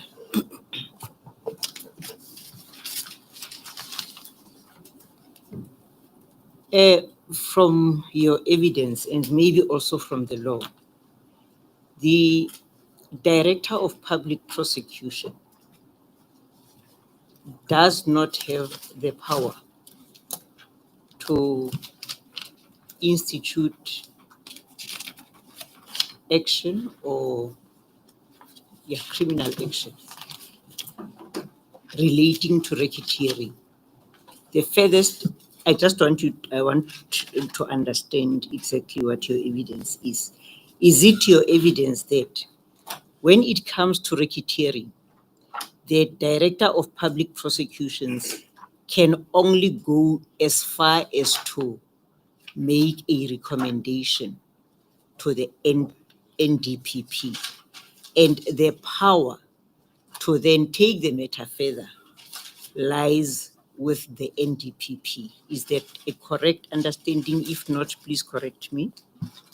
That is a correct understanding. Now, when you say that Advocate Chauke was exercising the prosecutorial power when he wrote, or rather, when he signed this letter that was addressed to the NDPP, the one that is at LO3, page 665. Maybe I should draw your attention to paragraph 2 of that letter in particular, which reads, I have perused the documents and recommend the application. Now, recommend in the sense and in the context of this letter, would you see it as a recommendation meeting the threshold that you are talking about, the threshold of the director making a recommendation to the NDPP, or what is your understanding? So the first point would be, I didn't say it's a prosecutorial power. I said because that is not the power that the DPP has in respect of racketeering charges. I said that it was a prosecutorial decision that was taken by Advocate Chauke. And that's important because Advocate Chauke says he did, if we go back to it, he did not take prosecutorial decisions. And in this case, the point is that making a decision that there is sufficient evidence in a matter to recommend a prosecution to the national director is a prosecutorial decision. And there are various other kinds of prosecutorial decisions that we take during a prosecution process. So just to have a clear distinction for my own better understanding, the distinction between the prosecutorial power and the decision to make a recommendation.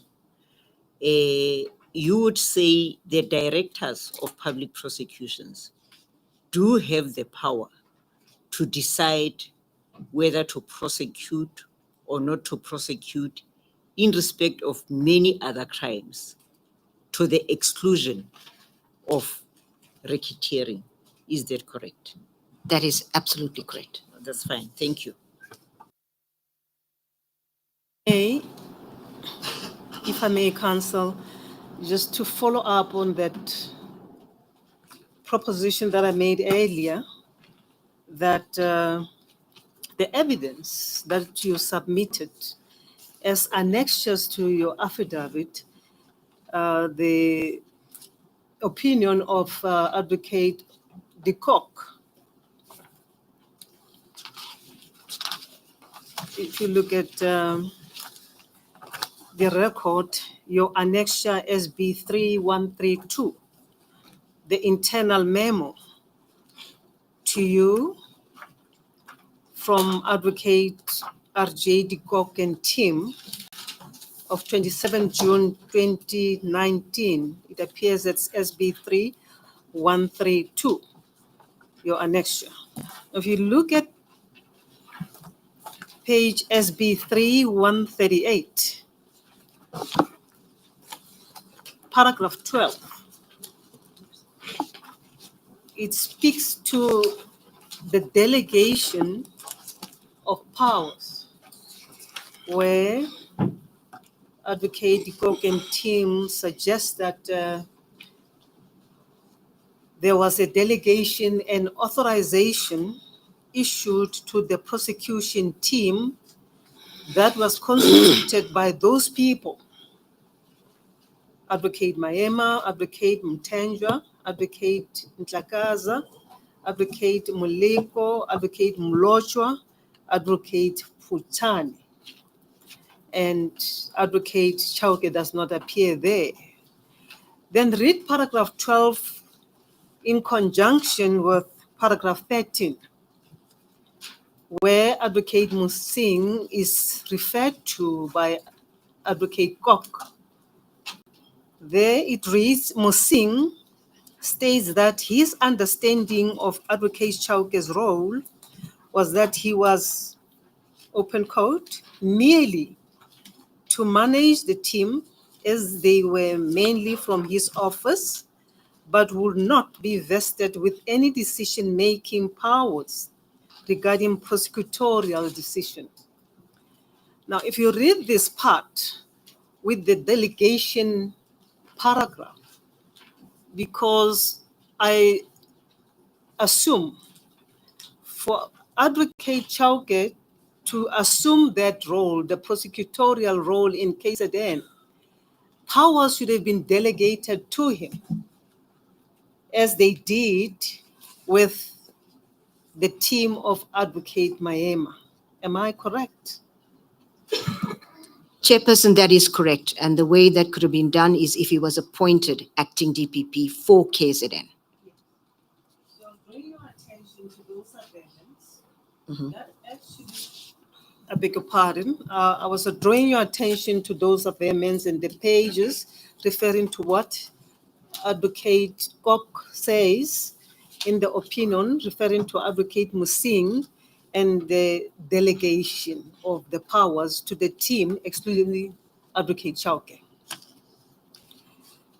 Thank you, Chairperson. That's what Advocate Mosing says his Yes. understanding was of Advocate Chauke's role. That said, what then do you make of this paragraph 12 and 13, where there's a delegation to a specific group, excluding Advocate Chauke, and the authorization to prosecute to this team, excluding Advocate Chauke, and then Advocate Musing, according to Advocate Kok and his team, state very clearly that Advocate Chauke merely managed the team, but was not vested with any decision to make a prosecutorial decision. What should we make of that? Chairperson, paragraph 12 is clear that, and I don't have the evidence before me about, but clearly if we accept Advocate de Kock's report, and we have no reason not to, and his team, this team mentioned were issued with delegations and the necessary authority to prosecute a case because all of them were from outside KZN.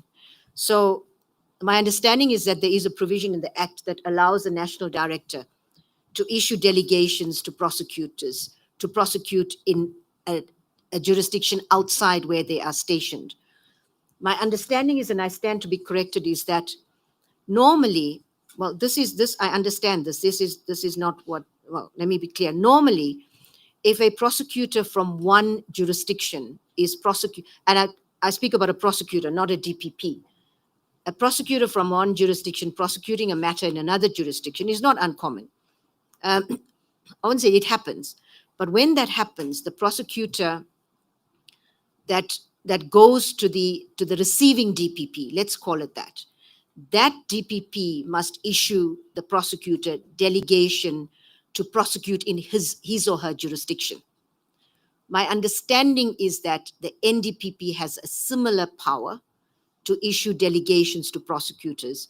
So in this case, whether it was the DPP, but there's no evidence to suggest that, or the National Director, but that's understandable. They were issued with the delegation. So they were properly delegated, although the case is something else, but they were properly delegated to prosecute outside of the areas that they were stationed. With regard to paragraph 13, Advocate Mosing states his understanding was that this was Chauke's role to merely manage the team. But the evidence will suggest that that was not his role and that he was in fact the de facto DPP leading this team and in fact taking prosecutorial decisions. If that were to be the case, it means you are presenting to us contradictory evidence. In what sense, Chairperson? In the sense that Musing says one thing and you say there's another evidence that presupposes that Advocate Chauke was vested with the prosecutorial decision-making. Chairperson, I am not presenting that evidence. The evidence is there in the docket. I'm leading the panel to evidence that demonstrates this in documents. I may be wrong. Are you probably drawing an inference, making an inferential reasoning from the entire evidence, or there is a specific evidence to that effect? Chairperson, I'd say there's specific evidence as well as an inference from all of the evidence when presented. Inferential reasoning. But there is specific evidence, and that's the evidence that I referred to is Advocate Jiba's statement, where she says that Advocate Chauke is the DPP in charge of this matter. And that shows he was the DPP in charge of this matter. We can try to find out what in charge means, Yes. but I think the common understanding is in charge is you are the one responsible for this prosecution. That's my understanding, Chair. But that is direct evidence from Advocate Chiba. Yes. With regard to paragraph 12, I would imagine that if the delegation was supposed to have included Advocate Chauke, it would have been easy for Advocate Jiba to include his name, purely on the basis of the principle inclusio unius exclusio alterius. I'm trying to figure out the right English interpretation. The inclusion of one is the exclusion of the other. The inclusion of one is the exclusion of the other. Right? Chairperson, I'm not sure that I follow your question. I want to answer it correctly.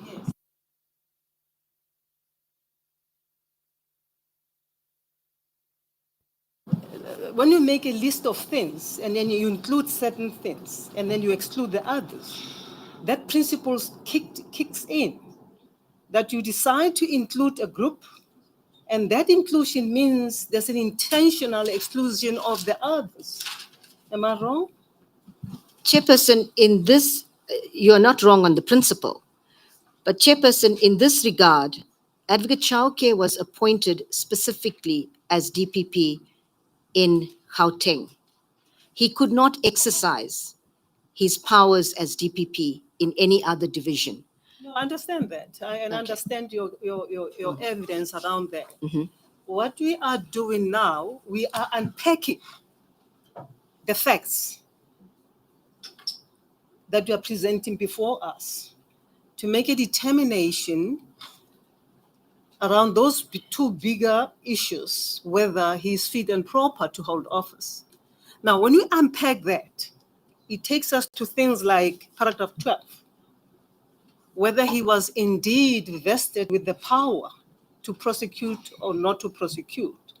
Now, what I'm saying is when the list is made where power is delegated, you would imagine that everybody to whom the power is to be delegated will be included in that list.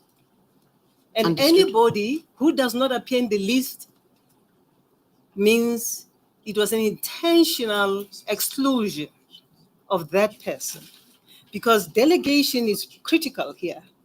You don't just go to somebody's jurisdiction and exercise powers. You ought to have been delegated to do that. Understood, Chairperson. Yes. Now, paragraph 12 tells us subsequently delegations and authorizations were issued to the prosecution team that was constituted as follows. And it names those people, but excludes Advocate Chauke. And That that's is where correct. I am. That is correct. Thank you, Council. Just once more. Just, you know, I'm trying to settle this issue of jurisdiction, trying to distinguish between the Director of Public Prosecutions on the one hand and the prosecutors on the other hand. I'm struggling to do that, and I know you will assist me to understand that better. Is the understanding, maybe let me start off this way. let's talk about prosecutors just for a short while. The prosecutors get appointed by who? Is it the minister who appoints the prosecutors? The minister appoints deputy directors of public prosecutions. That is the one level below a DPP. The level from DPP upwards are presidential appointments. The minister appoints deputy DPPs and chief prosecutors. They are on the same level. The one level below that, which are then your senior state advocates, it's not the minister, and it would be, I don't know whether it's the DG that appoints, but the ministerial appointment is only at the deputy DPP level. Right.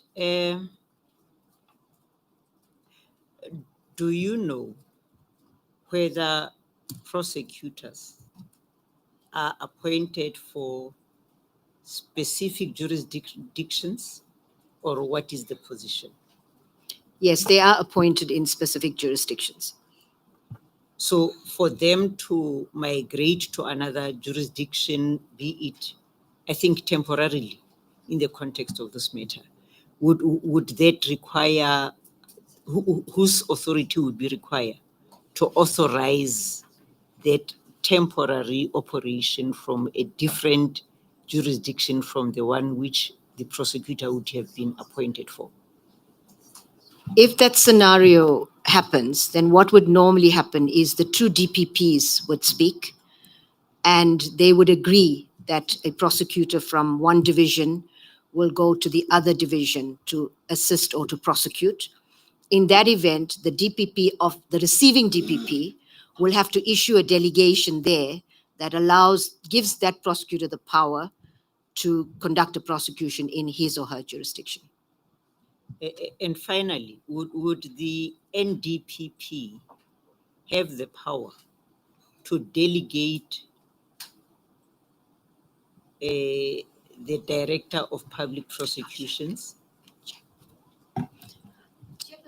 Chairperson, I seem to think there's a provision in the Act that allows for that. Perhaps the evidence leader can check and correct that, but I could be mistaken.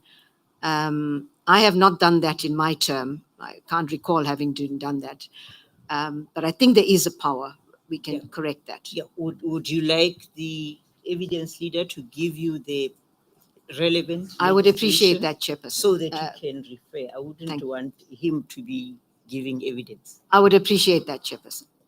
That is the NPA Act. That is correct, Chairperson. You don't have it with you. I do have it, but I need to be referred to the section, if there is one, that in fact confers such a power to the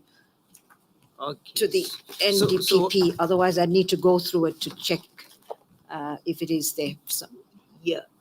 So what I'm trying to avoid, you are saying it would rather be done that he then give information on the relevant enabling provision. if there was one, if they direct me to it, then I can Okay. testify to that effect, Chairperson, whatever it might be. Chair, through you, may he just do that, please.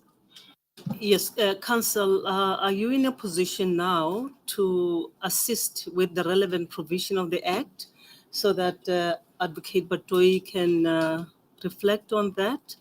If not, your colleagues can flag that aspect, and then later, when they are ready, including Advocate Haile Adebeg there, then we can then revisit this aspect. Is it possible to do that? It's not Unless possible. if you are ready now. No, I'm not ready now to refer her to the specific section in the Act. In that event, I But- think, I beg your pardon. Thanks, Madam Chair.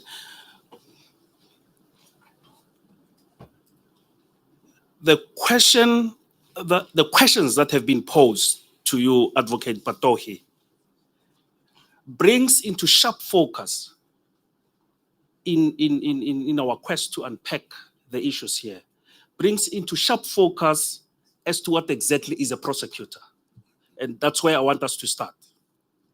A prosecutor is defined in the Act. Let's go to the Act and get a definition of a prosecutor before we get to your concern.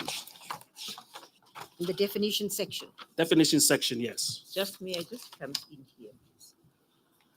Are you on your way to enabling the witness to settle this issue that I have about the jurisdictional point, the distinction between directors of public prosecutions and the prosecutions?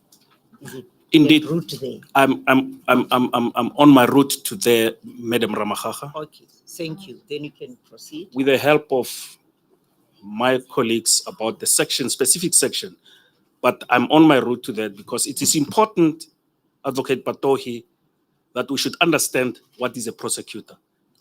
Is a DPP a prosecutor? How Not does in it? terms of the definition in the Act. Just a minute. Hang on. I'm sorry to interpose. The unpacking of these issues, as I indicated, brings into focus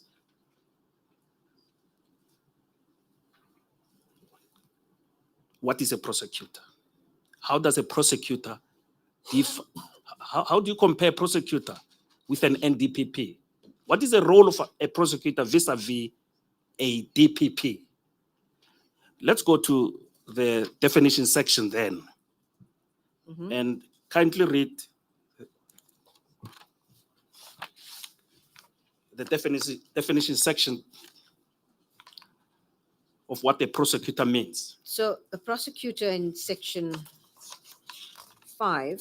No, No, it's before. not so. It's in the bef- definition section. Yes, sorry. go to the first. Chapter Let's 1, start. section Yes. 1. Prosecutor means a prosecutor referred to in section 16(1). Then Let- if we, Let's go to 16.1 and hear who a prosecutor is and what is a prosecutor. section 16(1) states, prosecution shall be appointed on the recommendation of the national director or a member of the prosecuting authority designated for that purpose by the national director, subject to the laws governing the public service. Prosecutors may be appointed to the office of the national director. Two, prosecutors may be appointed to A, office of the national director, B, offices established by section 6(1), and that's the DPP offices, C, investigating directorates, and D, lower courts in the Republic. Paragraph 16(3) states the minister may from time to time, in consultation with the national director and after consultation with the directors, prescribe the legal qualifications for the appointment of a person as a prosecutor in a lower court. 4, insofar as laws governing the public service pertaining to deputy directors and prosecutors may be inconsistent with this act, the provisions of this act shall apply. Having said that, I want to correct something that I said earlier on when asked about the appointment of prosecutors, and I mentioned the DG. The DG doesn't have a role in appointing prosecutors. The HR functions are with the minister, but the minister can delegate those functions. So I just want to clarify that, and I'm not sure where it's delegated to, but we can check that in terms of who appoints below the level of DDPP.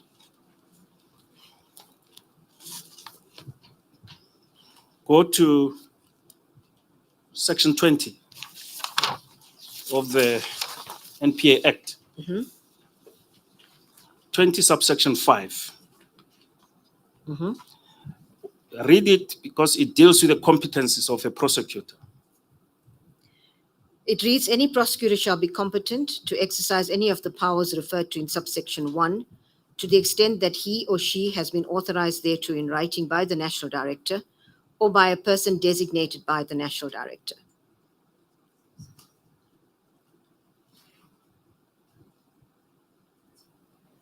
And if we go to Subsection subsection 6. 1, sorry. You want to go to subsection 1? No, just to explain subsection 5, because it refers to the powers in subsection 1.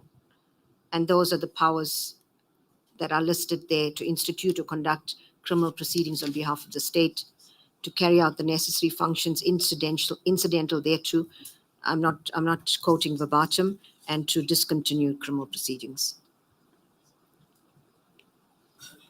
Thank you. To answer Madam Ramahaka's concern and question, I'm informed by my colleagues that there is no provision in the Act, in the NPA Act, where a National Director of Public Prosecutions can delegate a DPP to another jurisdiction. It's not provided for. Is that the case up? Is that the case? Do you confirm what the evidence leader is placing on record? Chairperson, if I could have a look later, and then I'd be happy to confirm that at a later stage. I will discuss with my team, and I'd like to check. I'm under oath, and I want to make sure that that's the correct information. I have no reason to doubt them, but I want to make sure. Yes, Madam, I think it is proper to take that posture. Advocate Mutlamunyane, you may be entering the zone of argument, legal argument, with the position that you've just made, because the very evidence you are talking about is the evidence that your client, or rather Advocate Batoyi, has presented to us. The DCOC documents are part of her evidence. And it is that evidence in paragraphs 12 and 13, whether it is in line with the law or not, the fact of the matter is that it is the evidence that Advocate Batoyi presented to us.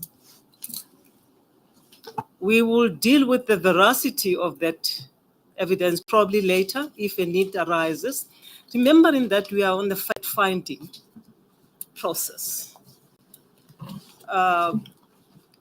So I suggest that we don't get into legal argument.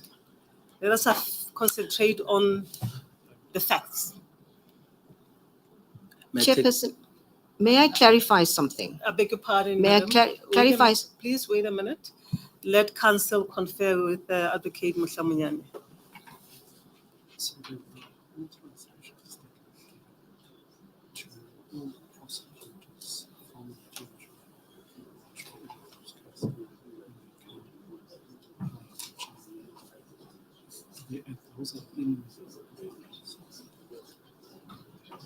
This question is outside. It's outside delegation organization to Chauke. There was another. So in this case, so the only delegation, unfortunately, delegations to all the other cases of part of the prosecution team, all the from the but yeah, I'm not sure. But talk about the I'm not so sure about the all the other cases, all delegations. We proceed with the question.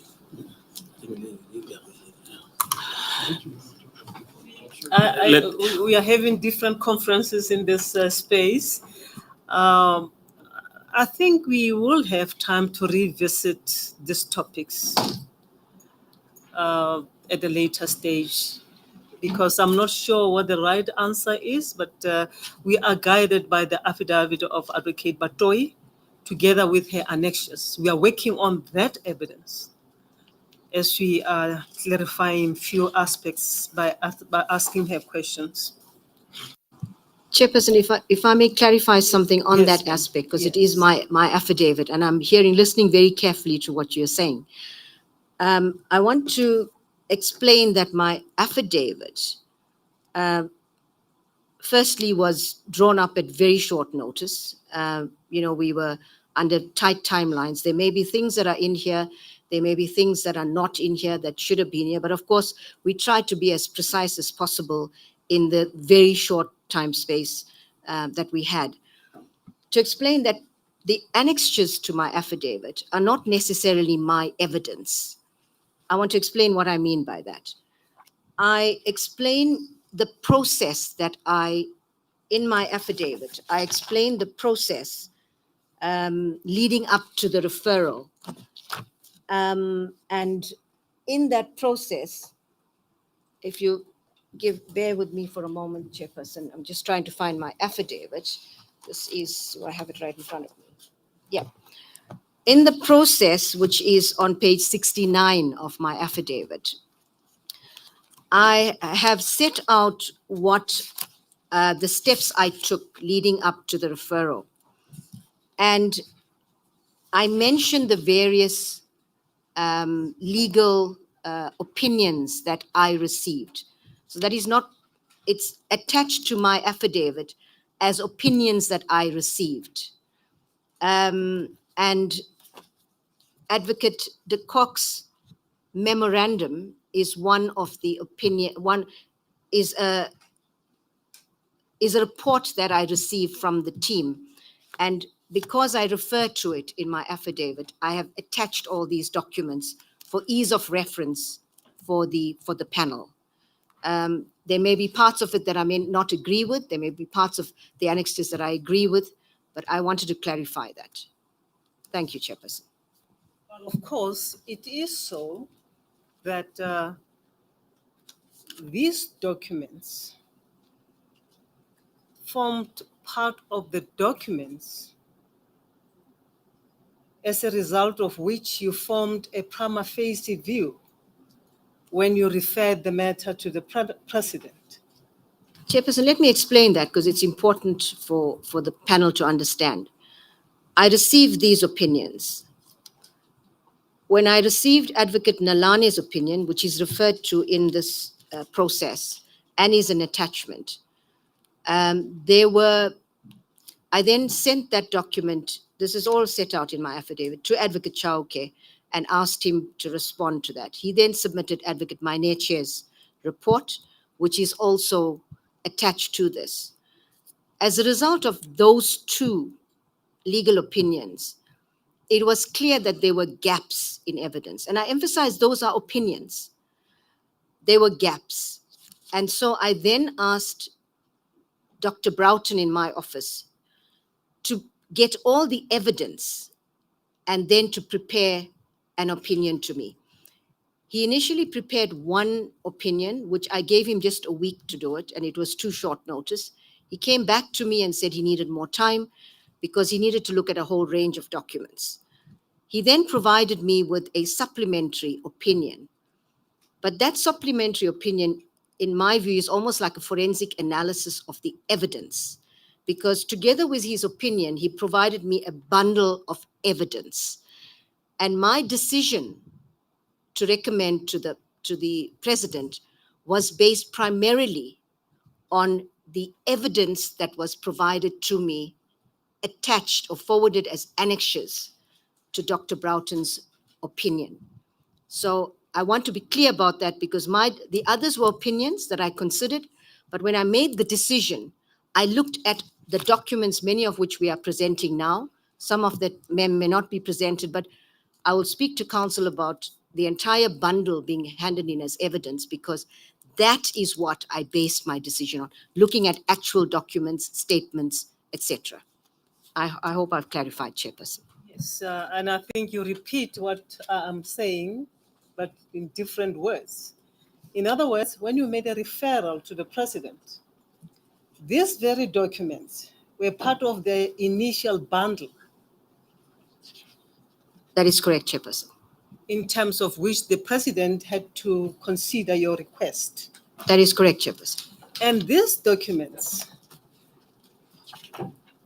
assisted you, all of them, assisted you in formulating a view whether to refer or not to refer. They certainly assisted me, Chairperson, but I do want to emphasize that I looked at the underlying evidence, and that was the main. I came to a conclusion based on my own analysis of the underlying evidence together with the opinions.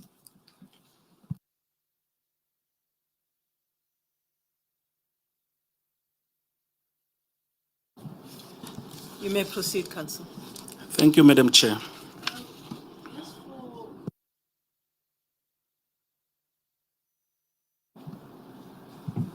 My apologies. I heard you earlier saying VGM, and My apologies, Chairperson. I Maybe don't know what is VGM. It stands for the Victoria and Griffiths Mtenge Building, which is the name of the NPA head office in Pretoria. VGM is Victoria and Griffiths Mtenge. That's the short form acronym for the name of the building, Chairperson. Thank you.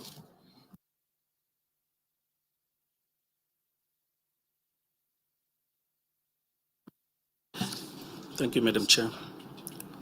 Perhaps it is an opportune moment, Advocate Patohi, to, whilst unpacking issues, explain to the ordinary person what racketeering is. So that it should be clear why prosecutors acted in the manner in which they did. What is racketeering? How So, Pick, Council, please pack it there. I just want to finalize a niggling issue concerning the role or the alleged role of Advocate Chauke in KZN. Assuming for now that Advocate Chauke did participate in the prosecutorial decision-making, in terms of which he would have then entered the jurisdictional area of another DPP, something that the law prevents, unless certain prerequisites are adhered to. Am I right? Indeed, Madam Chair. Would you please deal with that aspect as to what is it that ought to have been done if we assume that indeed Advocate Chauke, as Advocate Batwe is saying, did participate in the prosecutorial decision-making. This is just a proposition that need not be correct, but it's on the assumption that what he says is correct. Then what ought to have happened as a requisite or a prerequisite for doing that, leaving Gauteng, South Gauteng division, going to KZN division to do that? What does the Act requires? Madam Chair, that can be explained by Advocate Patohi, and maybe the law provides for that. But I was of the view that because we are dealing with very serious offenses, or an offense called racketeering, I should start there so that racketeering can be explained as to what it is, and the seriousness thereof, before we could get into the issue of whether another DPP can get into the area of one DPP can get into the jurisdiction of another DPP. In other words, I ran ahead of you. Indeed, Madam Chair. Thank you. You preempted me. Along those lines. As it pleases, Madam Chair. Advocate Patohi, may you explain what a racketeering offense is? It's a very complex offense. What does it entail? Bearing in mind what was earlier read into the record as far as the law is concerned on racketeering. So I suppose you don't want me to give you the legal definition, in which case we have to go to the Prevention of Organized Crime Act and deal with the legal definitions.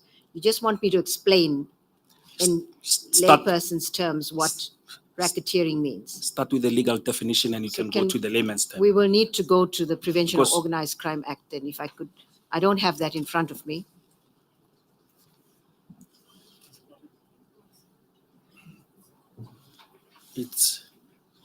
if I can be directed to the Prevention of Organized Crime Act, if we want the actual provisions of the law.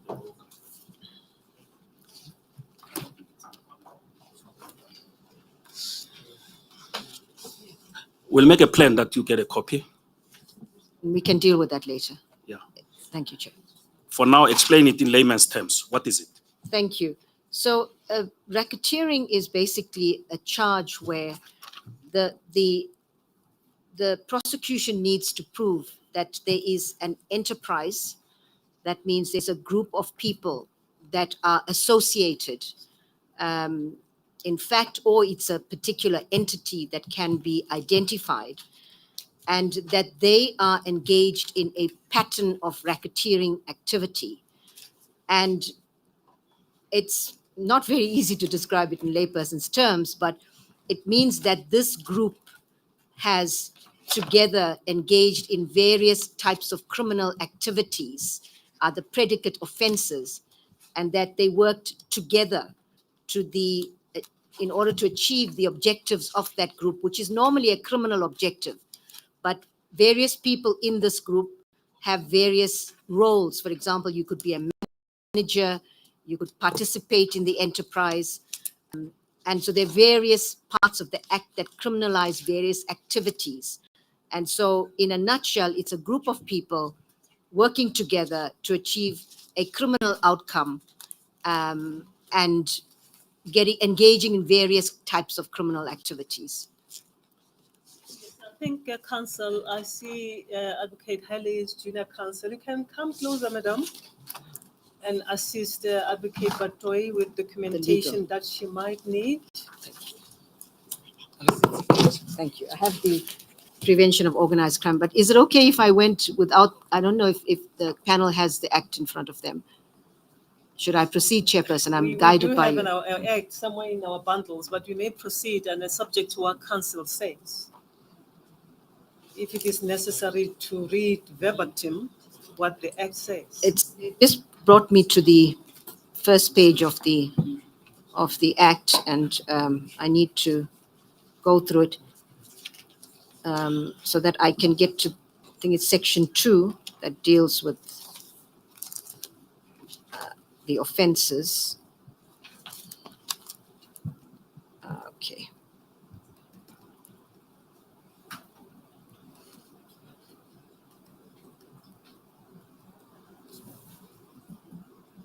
Counsel, is it what you want the witness to do? To go through section 2 of the POCA? I'm going. Chairperson, there's, sorry. Maybe for current purposes, we may revisit it at a later stage if the need arises. Just read section 2 in brackets 4 into the record. Sure.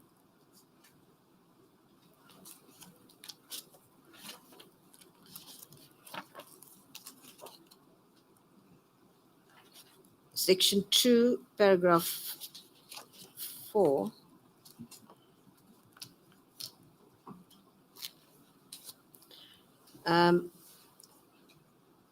Well, it's chapter 2. Section 2 deals with the offenses.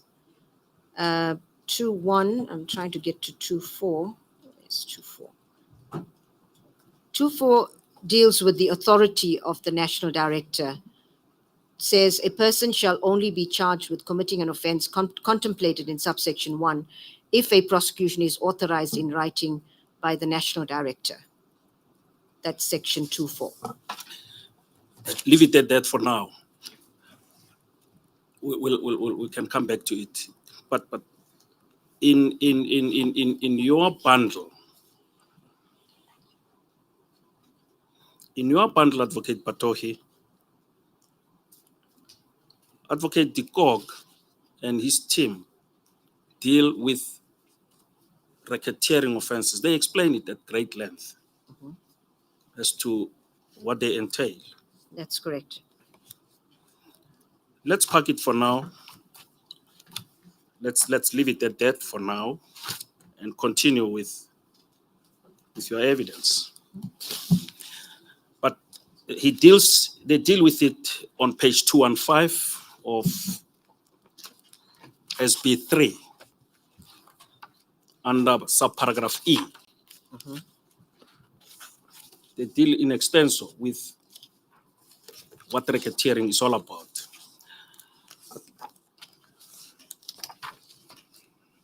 Yes, that's correct. From paragraph 212. I want to Well, refer you to I think that, sorry, before we move on, paragraph 212 deals with the particular cases. I'm not sure whether it deals broadly with what racketeering is about, but I'm sure. yeah, let's park it for now. It's all right. It's okay.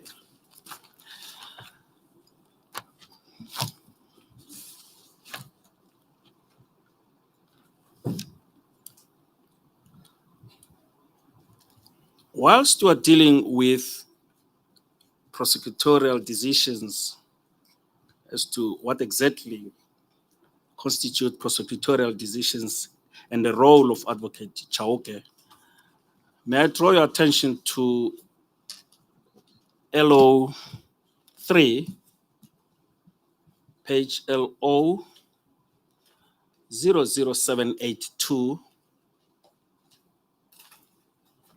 And may I mention, Madam Chair and your sisters, that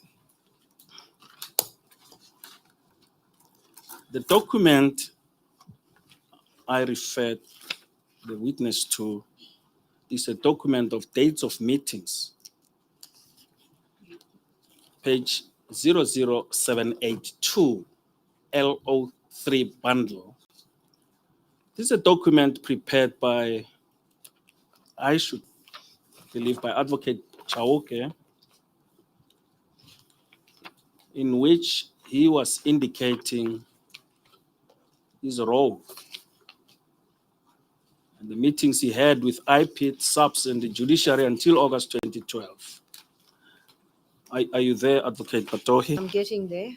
Just 7, 8. 782, Madam Chair. Now, it impacts on the TOR paragraphs 3, 3.1, 3.1.1, 3.1.1.1 of the TOR. Now, please read that document into the record. So, Chairperson, if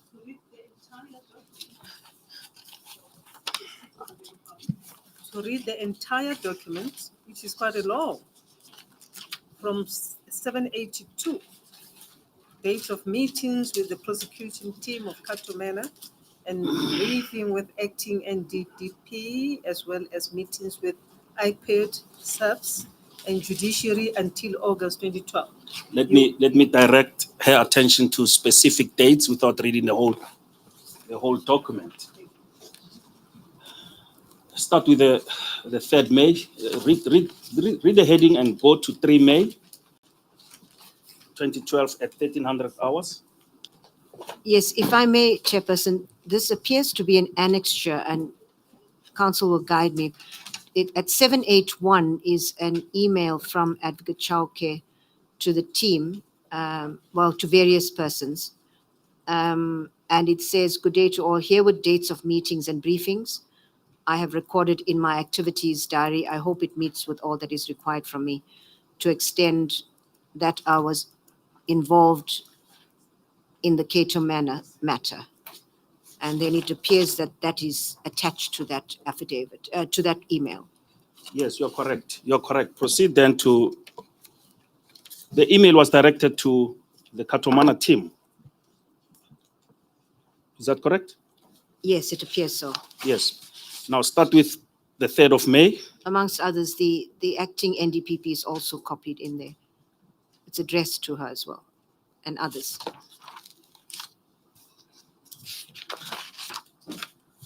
I should say it also appears that the DPP of KZN is also CC'd at it's Moipone Noko. I see her name there as well. And this is the date of this email is 30 September 2015.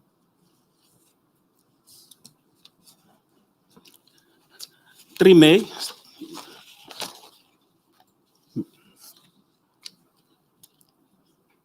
Should I read that? Start with the heading.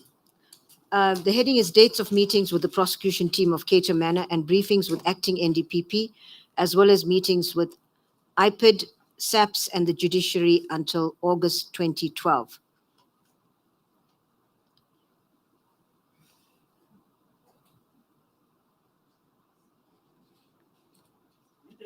Read the entry of 3 May. 3rd May 2012, it's the first entry at 1300 hours. Meeting with Advocate Jiba, re Cato Manor matter, arranged for briefing for 18 May 2012 at 800 hours. Read the second one, 22 May. 22 May at 20:20, meeting with Brigadier Mokwena, in brackets Hawks, Mr. Angus, IPID, Maema, Ntlakaza, Moleko, Mlochwa, and Fuchane, Matenjwa in court. Go to the 24th. At 8 a.m., briefing with acting NDPP at Pretoria with the whole prosecution team, Cato Manor, Advocate Matenjwa doing the briefing, category of dockets, sub 1, conspiracy to kill members of Kwa Maputo Taxi Association, 2, conspiracy to kill ATM bombings syndicate, 3, conspiracy to kill criminal gangs, security for the prosecution team, SAPS National Office, delegations, protection, Part 8 of Prosecution Manual and Section 17 of Inquest Act 58 of 1959 also discussed. Go to the next one, the 4th, 29 May 2012. At 1500, Cape Town, briefing with Minister of Justice and acting NDPP, need to prepare the draft indictment and finalize the allocation of a judge to preside over the matter. Need to speak to South Gauteng DJP or JP of Gauteng. Go to the 11th, At June. 11 June at 1300 hours, meeting with Mr. Björkman of IPID and Matenjwa. Go to the 18th June.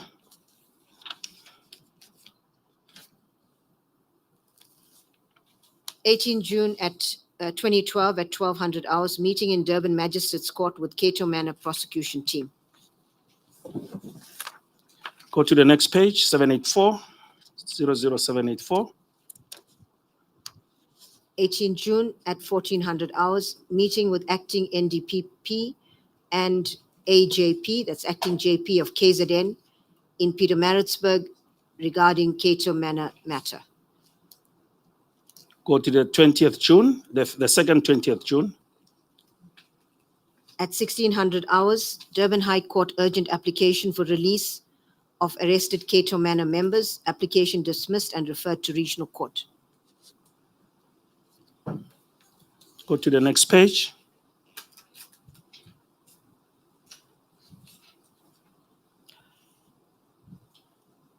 Go to the entry of the 6th. 6th of August 2012, meeting with Cato Manor team, editing the indictment and memo to acting NDPP.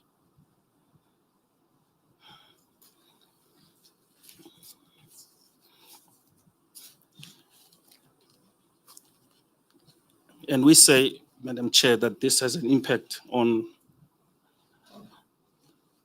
the TOR, specifically paragraph 3.1.1.3.1.1.1.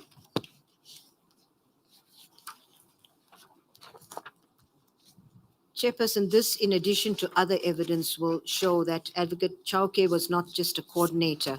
He was deeply immersed in this particular prosecution.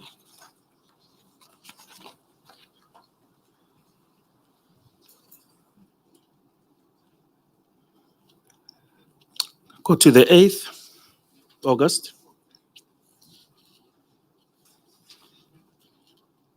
August 2012, 1800, Cato Manor indictment preparation and arranged to brief acting NDPP.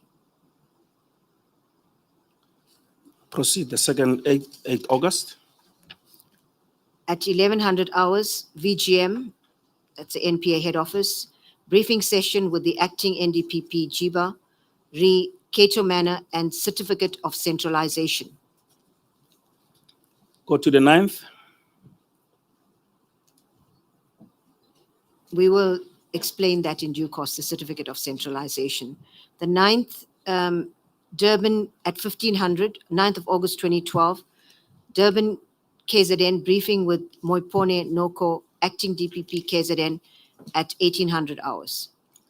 Go to the 10 August. There is no time specified there. Meeting with KZN JP and acting DPP and handed draft indictment to him, memo to be sent by acting DPP on Monday, 13 August 2012.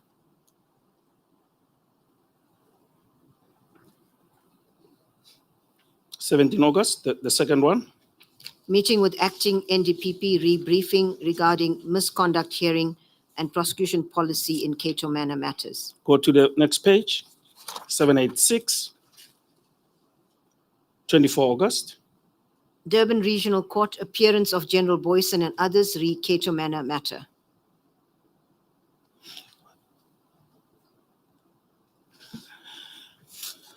That is all, Madam Chair, as far as that is concerned. Just a minute. And these to which term are they relevant? I indicated You read the first batch and now, or is it just one continuous list? Okay. it's one continuous list, Madam Ramakaha. Okay. Thank you.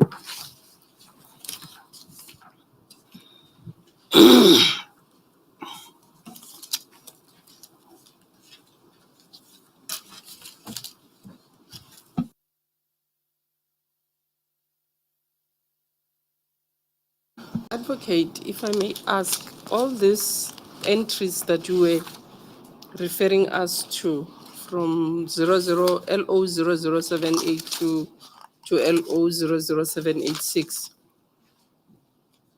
and you said they tied with the terms of reference at 3.1.1.1.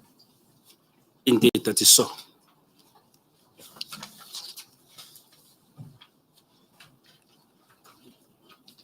We've had evidence, well, at least corroborated by Advocate,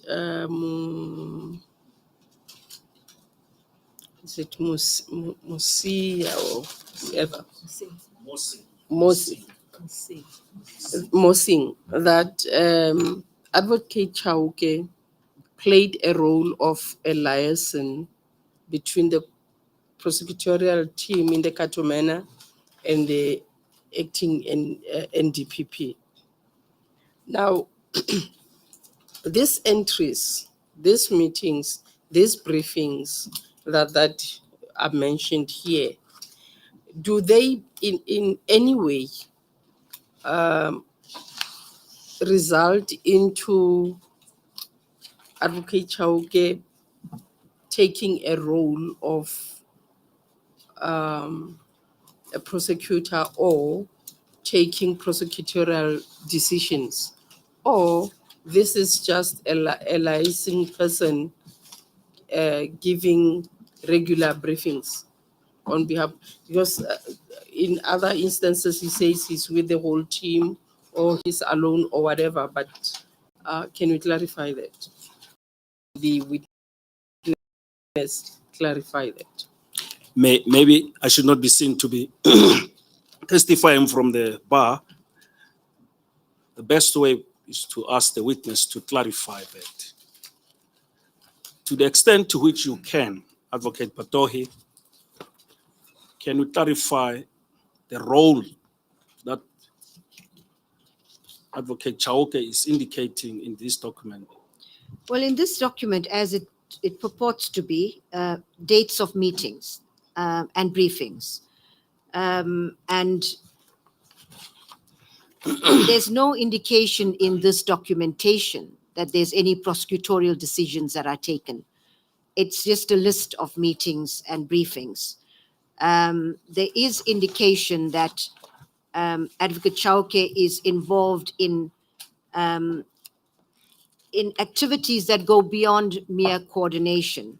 For example, if you look at the 6th of August meeting with the team, editing, that's not just a coordination function. That's getting involved in the memo would be a prosecution memo which would contain evidence in the matter.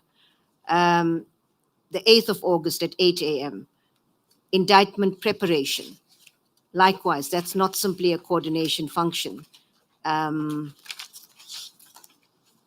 we'll deal with the centralization certificate. There is evidence that will be led about that shortly. The evidence leader will decide when to take me there.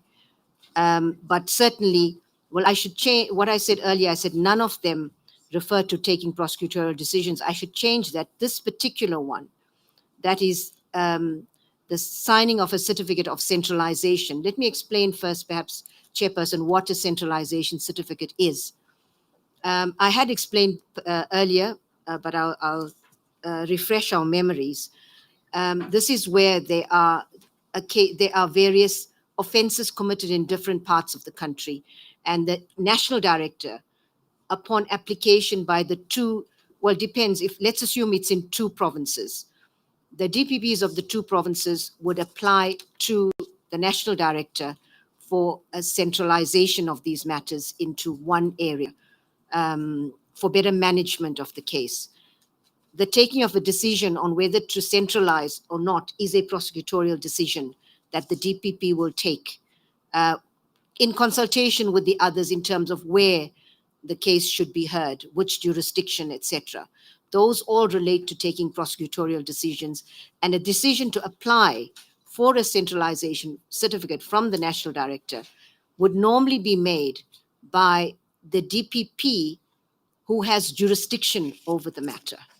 So I leave it at that for now. That is the way the centralization process works. Does the NDPP get involved in the centralization process? The NDPP authorizes the central. Authorizes. That's correct. But maybe as a follow-up, because these notes are very cryptic. For example, where you talk about a certificate of centralization, we are not sure whether it was what was the purpose, what was happening with the certificate of centralization. Was Advocate Chauke, had he approached the acting NDPP to apply for a certificate of centralization, or they were just discussing the centralization? Well, it is so cryptic that one cannot make head or tail of exactly what was happening here. Yes, Chairperson, these are Advocate Chauke's notes, but there will be evidence that he did indeed apply for centralization. Thank you. Thank you, Madam Baloimere. Maybe we should hasten at this moment to go to Dr. Broughton's supplementary affidavit, which is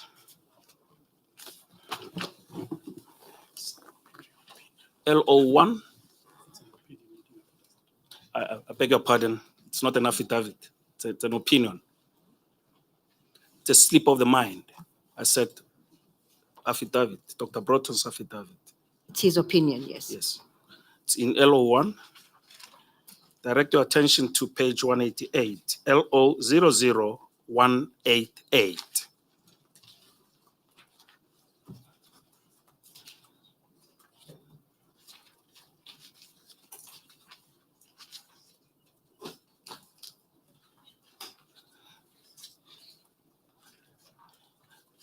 Madam Chair, you've located the page is LO00188 in bundle 1. LO1. to be specific, LO1. I direct your attention, Advocate Batohi, to paragraph 55.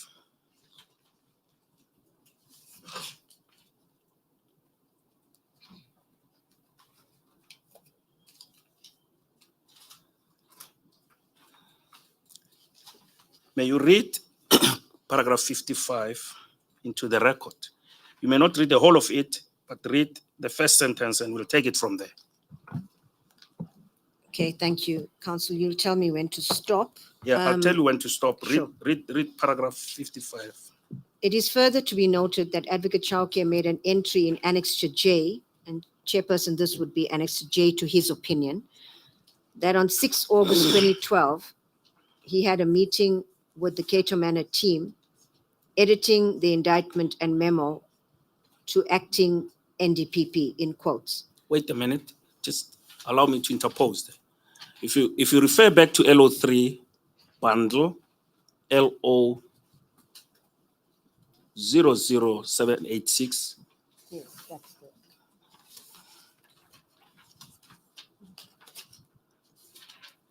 where Advocate Chauke held meetings with various authorities. Is that what, on the entry of 6 August, it says editing the indictment. Is that what Dr. Broughton was referring to? Yes, that appears to be the same meeting that is being referred to in this paragraph. Yes, proceed to read. Advocate Chauke thus records that he is involved in the preparation of the memorandum and the application for racketeering authorizations. Annexure E, that's to his opinion. In the very next entry dated 8 August 2012 at 800 hours, Advocate Chauke stated as follows: Cato Manor indictment preparation and arranging for brief acting NDPP. Again, Advocate Chauke was recording his involvement with the preparation of the application for racketeering authorizations, Annexure E in brackets, to be submitted to Advocate Jiba. Advocate Chauke then records that on 8 August 2012 at 1100 hours at VGM, he had a briefing session with the acting NDPP, Jiba, regarding Cato Manor and certificate of centralization. Advocate Noko was not involved with that, even though she was supposed to be the DPP responsible for the Boyson prosecution. However, Advocate Chauke then made the entry that on 9 August 2012, at 1800 hours in Durban, he had a briefing with Moipone Noko, acting DPP KZN. This is the first time that Advocate Noko features in or is mentioned in the attachment of Annexure J. Advocate Chauke does not state what the nature of this briefing with Advocate Noko was.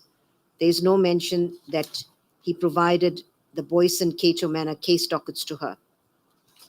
The very next entry records that on 10 August 2012, Advocate Chauke had open quotes, meeting with KZN JP, an acting DPP, and handed draft indictment to him. Memo to be sent by acting DPP on Monday, 13 August 2012. Advocate Chauke does not state what memorandum was to be sent by Advocate Noko on 13 August 2012. It is to be observed also that Advocate Chauke records that he handed the draft indictment to him, which must be referring to the Judge President of the KZN division. Should I continue? Continue.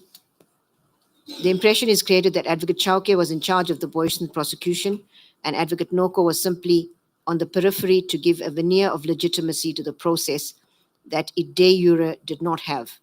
The question arises why Advocate Chauke was involved in this process of filing the indictment with the KZN High Court. Surely the Boyson prosecution team, in terms of their special delegations, were required to be reporting to Advocate Noko, through whom the indictment was supposed to be filed. Should I continue, Counsel? Although we do not know ex facie the attachment, what the memorandum was to be submitted by Advocate Noko relating to the case, it speaks volumes, like with his affidavit to the State Capture Commission, Advocate B, that Advocate Chauke is silent in the attachment as to the events of 15 August 2012 with regard to the signing of the covering letter with the recommendation of the application for racketeering authorizations, Annexure E. You may hold it there. This then takes us to the affidavit of Advocate Noko. Advocate? Noko. Okay.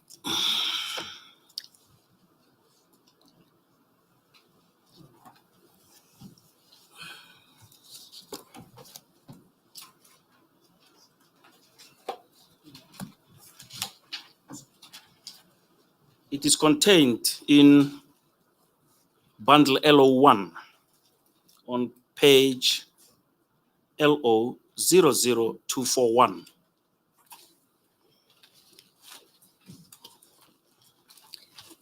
Sorry, LO24.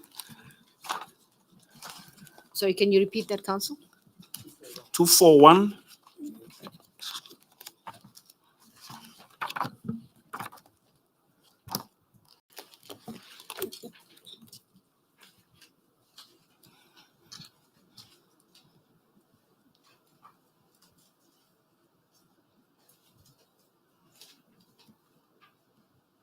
May I proceed, Madam Chair? Thank you.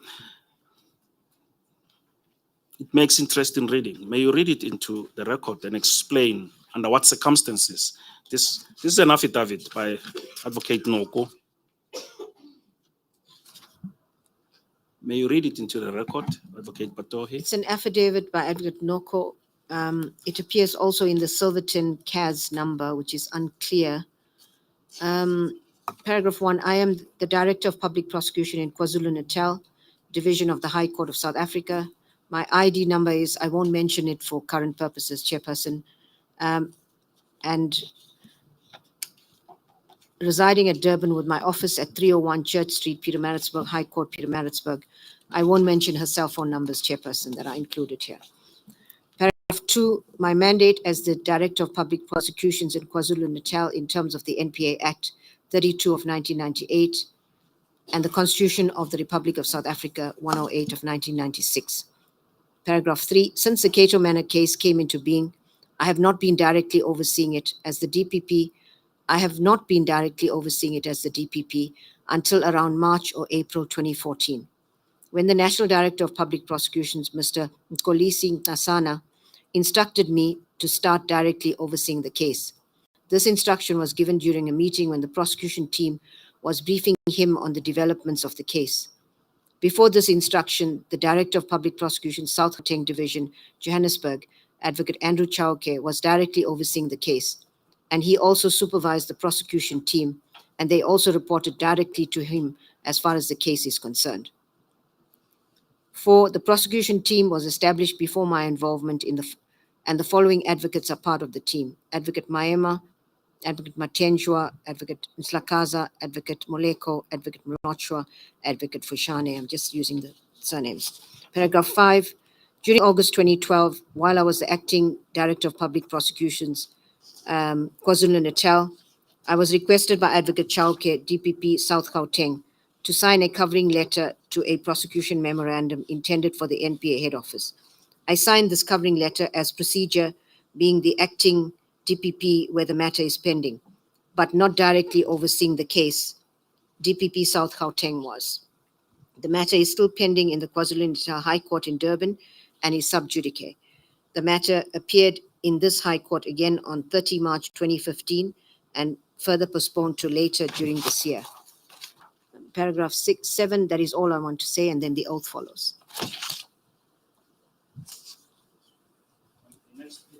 Next page. She signs it. Yes, I beg your pardon. What date was it? Well, it appears to be her signature. I'm not sure. I can't recognize her signature. No, I mean the date. Date there The appears. date is the 31st of March 2015. Yeah, she makes mention in the affidavit, specifically in paragraph 3 of the National Director of Public Prosecutions, Mr. Nkabinde Enquiry. To interpose, maybe we should find out as to when Mr. Nkasana took office to clarify this. I don't have the precise date when he took office. We are having it here. It's written to us here. I'm being given a document which says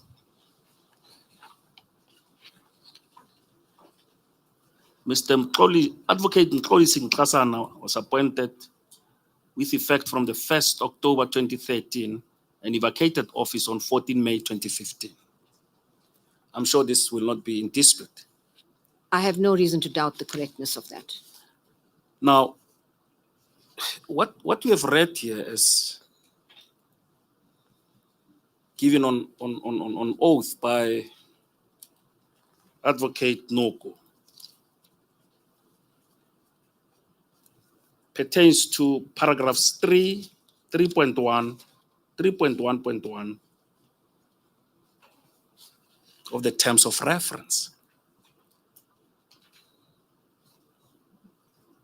Not so? That's correct. Madam Chair, we will now proceed to centralizations. It will become clearer as to what exactly a centralization is. Go to page, let me see, 781.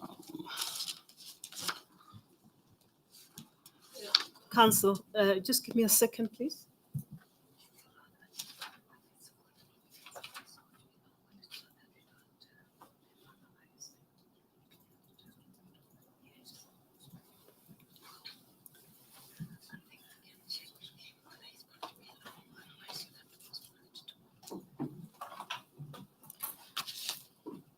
Advocate Mutlamunyane, it's 4:05 on that watch in front of me. Are you going to be long on this aspect? Or would you like, if it's going to be long, it will probably be better to defer it until tomorrow. But if it is a matter that can be disposed of quickly, then we can deal with it. It cannot be easily disposed of as quickly as we would have loved. Maybe it's appropriate to leave it and roll the matter over to tomorrow morning. We consider then that this is an appropriate time to adjourn. You'll take it from here with regard to Advocate Ngasana's assumption of office. And we will begin at 9 o'clock tomorrow morning. If council can be here to meet us for 5 minutes, around 8:45, we so propose. In that event, Advocate Batoi, we will take an adjournment until tomorrow morning at 9 o'clock. We adjourn.